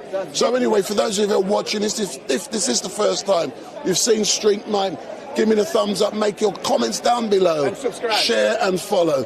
And what is really amazing with what I do, if, for example, I cover something with Tommy Robinson, I'm far right. If I cover something with Black Lives Matter, I'm far left. Yep. If I cover, just like I did yesterday, when we had the pro-Israel protests down in central London, I'm a Jew lover. It doesn't matter what you do. People ascribe labels, but the important thing is to cover what is going on and to let people see and hear and feel exactly what is happening, because most people who do what I do, they only pick a particular point of view. So they'll only cover something that's in this category. I try to cover everything. And what I realized with myself, and I made this specific decision yesterday, I thought, hold on, I have only ever covered Palestinian protests. Not often do you get, and I must admit, you do not get the pro-Israeli protests. I think there's only about 2 or 3. So yesterday it happened at the same time as the Palestinian protests. So I made sure I covered that from the Israel point of view. So I was there. So as the Palestinians were going in the background, I saw it from a different perspective, and I gave you guys from a different perspective, but it doesn't mean I support that point of view. And most people who don't know what I do, you're extreme right, you're far right, you're far left, you're this, you're that. They have to subscribe a label to try and work out what you do. But I do what I'm doing because I'm a journalist, I'm on the streets, I record and I try to engage with everyone. I would stand here today and interview a murderer because that person needs to be interviewed, because we need to learn and we need to ensure that we find out what made them tick. We need to find out how we can learn to make sure it doesn't happen again. So I will continue to put my energies, and someone has said, what do I gain from doing what I do? And that question was predominantly what's the right word? They were trying to establish, do I make money from what I do? Is that my motivations? But anyone who knows what I do, as a live streamer of political events like this or street events, go and check on YouTube. I do not monetize my content because I do not believe in monetization, nor do I clip. Because clip, I argue, you deceive people by sending out clips. Today, I've been live streaming since 1:15. I will not clip anything. I was in Southport, I will not clip. I was in Whitehall the other day when Danny jumped over the wall and done a runner. I will not clip nothing. I am not a clipper. Anyone who clips is misleading you guys. And I'm telling you, clips mislead. And do not monetize your content on social media, because then you're only doing it for money. And I refuse to engage with that type of scenario. So all I can say is that Ali should be here, but I normally go at 5 o'clock. So you guys go in the chat on YouTube, because I'm due to shut down now. And what I want to know, do you want me to shut down as normal, or should I continue to 6 p.m? So go in the chat and let me know. Shall I shut down as I'm advertised? So I'm 10 minutes late I'm on overtime. Should I shut down now and go home, or should I continue to 6 o'clock? So you decide. You're the boss. I'm happy to go home to my rice and peas and my curry goat. Ali, big up, here's Ali. Yeah. So Ali Dawa's now arrived. So Ali's here. So I won't be going because now the man is here. So I'm going to talk to Ali, and I've no doubt. So Ali Dawa is in the house, and I will. So don't answer that question because Ali Dawa's in the house, and I will get the answer to my question concerning the burning of mosques from Ali Dawa. So let him come in, let him settle down, let him do what he has to do, then I can have an interview with him. But Ali Dawa is in the house. Big up. Hey!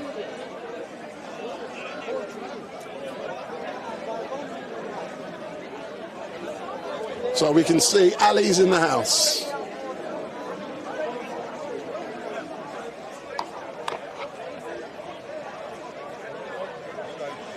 Go on.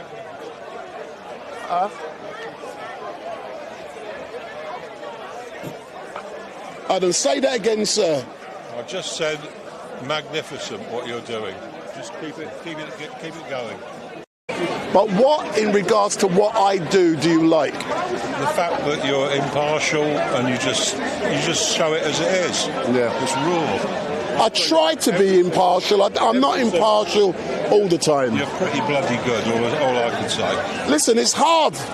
Yeah, well, you need encouragement occasionally, so I'm doing that. Yeah. Right. And you know, sometimes, just like today, we had an event occurred in Southport during the week. Muslims have been accused. I've interviewed many people, but I believe it's important to get the side of the Muslims. And it's important, so hence the reason Ali's a heavyweight down here, and I contacted him yesterday because I got his number. And he said, we can chat. That's good. Excellent, thank you very much. So we're just waiting for Ali Dawa now. He's just preparing. And so we're just waiting for Ali Dawa. So let's give him 15-20 minutes. But in the meantime, we will be able to see what's going on down here at Speaker's Corner. You got Piers Corbyn, he's in the house. You got Shalali, Mutar woman is in the house. And you got a few other rabble-rousers in the house. Omar is in the house, but he's banned from my channel. He's got no respect. So Omar is banned from my channel. So he will not be ever engaging with StreetMic.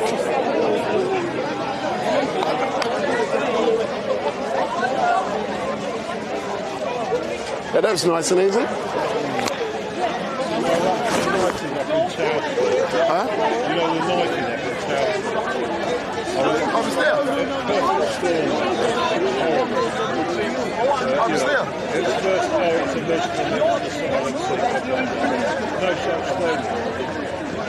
That's what I'm talking about here. 2 days. I went up there on Tuesday and I didn't. Did you see anything of you? I didn't know, but No, but most of the footage is mine anyway. That people do, because I was there, man. But for me, it was shocking to see it. I went to the site where the murder took place. I saw the crime scene. I interviewed people at the murder site. You know, that's what I do. But let me let Ali get rid. Hey, watch that. I'm coming back here.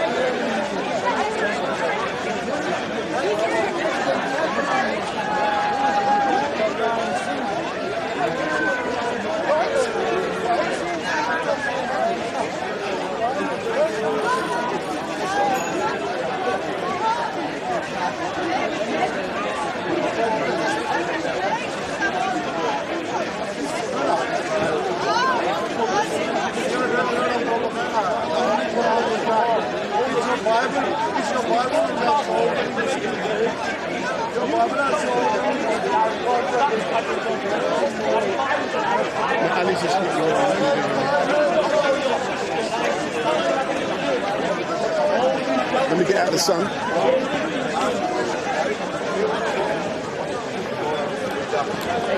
Sorry. Say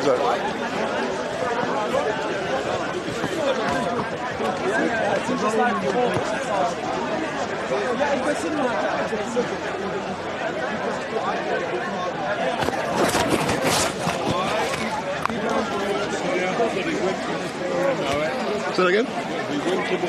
Yeah, I know. It's true, don't it? It comes quick and it goes quick.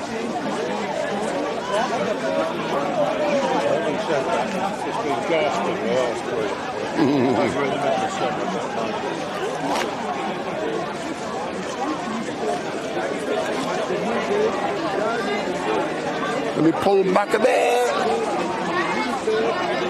Ooh, let me.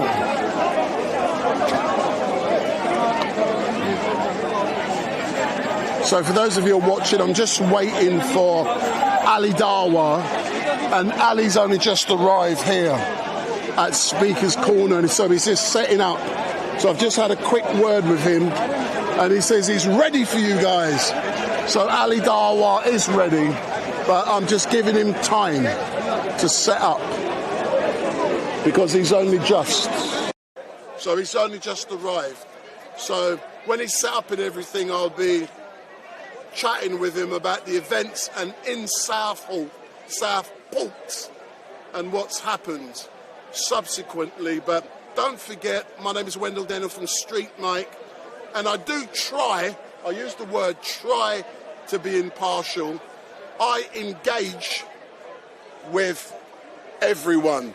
I don't care, black, white, pink, blue, extreme left, extreme right. I will engage with everyone, and as a direct result of engaging with everyone, one side will say you're extreme left, the other side will say you're extreme right, you're this lover, you're that. But when you look objectively, is that when you engage with everyone, you're trying to educate people in regards to the truth. So it is important for me as a citizens journalist to let you guys see all sides of the argument, not just one. So today we are going to get the side from Ali Dawa, and Ali's a well-known Muslim, and I'm going to be asking him because he's confirmed, he's watched the footage, he saw my footage in Southport, keep calling it Southport, and we will hear what he has to say. So we're getting ready. I should have been out of here by now, but the Muslims, just like we've spoken to Sharaj, we've also spoken to the Sheikh, but normally the Christians come down here from about 12:30 onwards, and the Muslims normally from 4 o'clock onwards. So if I'm here at 1 o'clock, you normally engage with Christians first, Muslims second. Sean feels like chicken tonight. Listen, I'm going home, Sean, and I'm getting, tandoori chicken. So that's what I'm getting tonight. Extra hot sauce, and it's going to be juicy and succulent. So Janet Jackson feels like roast pork tonight. Wendy Holland, crackling. Mercy Prestige has said, second time watching this live, and it says crazy. Hey, listen, it's been quiet today when you're talking about it's been crazy. It's been good.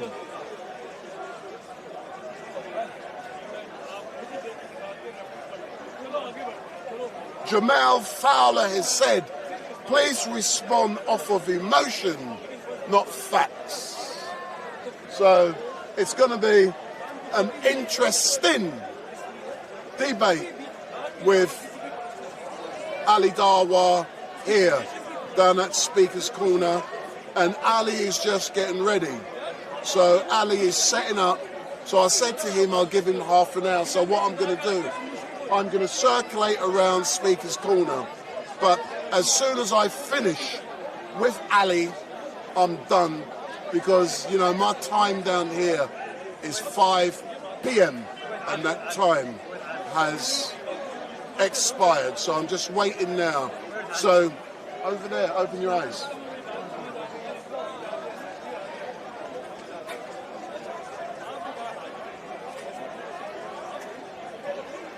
So Jamie Beggar has said, chicken and rice and peas for me.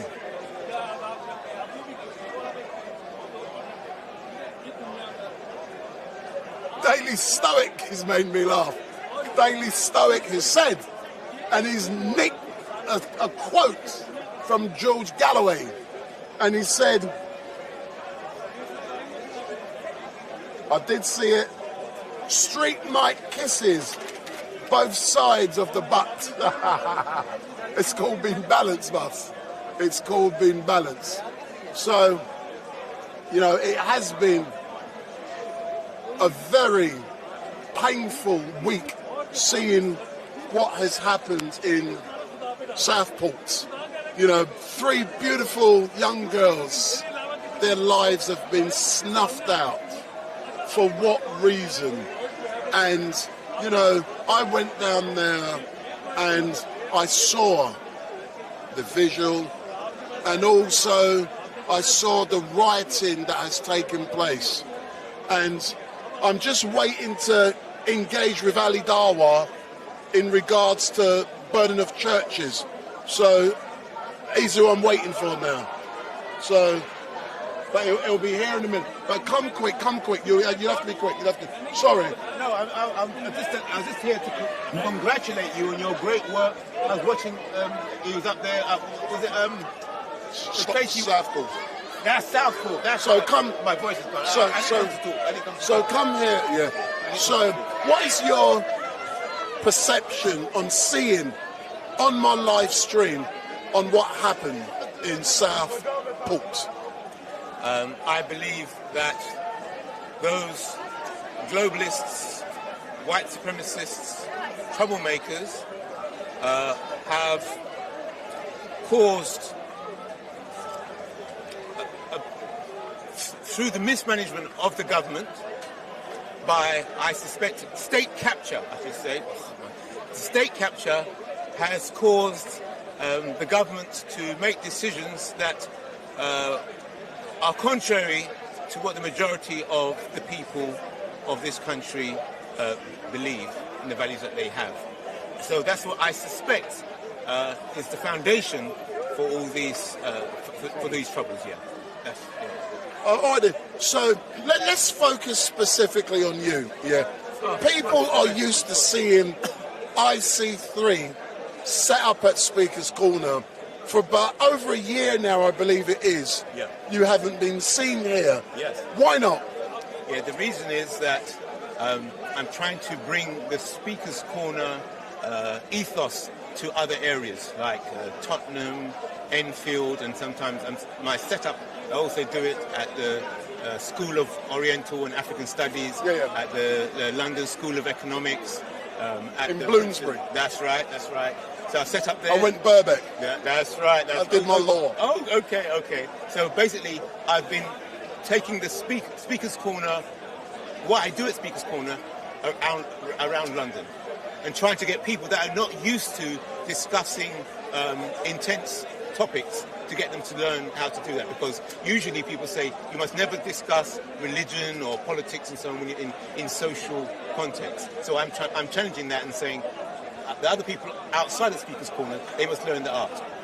And what kind of responses have you been getting from people in going out? Well, people are being... I've seen that people have come to realise and accept themselves. So, for example, yesterday, I was in Enfield, and a man came over... A great borough. Yes, great borough. And he came over and said, "What are you doing?" You know, basically what I do at Speaker's Corner. What are you doing? And I explained to what I'm doing. what I'm doing, and he said, well, I'm not a racist, and he spoke a lot of the things. He says, he kept saying he's not a racist, he's not a racist. And he kept speaking. I said, okay, so what point would you like to make? I know you keep repeating that you're not a racist, so is there a point that you would like to make? Then he kept saying, well, I'm not a racist. And then I said, okay, but you sound like a parrot now because you're repeating yourself. I've got the point. You're not a racist. So what would you like to say? What is your point? What is your views? And then he shouted at me and said, those 3 girls, those white girls that were killed, that were stabbed, it was done by a black person. And then he ran off. And that was it? That was it. Never saw him again. See the effect you have on people? Well, maybe he was struggling to... Maybe that's what he wanted to say from the very beginning. Say that you're a black man. but he had to keep going round and round in circles. And then he got there. Exactly. So I think that was healthy for him. Because get it out. To get it out. That's right. And other people, they saw that when he shouted, he got it out. Even people from the road, they saw him shouting from the car. They're in their cars and they saw him ranting, saying that, he was a black person that killed those girls. And then because they could see that I was calm and I was allowing him to express himself, they were very impressed. So people probably were thinking, I'm going to get up and get into a fight and so on, but no. So that's the Speaker's Corner spirit that I was trying to bring outside the Speaker's Corner. Excellent, sir. But keep up the good work. Yes.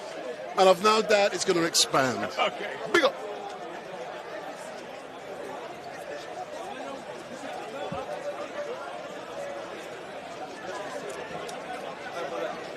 I see a lot of your stuff online. I come from Derby, so... Say that again? I'm just gonna engage with Ali Dawa. Is it? Got to do what I've got to do. Thanks a lot, man.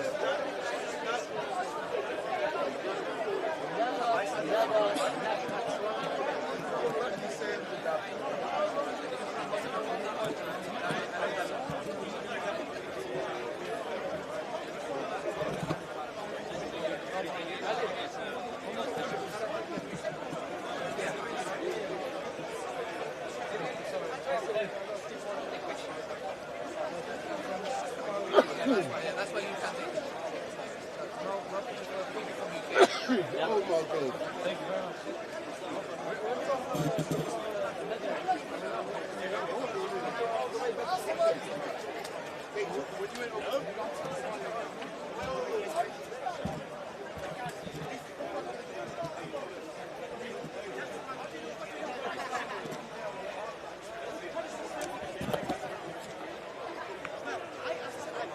So I'm just waiting for the right time to get an interview with Ali Dawa.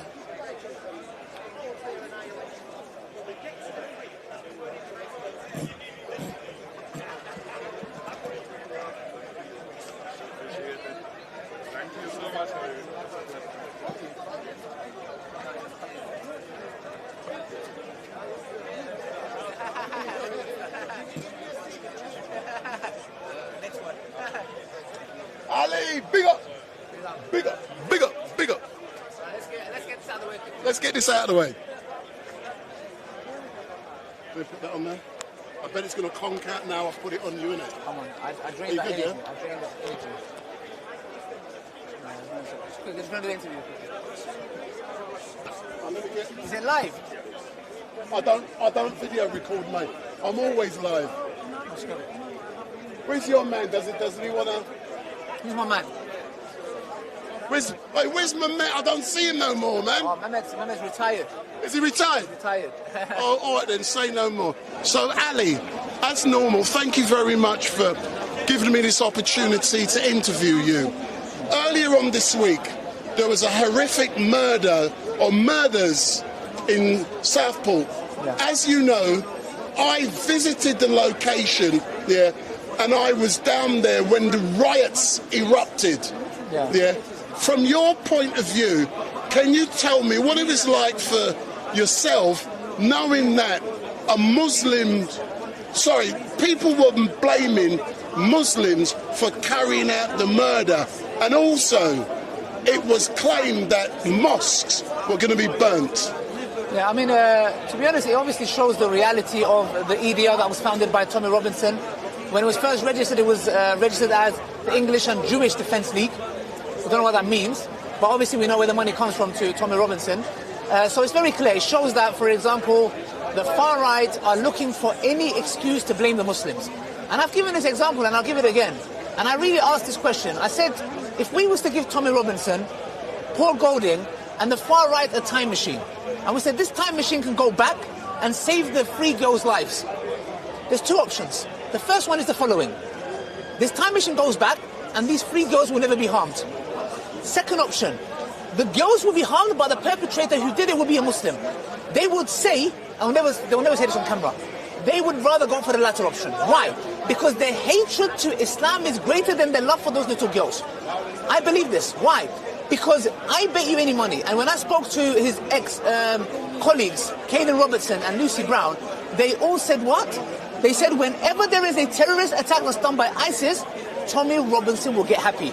Now I want to ask you a question. What kind of a sick person would get happy when a terrorist attack happens? A sick person who's a cokehead, who sleeps with prostitutes, who beats his wife up, these are all known facts by the way, is the only individual who gets happy when innocent people are massacred, either by ISIS or whoever it may be. Why? Because it serves their agenda. That's the reason why. When you look at EDR that was started by Tommy Robinson, the scumbag, the flipping intellectual midget, he's a midget anyways, but he's also an intellectual midget. If you look, he's being funded directly by the Zionists.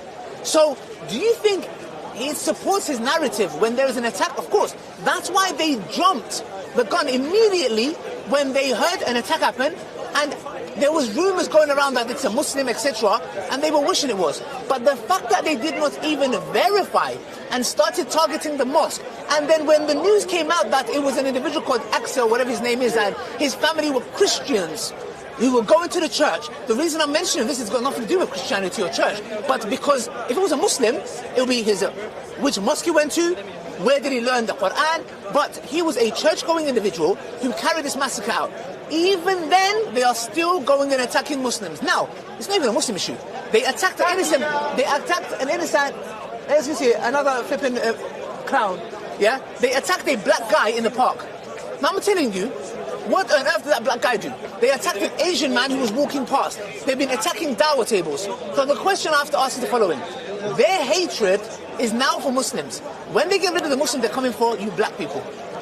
They're coming for you guys. So there are some individuals who think, oh, they're after... No. Let me tell you something.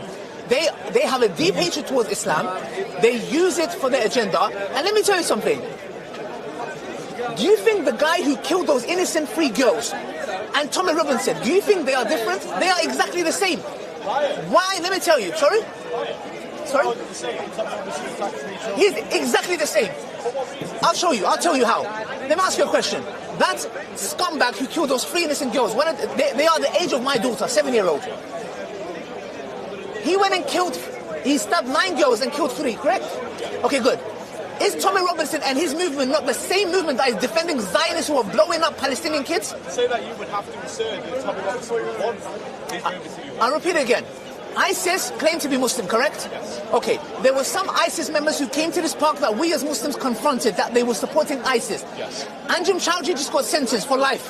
Why? Because he wasn't directly inciting violence, but he was indirectly inciting violence. That's why when innocent Westerners like yourself, maybe your wife or your girlfriend who were walking down the road, were getting run over and maimed by these maniacs. Why? Because Anjem Chowdhury was given an indirect legal way of telling them to go ahead and do what they're doing. So now Tommy Robinson does what? Exactly the same thing. Darren Osborne, who came and ran over Muslims in Finsbury Park, who was he inspired by? Go and look at his manifesto. Tommy Robinson was written there. And not only that, Andreas Breivik, who killed in, I think it was in Norway, I can't remember, who killed 30 plus people, made a massive explosion in the city centre. He even directly quoted that he was inspired by Tommy Robinson, and he's lied. So the question is the following. 40,000 people in Palestine have been killed.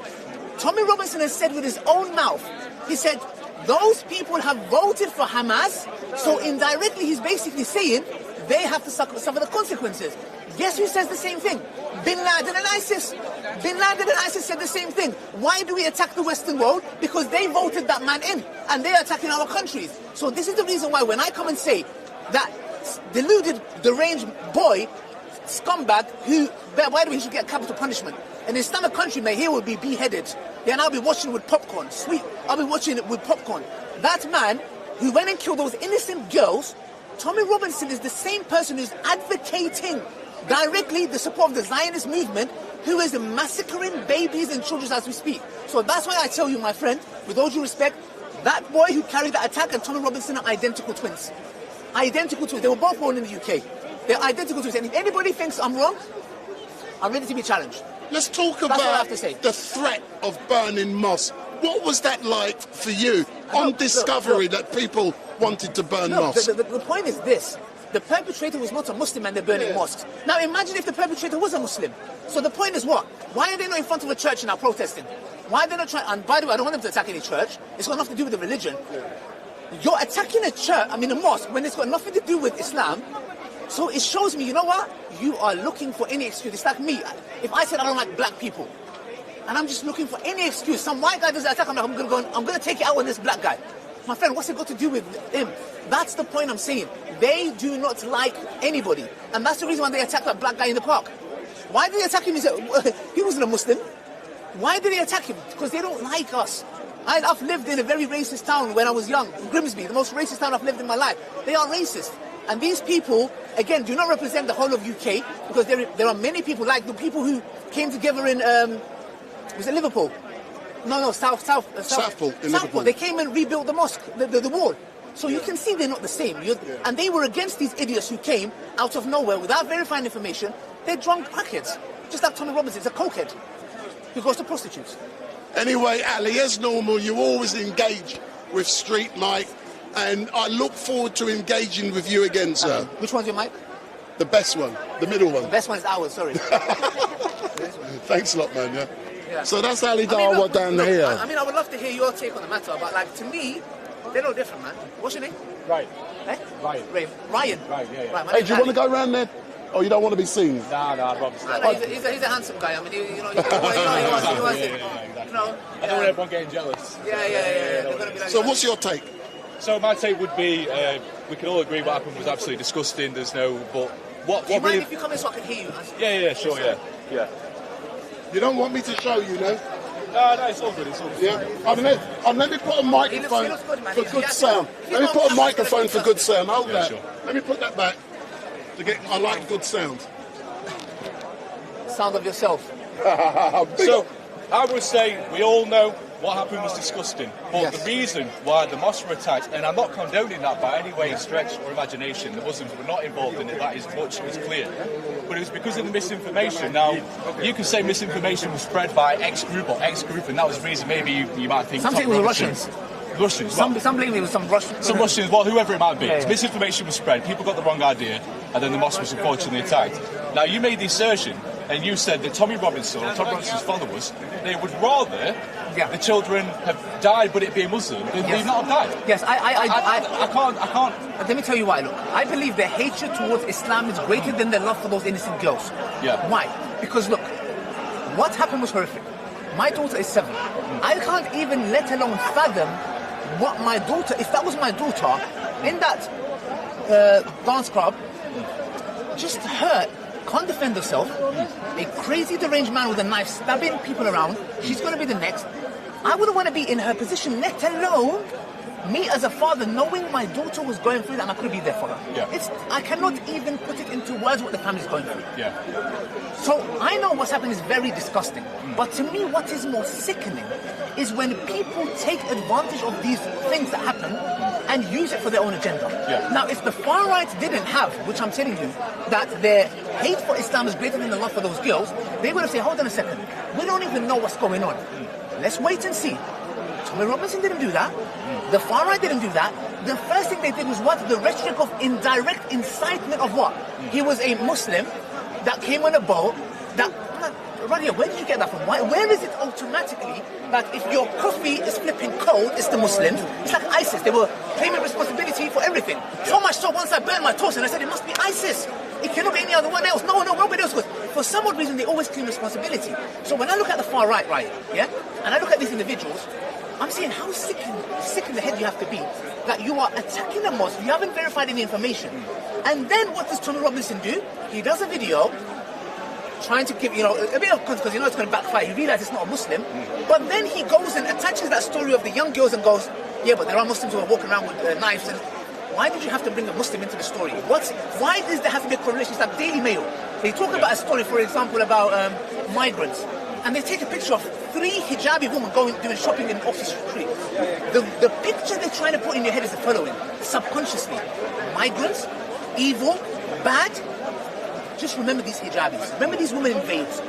This is what we're dealing with. And the thing is, look, as much as you feared for your life when ISIS was doing madness, I sometimes fear walking with my wife and with my children. I don't know what idiot is going to come with what brainwashed ideology that he's watched to come harm me. Look, I don't mind me, my family or my kids. So that's the fear I'm living in as much as you are. We're both in the same category, me and you. You're an innocent person, right? I don't know what you do. You work, you study. Yeah, I work and study. Exactly. You've got a wife, girlfriend. Yeah. Exactly. You have kids. Yeah. Same. Imagine you're walking down the road and you're thinking, which maniac, Muslim, brainwashed ISIS member is going to think I'm a legitimate target and attack me? And I'm in the same boat thinking, which idiot, far-right scumbag who's watching Tommy Robinson going to come and kill me? Yeah. Me and you are on this side of the boat. Yeah. No, we are. I agree. No, I completely agree. But it's just, to me, you've got to. I try and look at it objectively. I know there's obviously. I understand your perspective completely, and I think you've explained it very well. But when I look at things objectively, I think they were looking for a reason to be angry. They were angry with what happened. Everyone was angry. Nobody was okay with it. Everyone was angry. It was a sick thing to do. So when it came out, the misinformation from the Russians, let's say, or whatever it might be, people were looking for a reason to be angry at somebody. Who were we angry at? Who did it? Was it this person? Was it that person? Why was it Muslims? Because somebody said it was Muslims. You understand my point? So there are people out there in the far right, and I agree, and they will look, say for example, it turned out to be a Christian, or it turned out to be someone that wasn't Muslim. And it was a Christian. Well, he was a Christian family. We don't know if it was actually he used to go to the church. Well, did he know he was actual practicing Christian? At the time that he did it, he was practicing Christian. No. Look, this is the issue. He was a Christian. Look, this is the point. Yeah. When a Muslim does something bad, the far right automatically label it and connect it to Islam. I agree. When the Grenfell Towers were burning, the Muslims were coming from early morning prayers from Ramadan. So they were the reason why they woke up the neighbors to save their lives. When we would come and say, look, Muslims did something good, they would say, why do you have to bring Islam into that? I'm like, so when it's bad, it's Islam, but when it's good, it's not Islam. So what I'm saying is that person was a church-going. They're from Rwanda, 97% of the population. You've got to be careful when you say church-going. He used to go to church. Okay, you don't know if he was currently a church. The point I'm saying is this. When I say he's a church-going individual, people know what I'm saying, because we suffer from that. People label this individual who went to a mosque. His religion has got nothing to do with it. No, I agree. But why is it when it's a Muslim, his religion has got something to do with it? That's my point. That's what I'm saying is the church-going. No, I understand. And like I say, I think the far right looking for a reason to be angry at the Muslims. And again, I completely understand what you're saying with that. But you've got to also understand that it came out and people generally believe this was the case. Now, if I were to say, and again, I'm not going to start making wild stories that never happened, but say if a Christian was to go and attack a Muslim family, for example, and kill innocent Muslim children, what would your reaction be? You would be angry. Of course you would. I'll be angry. You'll be very angry. Yes. Extremely. And there would be people out there. But I can't generalise. No. Of course. But there will be people out there that maybe would do that. Maybe not you, maybe not people you know, but there would be people out there that would do that. And a similar thing has happened with the far right. And yes, I know there is an issue with the far right, like I'm saying. But you've got to understand that they were angry. And they did what they did because they were angry. And it was because of this misinformation that was being spread all over. And it wasn't just in one place, it was everywhere. And everyone was so certain. There was videos going up of people that didn't exist and saying, this is the man that did it. There were fake names. There was all these stories going around. And of course people are going to be angry. Okay, but I understand. So your perspective would be, they're looking for it to be a Muslim. They don't want it to be anyone else. They'd rather it be a Muslim. I appreciate that. Yeah. I do. And there are people like that. Just as there are people, like in the example I gave to you, if it was a Christian family and it was vice versa, there would be people that would then go and attack Christians. Okay, so yesterday, a few more attacks happened. Yes. This is called the Dawa table. What we have behind you is our table where we invite people to Islam. A table like this attacked the Liverpool streets. Now, it's very clear that he was not Muslim.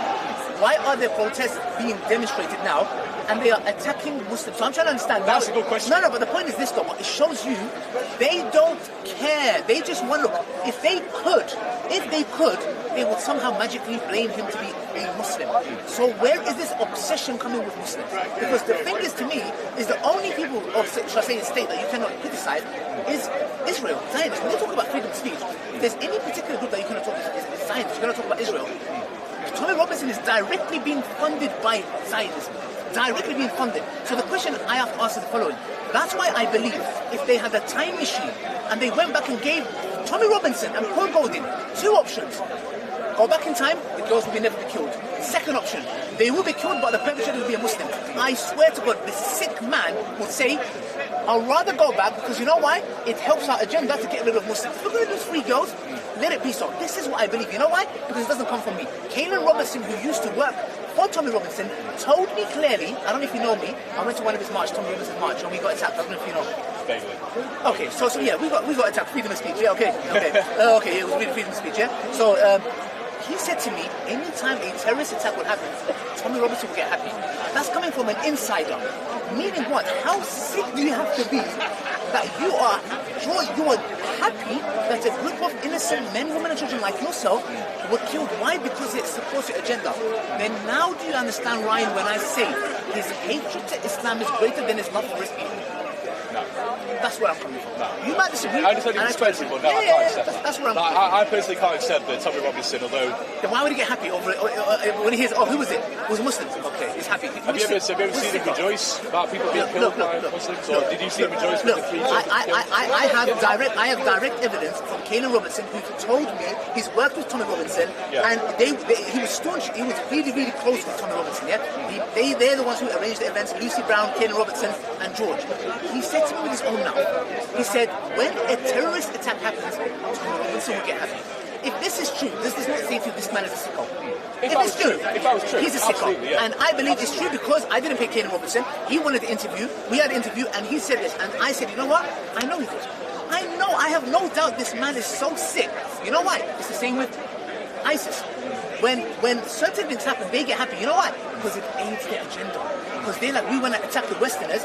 When the Westerners attack our countries, Muslims get aggressive. Yeah. We can brainwash a couple of idiots and get them into our... It works. The cycle continues. Yeah. And who is the one that gets harmed? Ryan and Ali's family walking down the road and getting killed. Yeah. We are the ones that are suffering. While Tommy Robinson is snorting cocaine with the donations that he took and sleeping with prostitutes. Yes, and by the way, he's known to beat his wife up as well. This vile man, he's the one who's in his nice house in a jacuzzi while me and you are bickering or fighting each other. This is what's happening, bro. Yeah, so that's where I'm coming from. And I believe it's clear. For them to now carry, they've got demonstrations happening, by the way, all through August, yeah? And we are being told, okay, we've got tables that we open in Leicester Square, be careful. Yeah. Why have to be careful, bro? The guy's not even a Muslim. He's not even a Muslim. What the hell do you talking about? I think that's one point I do agree with you on. That I don't know why the protests are continuing, even though now we know that this person's not Muslim. I do agree with that. I don't understand that. They hate us. I trust me, they hate us, right? I mean, what's your stance on with the far right and what's going on? I'm not far right. No, I never said you. No, I'm definitely not far right. Obviously, I stand for British values, stand for British culture. However, I would not, for me personally, I would never have gone and attacked any mosque or anything like that. You know, especially without confirming who it is, and even then, I still wouldn't do it. It's not sort of what I would do. And I think the far right are problematic in their own way, but I think they talk about, you know what happened in Manchester with the police officer who kicked that guy's head, yeah? I saw the footage where they were attacking police officers, yeah? And to me, I was like, okay, at the end of the day, they were like, oh, look at these guys, they have a right to get their heads kicked in, they were hitting officers. Okay. Firstly, there's no excuse to kick someone in the head. What they did was wrong, hitting a police officer. They should get dealt with, yeah? Not in that manner, but legally, yeah?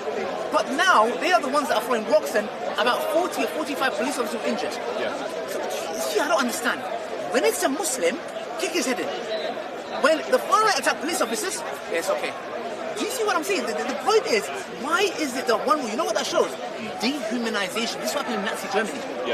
Hitler dehumanized Jews to such a level that when the time came to pull the trigger, people were ready. Because they were seen as cockroaches, they made them look like they are some insects, they are violent. This is what happens. Systematic way of dehumanizing, and that's the reason why, where you have incidents of a Muslim pregnant woman being attacked, stabbed, acid attacks, etc. Why? Because of this. And that's why we're here, to educate people and tell them, what's that got to do with my religion? Grooming gangs. What the flipping hell has grooming gangs got to do with Islam? I'm trying to understand, mate. Look, young girls, whoever they are, being groomed, yeah? Do you really think, I've said this before, if I had a white girl, neighbor, do you really think I'm going to watch a group of Asians, or whoever the hell they are, grooming a girl and I'm going to go, oh, it's fine, it's not one of us. No. My religion tells me to stop evil even with my hand. If I cannot, at least speak out against it, if not hate it in your heart. So my religion says to these rulers, or whoever they are, they were using drugs, not permissible in Islam. Sex outside of marriage is not allowed, let alone rape. So I'm thinking, hold on a second, what's grooming gangs got to do with Islam? I'm trying to understand. And there isn't. And then we look at paedophilia, go to Google and write paedophile, the most pictures that will come, you'll see they all look like Tommy Robinson, middle-aged white man. They're middle-aged white men. Now, am I going to come and say, oh, I'm all the white? No, why would I generalize? There are evil people in America. There's a mass shooting nearly every week. It's some white, deranged individual. Do we come and say, oh, what's the problem? Is it connected to the Bible? No, there are scumbags everywhere. There are evil people everywhere. We're just saying, let's come together and tackle the evil. What they call evil Islam. Yeah. I think, just to finish this point before I go as well, I think the far right would look for any excuse to be angry at something. Yes. Any excuse to be angry at something. And I think they're already angry. They're angry people, as we know. They even beat their wives up. No, Stella. The Stella Jew was known for wife beaters. Their team loses a fight and they're going to take it out on their wives. Not all of them, don't generalise. No. There's some nice ones. So yeah, I like to say, I think the far right looking for an excuse to be angry. They was given that excuse that they were angry. Exactly. It's wrong of them to do that. And on that note, we'll say thank you. Thank you, Ryan. It was a pleasure. You're a very nice young gentleman. Was it here with your wife? You with? Just my friend, Nathan, over there. Okay, watching the way. Just give a shout to your girlfriend. Where's she? Lauren, working in Sudan. Lauren, after Ryan, yeah. What's her name? Laura's my sister. Laura. Oh, sorry. Yeah, we don't want to do that. What's the girlfriend's name? Laura. Yeah. Laura, look after Ryan. He's a young man, as you can see. You never know, he might accept Islam one. I'm joking. And I might do the Islamic marriage for you guys. Please let me know. Yeah. Ryan, it was a pleasure, man. Yeah, take care. Excellent. Thank you, brother. Which one's yours? That one. The green. Thanks a lot. Sorry, mate. Sorry. See, there's evil in every culture, yeah? So, you think it's a good idea to mix all the cultures together and then we can sort all our evils out? So, we've now had a different perspective from Ali Dawa, and I am going to be shutting down in a few moments. So my name is Wendell Daniel, and welcome to StreetMic, and we are coming to you live and direct from Speaker's Corner, and we will be closing down now, definitely, but we will be back definitely next Sunday from 1 till 5 p.m. Every now and then I do go beyond 5 p.m. I have no plans at this moment in time to be live during the week.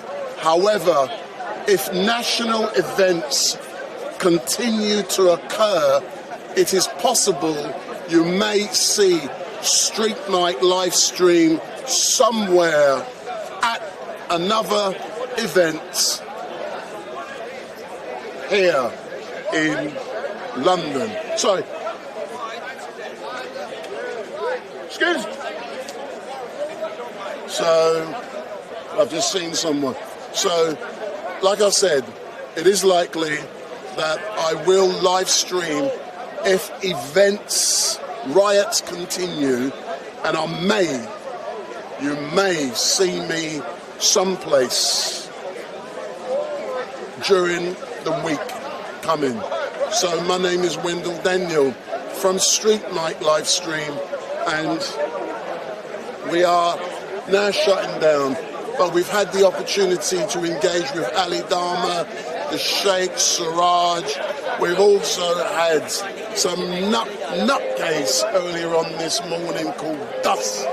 So we saw Dust earlier on this morning, and we've engaged with lots of people, but all I can say is thank you very much for watching. Don't forget, if this is the first time you've seen StreetMic, give it a thumbs up, make your comments down below, share and follow. So we are closing down now, so all I can say is thank you very much for watching and goodbye. So thank you very much for watching and goodbye. We should have shut down at 5 p.m, but we've gone an hour over time, and this is... So I'm now going to have an additional discussion with a gentleman. So this gentleman here, when I started doing my my live streaming video recording. It was something like 6-7 years ago. And at the time, don't be going nowhere.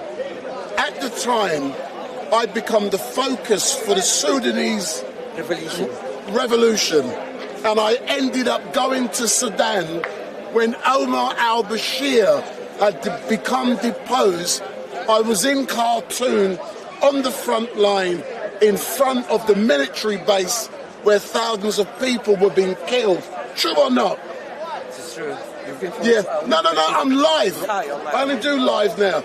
So, sir, let the people know what's currently going on in Sudan, because I was shocked when I heard that the Jungaweed, or whatever they're called, they're running things again. So what's going on in Sudan?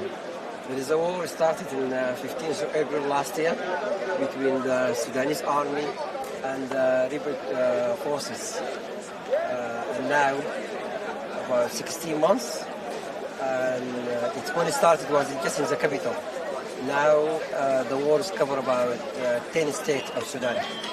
About 8 million being homeless.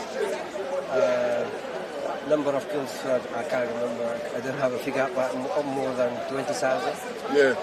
One thing which is shocking for me, you may recall I went to Sudan, we saw everything was coming together. And I saw the biggest protest in Khartoum that I've ever seen in my life. I've been at protests in London, big, million people. In Sudan, in Khartoum, I've never seen nothing like it. I have never seen so many people in one place. It was a very peaceful revolution, even with no any violence of it. Unfortunately, it's ended up with the war now between the two army group on the top of the authority. So your the Sudanese people, they have nothing to do with this war. They are victims of this war. Yeah. So your family, have they had to run to Egypt and other places, or is your family still there? My family, part of them in Egypt, part of them in UAE, part of them in Libya. So what's 8 million? So what has happened, for example, to your property, your land, your belongings that were in Sudan? Yeah, it's been all stolen. Nobody have any belongings. The house is, everything is empty. It's gone. Yeah, it's gone. It's gone. Yeah. Now we are fighting to get one Sudan back. We're not talking about belongings, about properties now, but about lives. And now we are expecting a world more human and humanitarian crisis. We're getting larger and bigger. But I must say, this man, when I first started all of this, what was it, 7 years ago? 2019. Oh, 18, I think. 18. Yeah. 6 years ago, when I started my filmmaking and my videoing, I was doing it for the Sudanese community. But now, things have exploded. Why I mentioned to my cousin that who's coming from me, that man, when he started with us.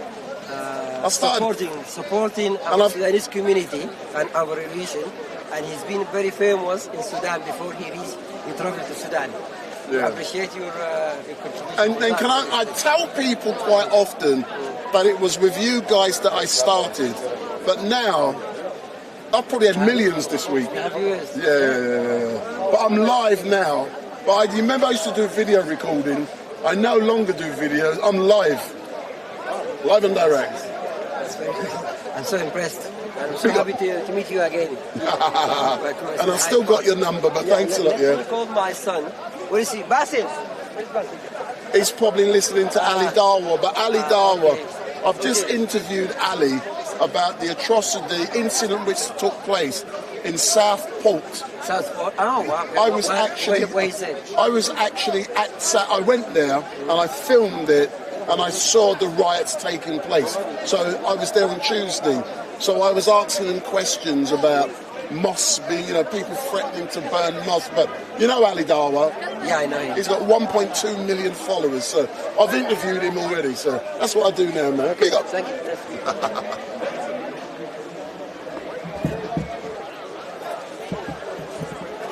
So, like I said, all I can say is thank you very much for watching. We are now shutting down and it has... Excuse me, sir.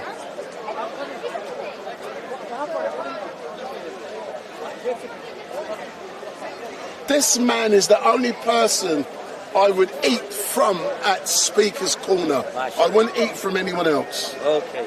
Because they'll want to poison me. I won't poison you. Thanks. You are the goody person. You know, you telling the truth to people. That's what it is. Islam is truth, and you telling the truth. You telling the Christianity, you telling the Judaism, you talking about politics, you talking about everything.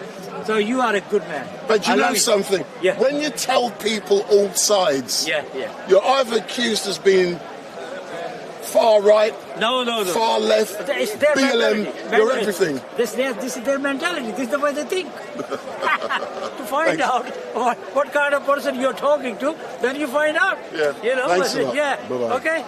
Take care. Excellent. Thanks a lot.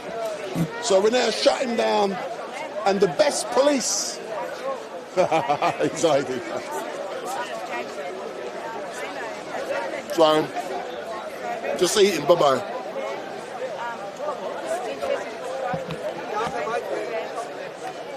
There's spiritual significance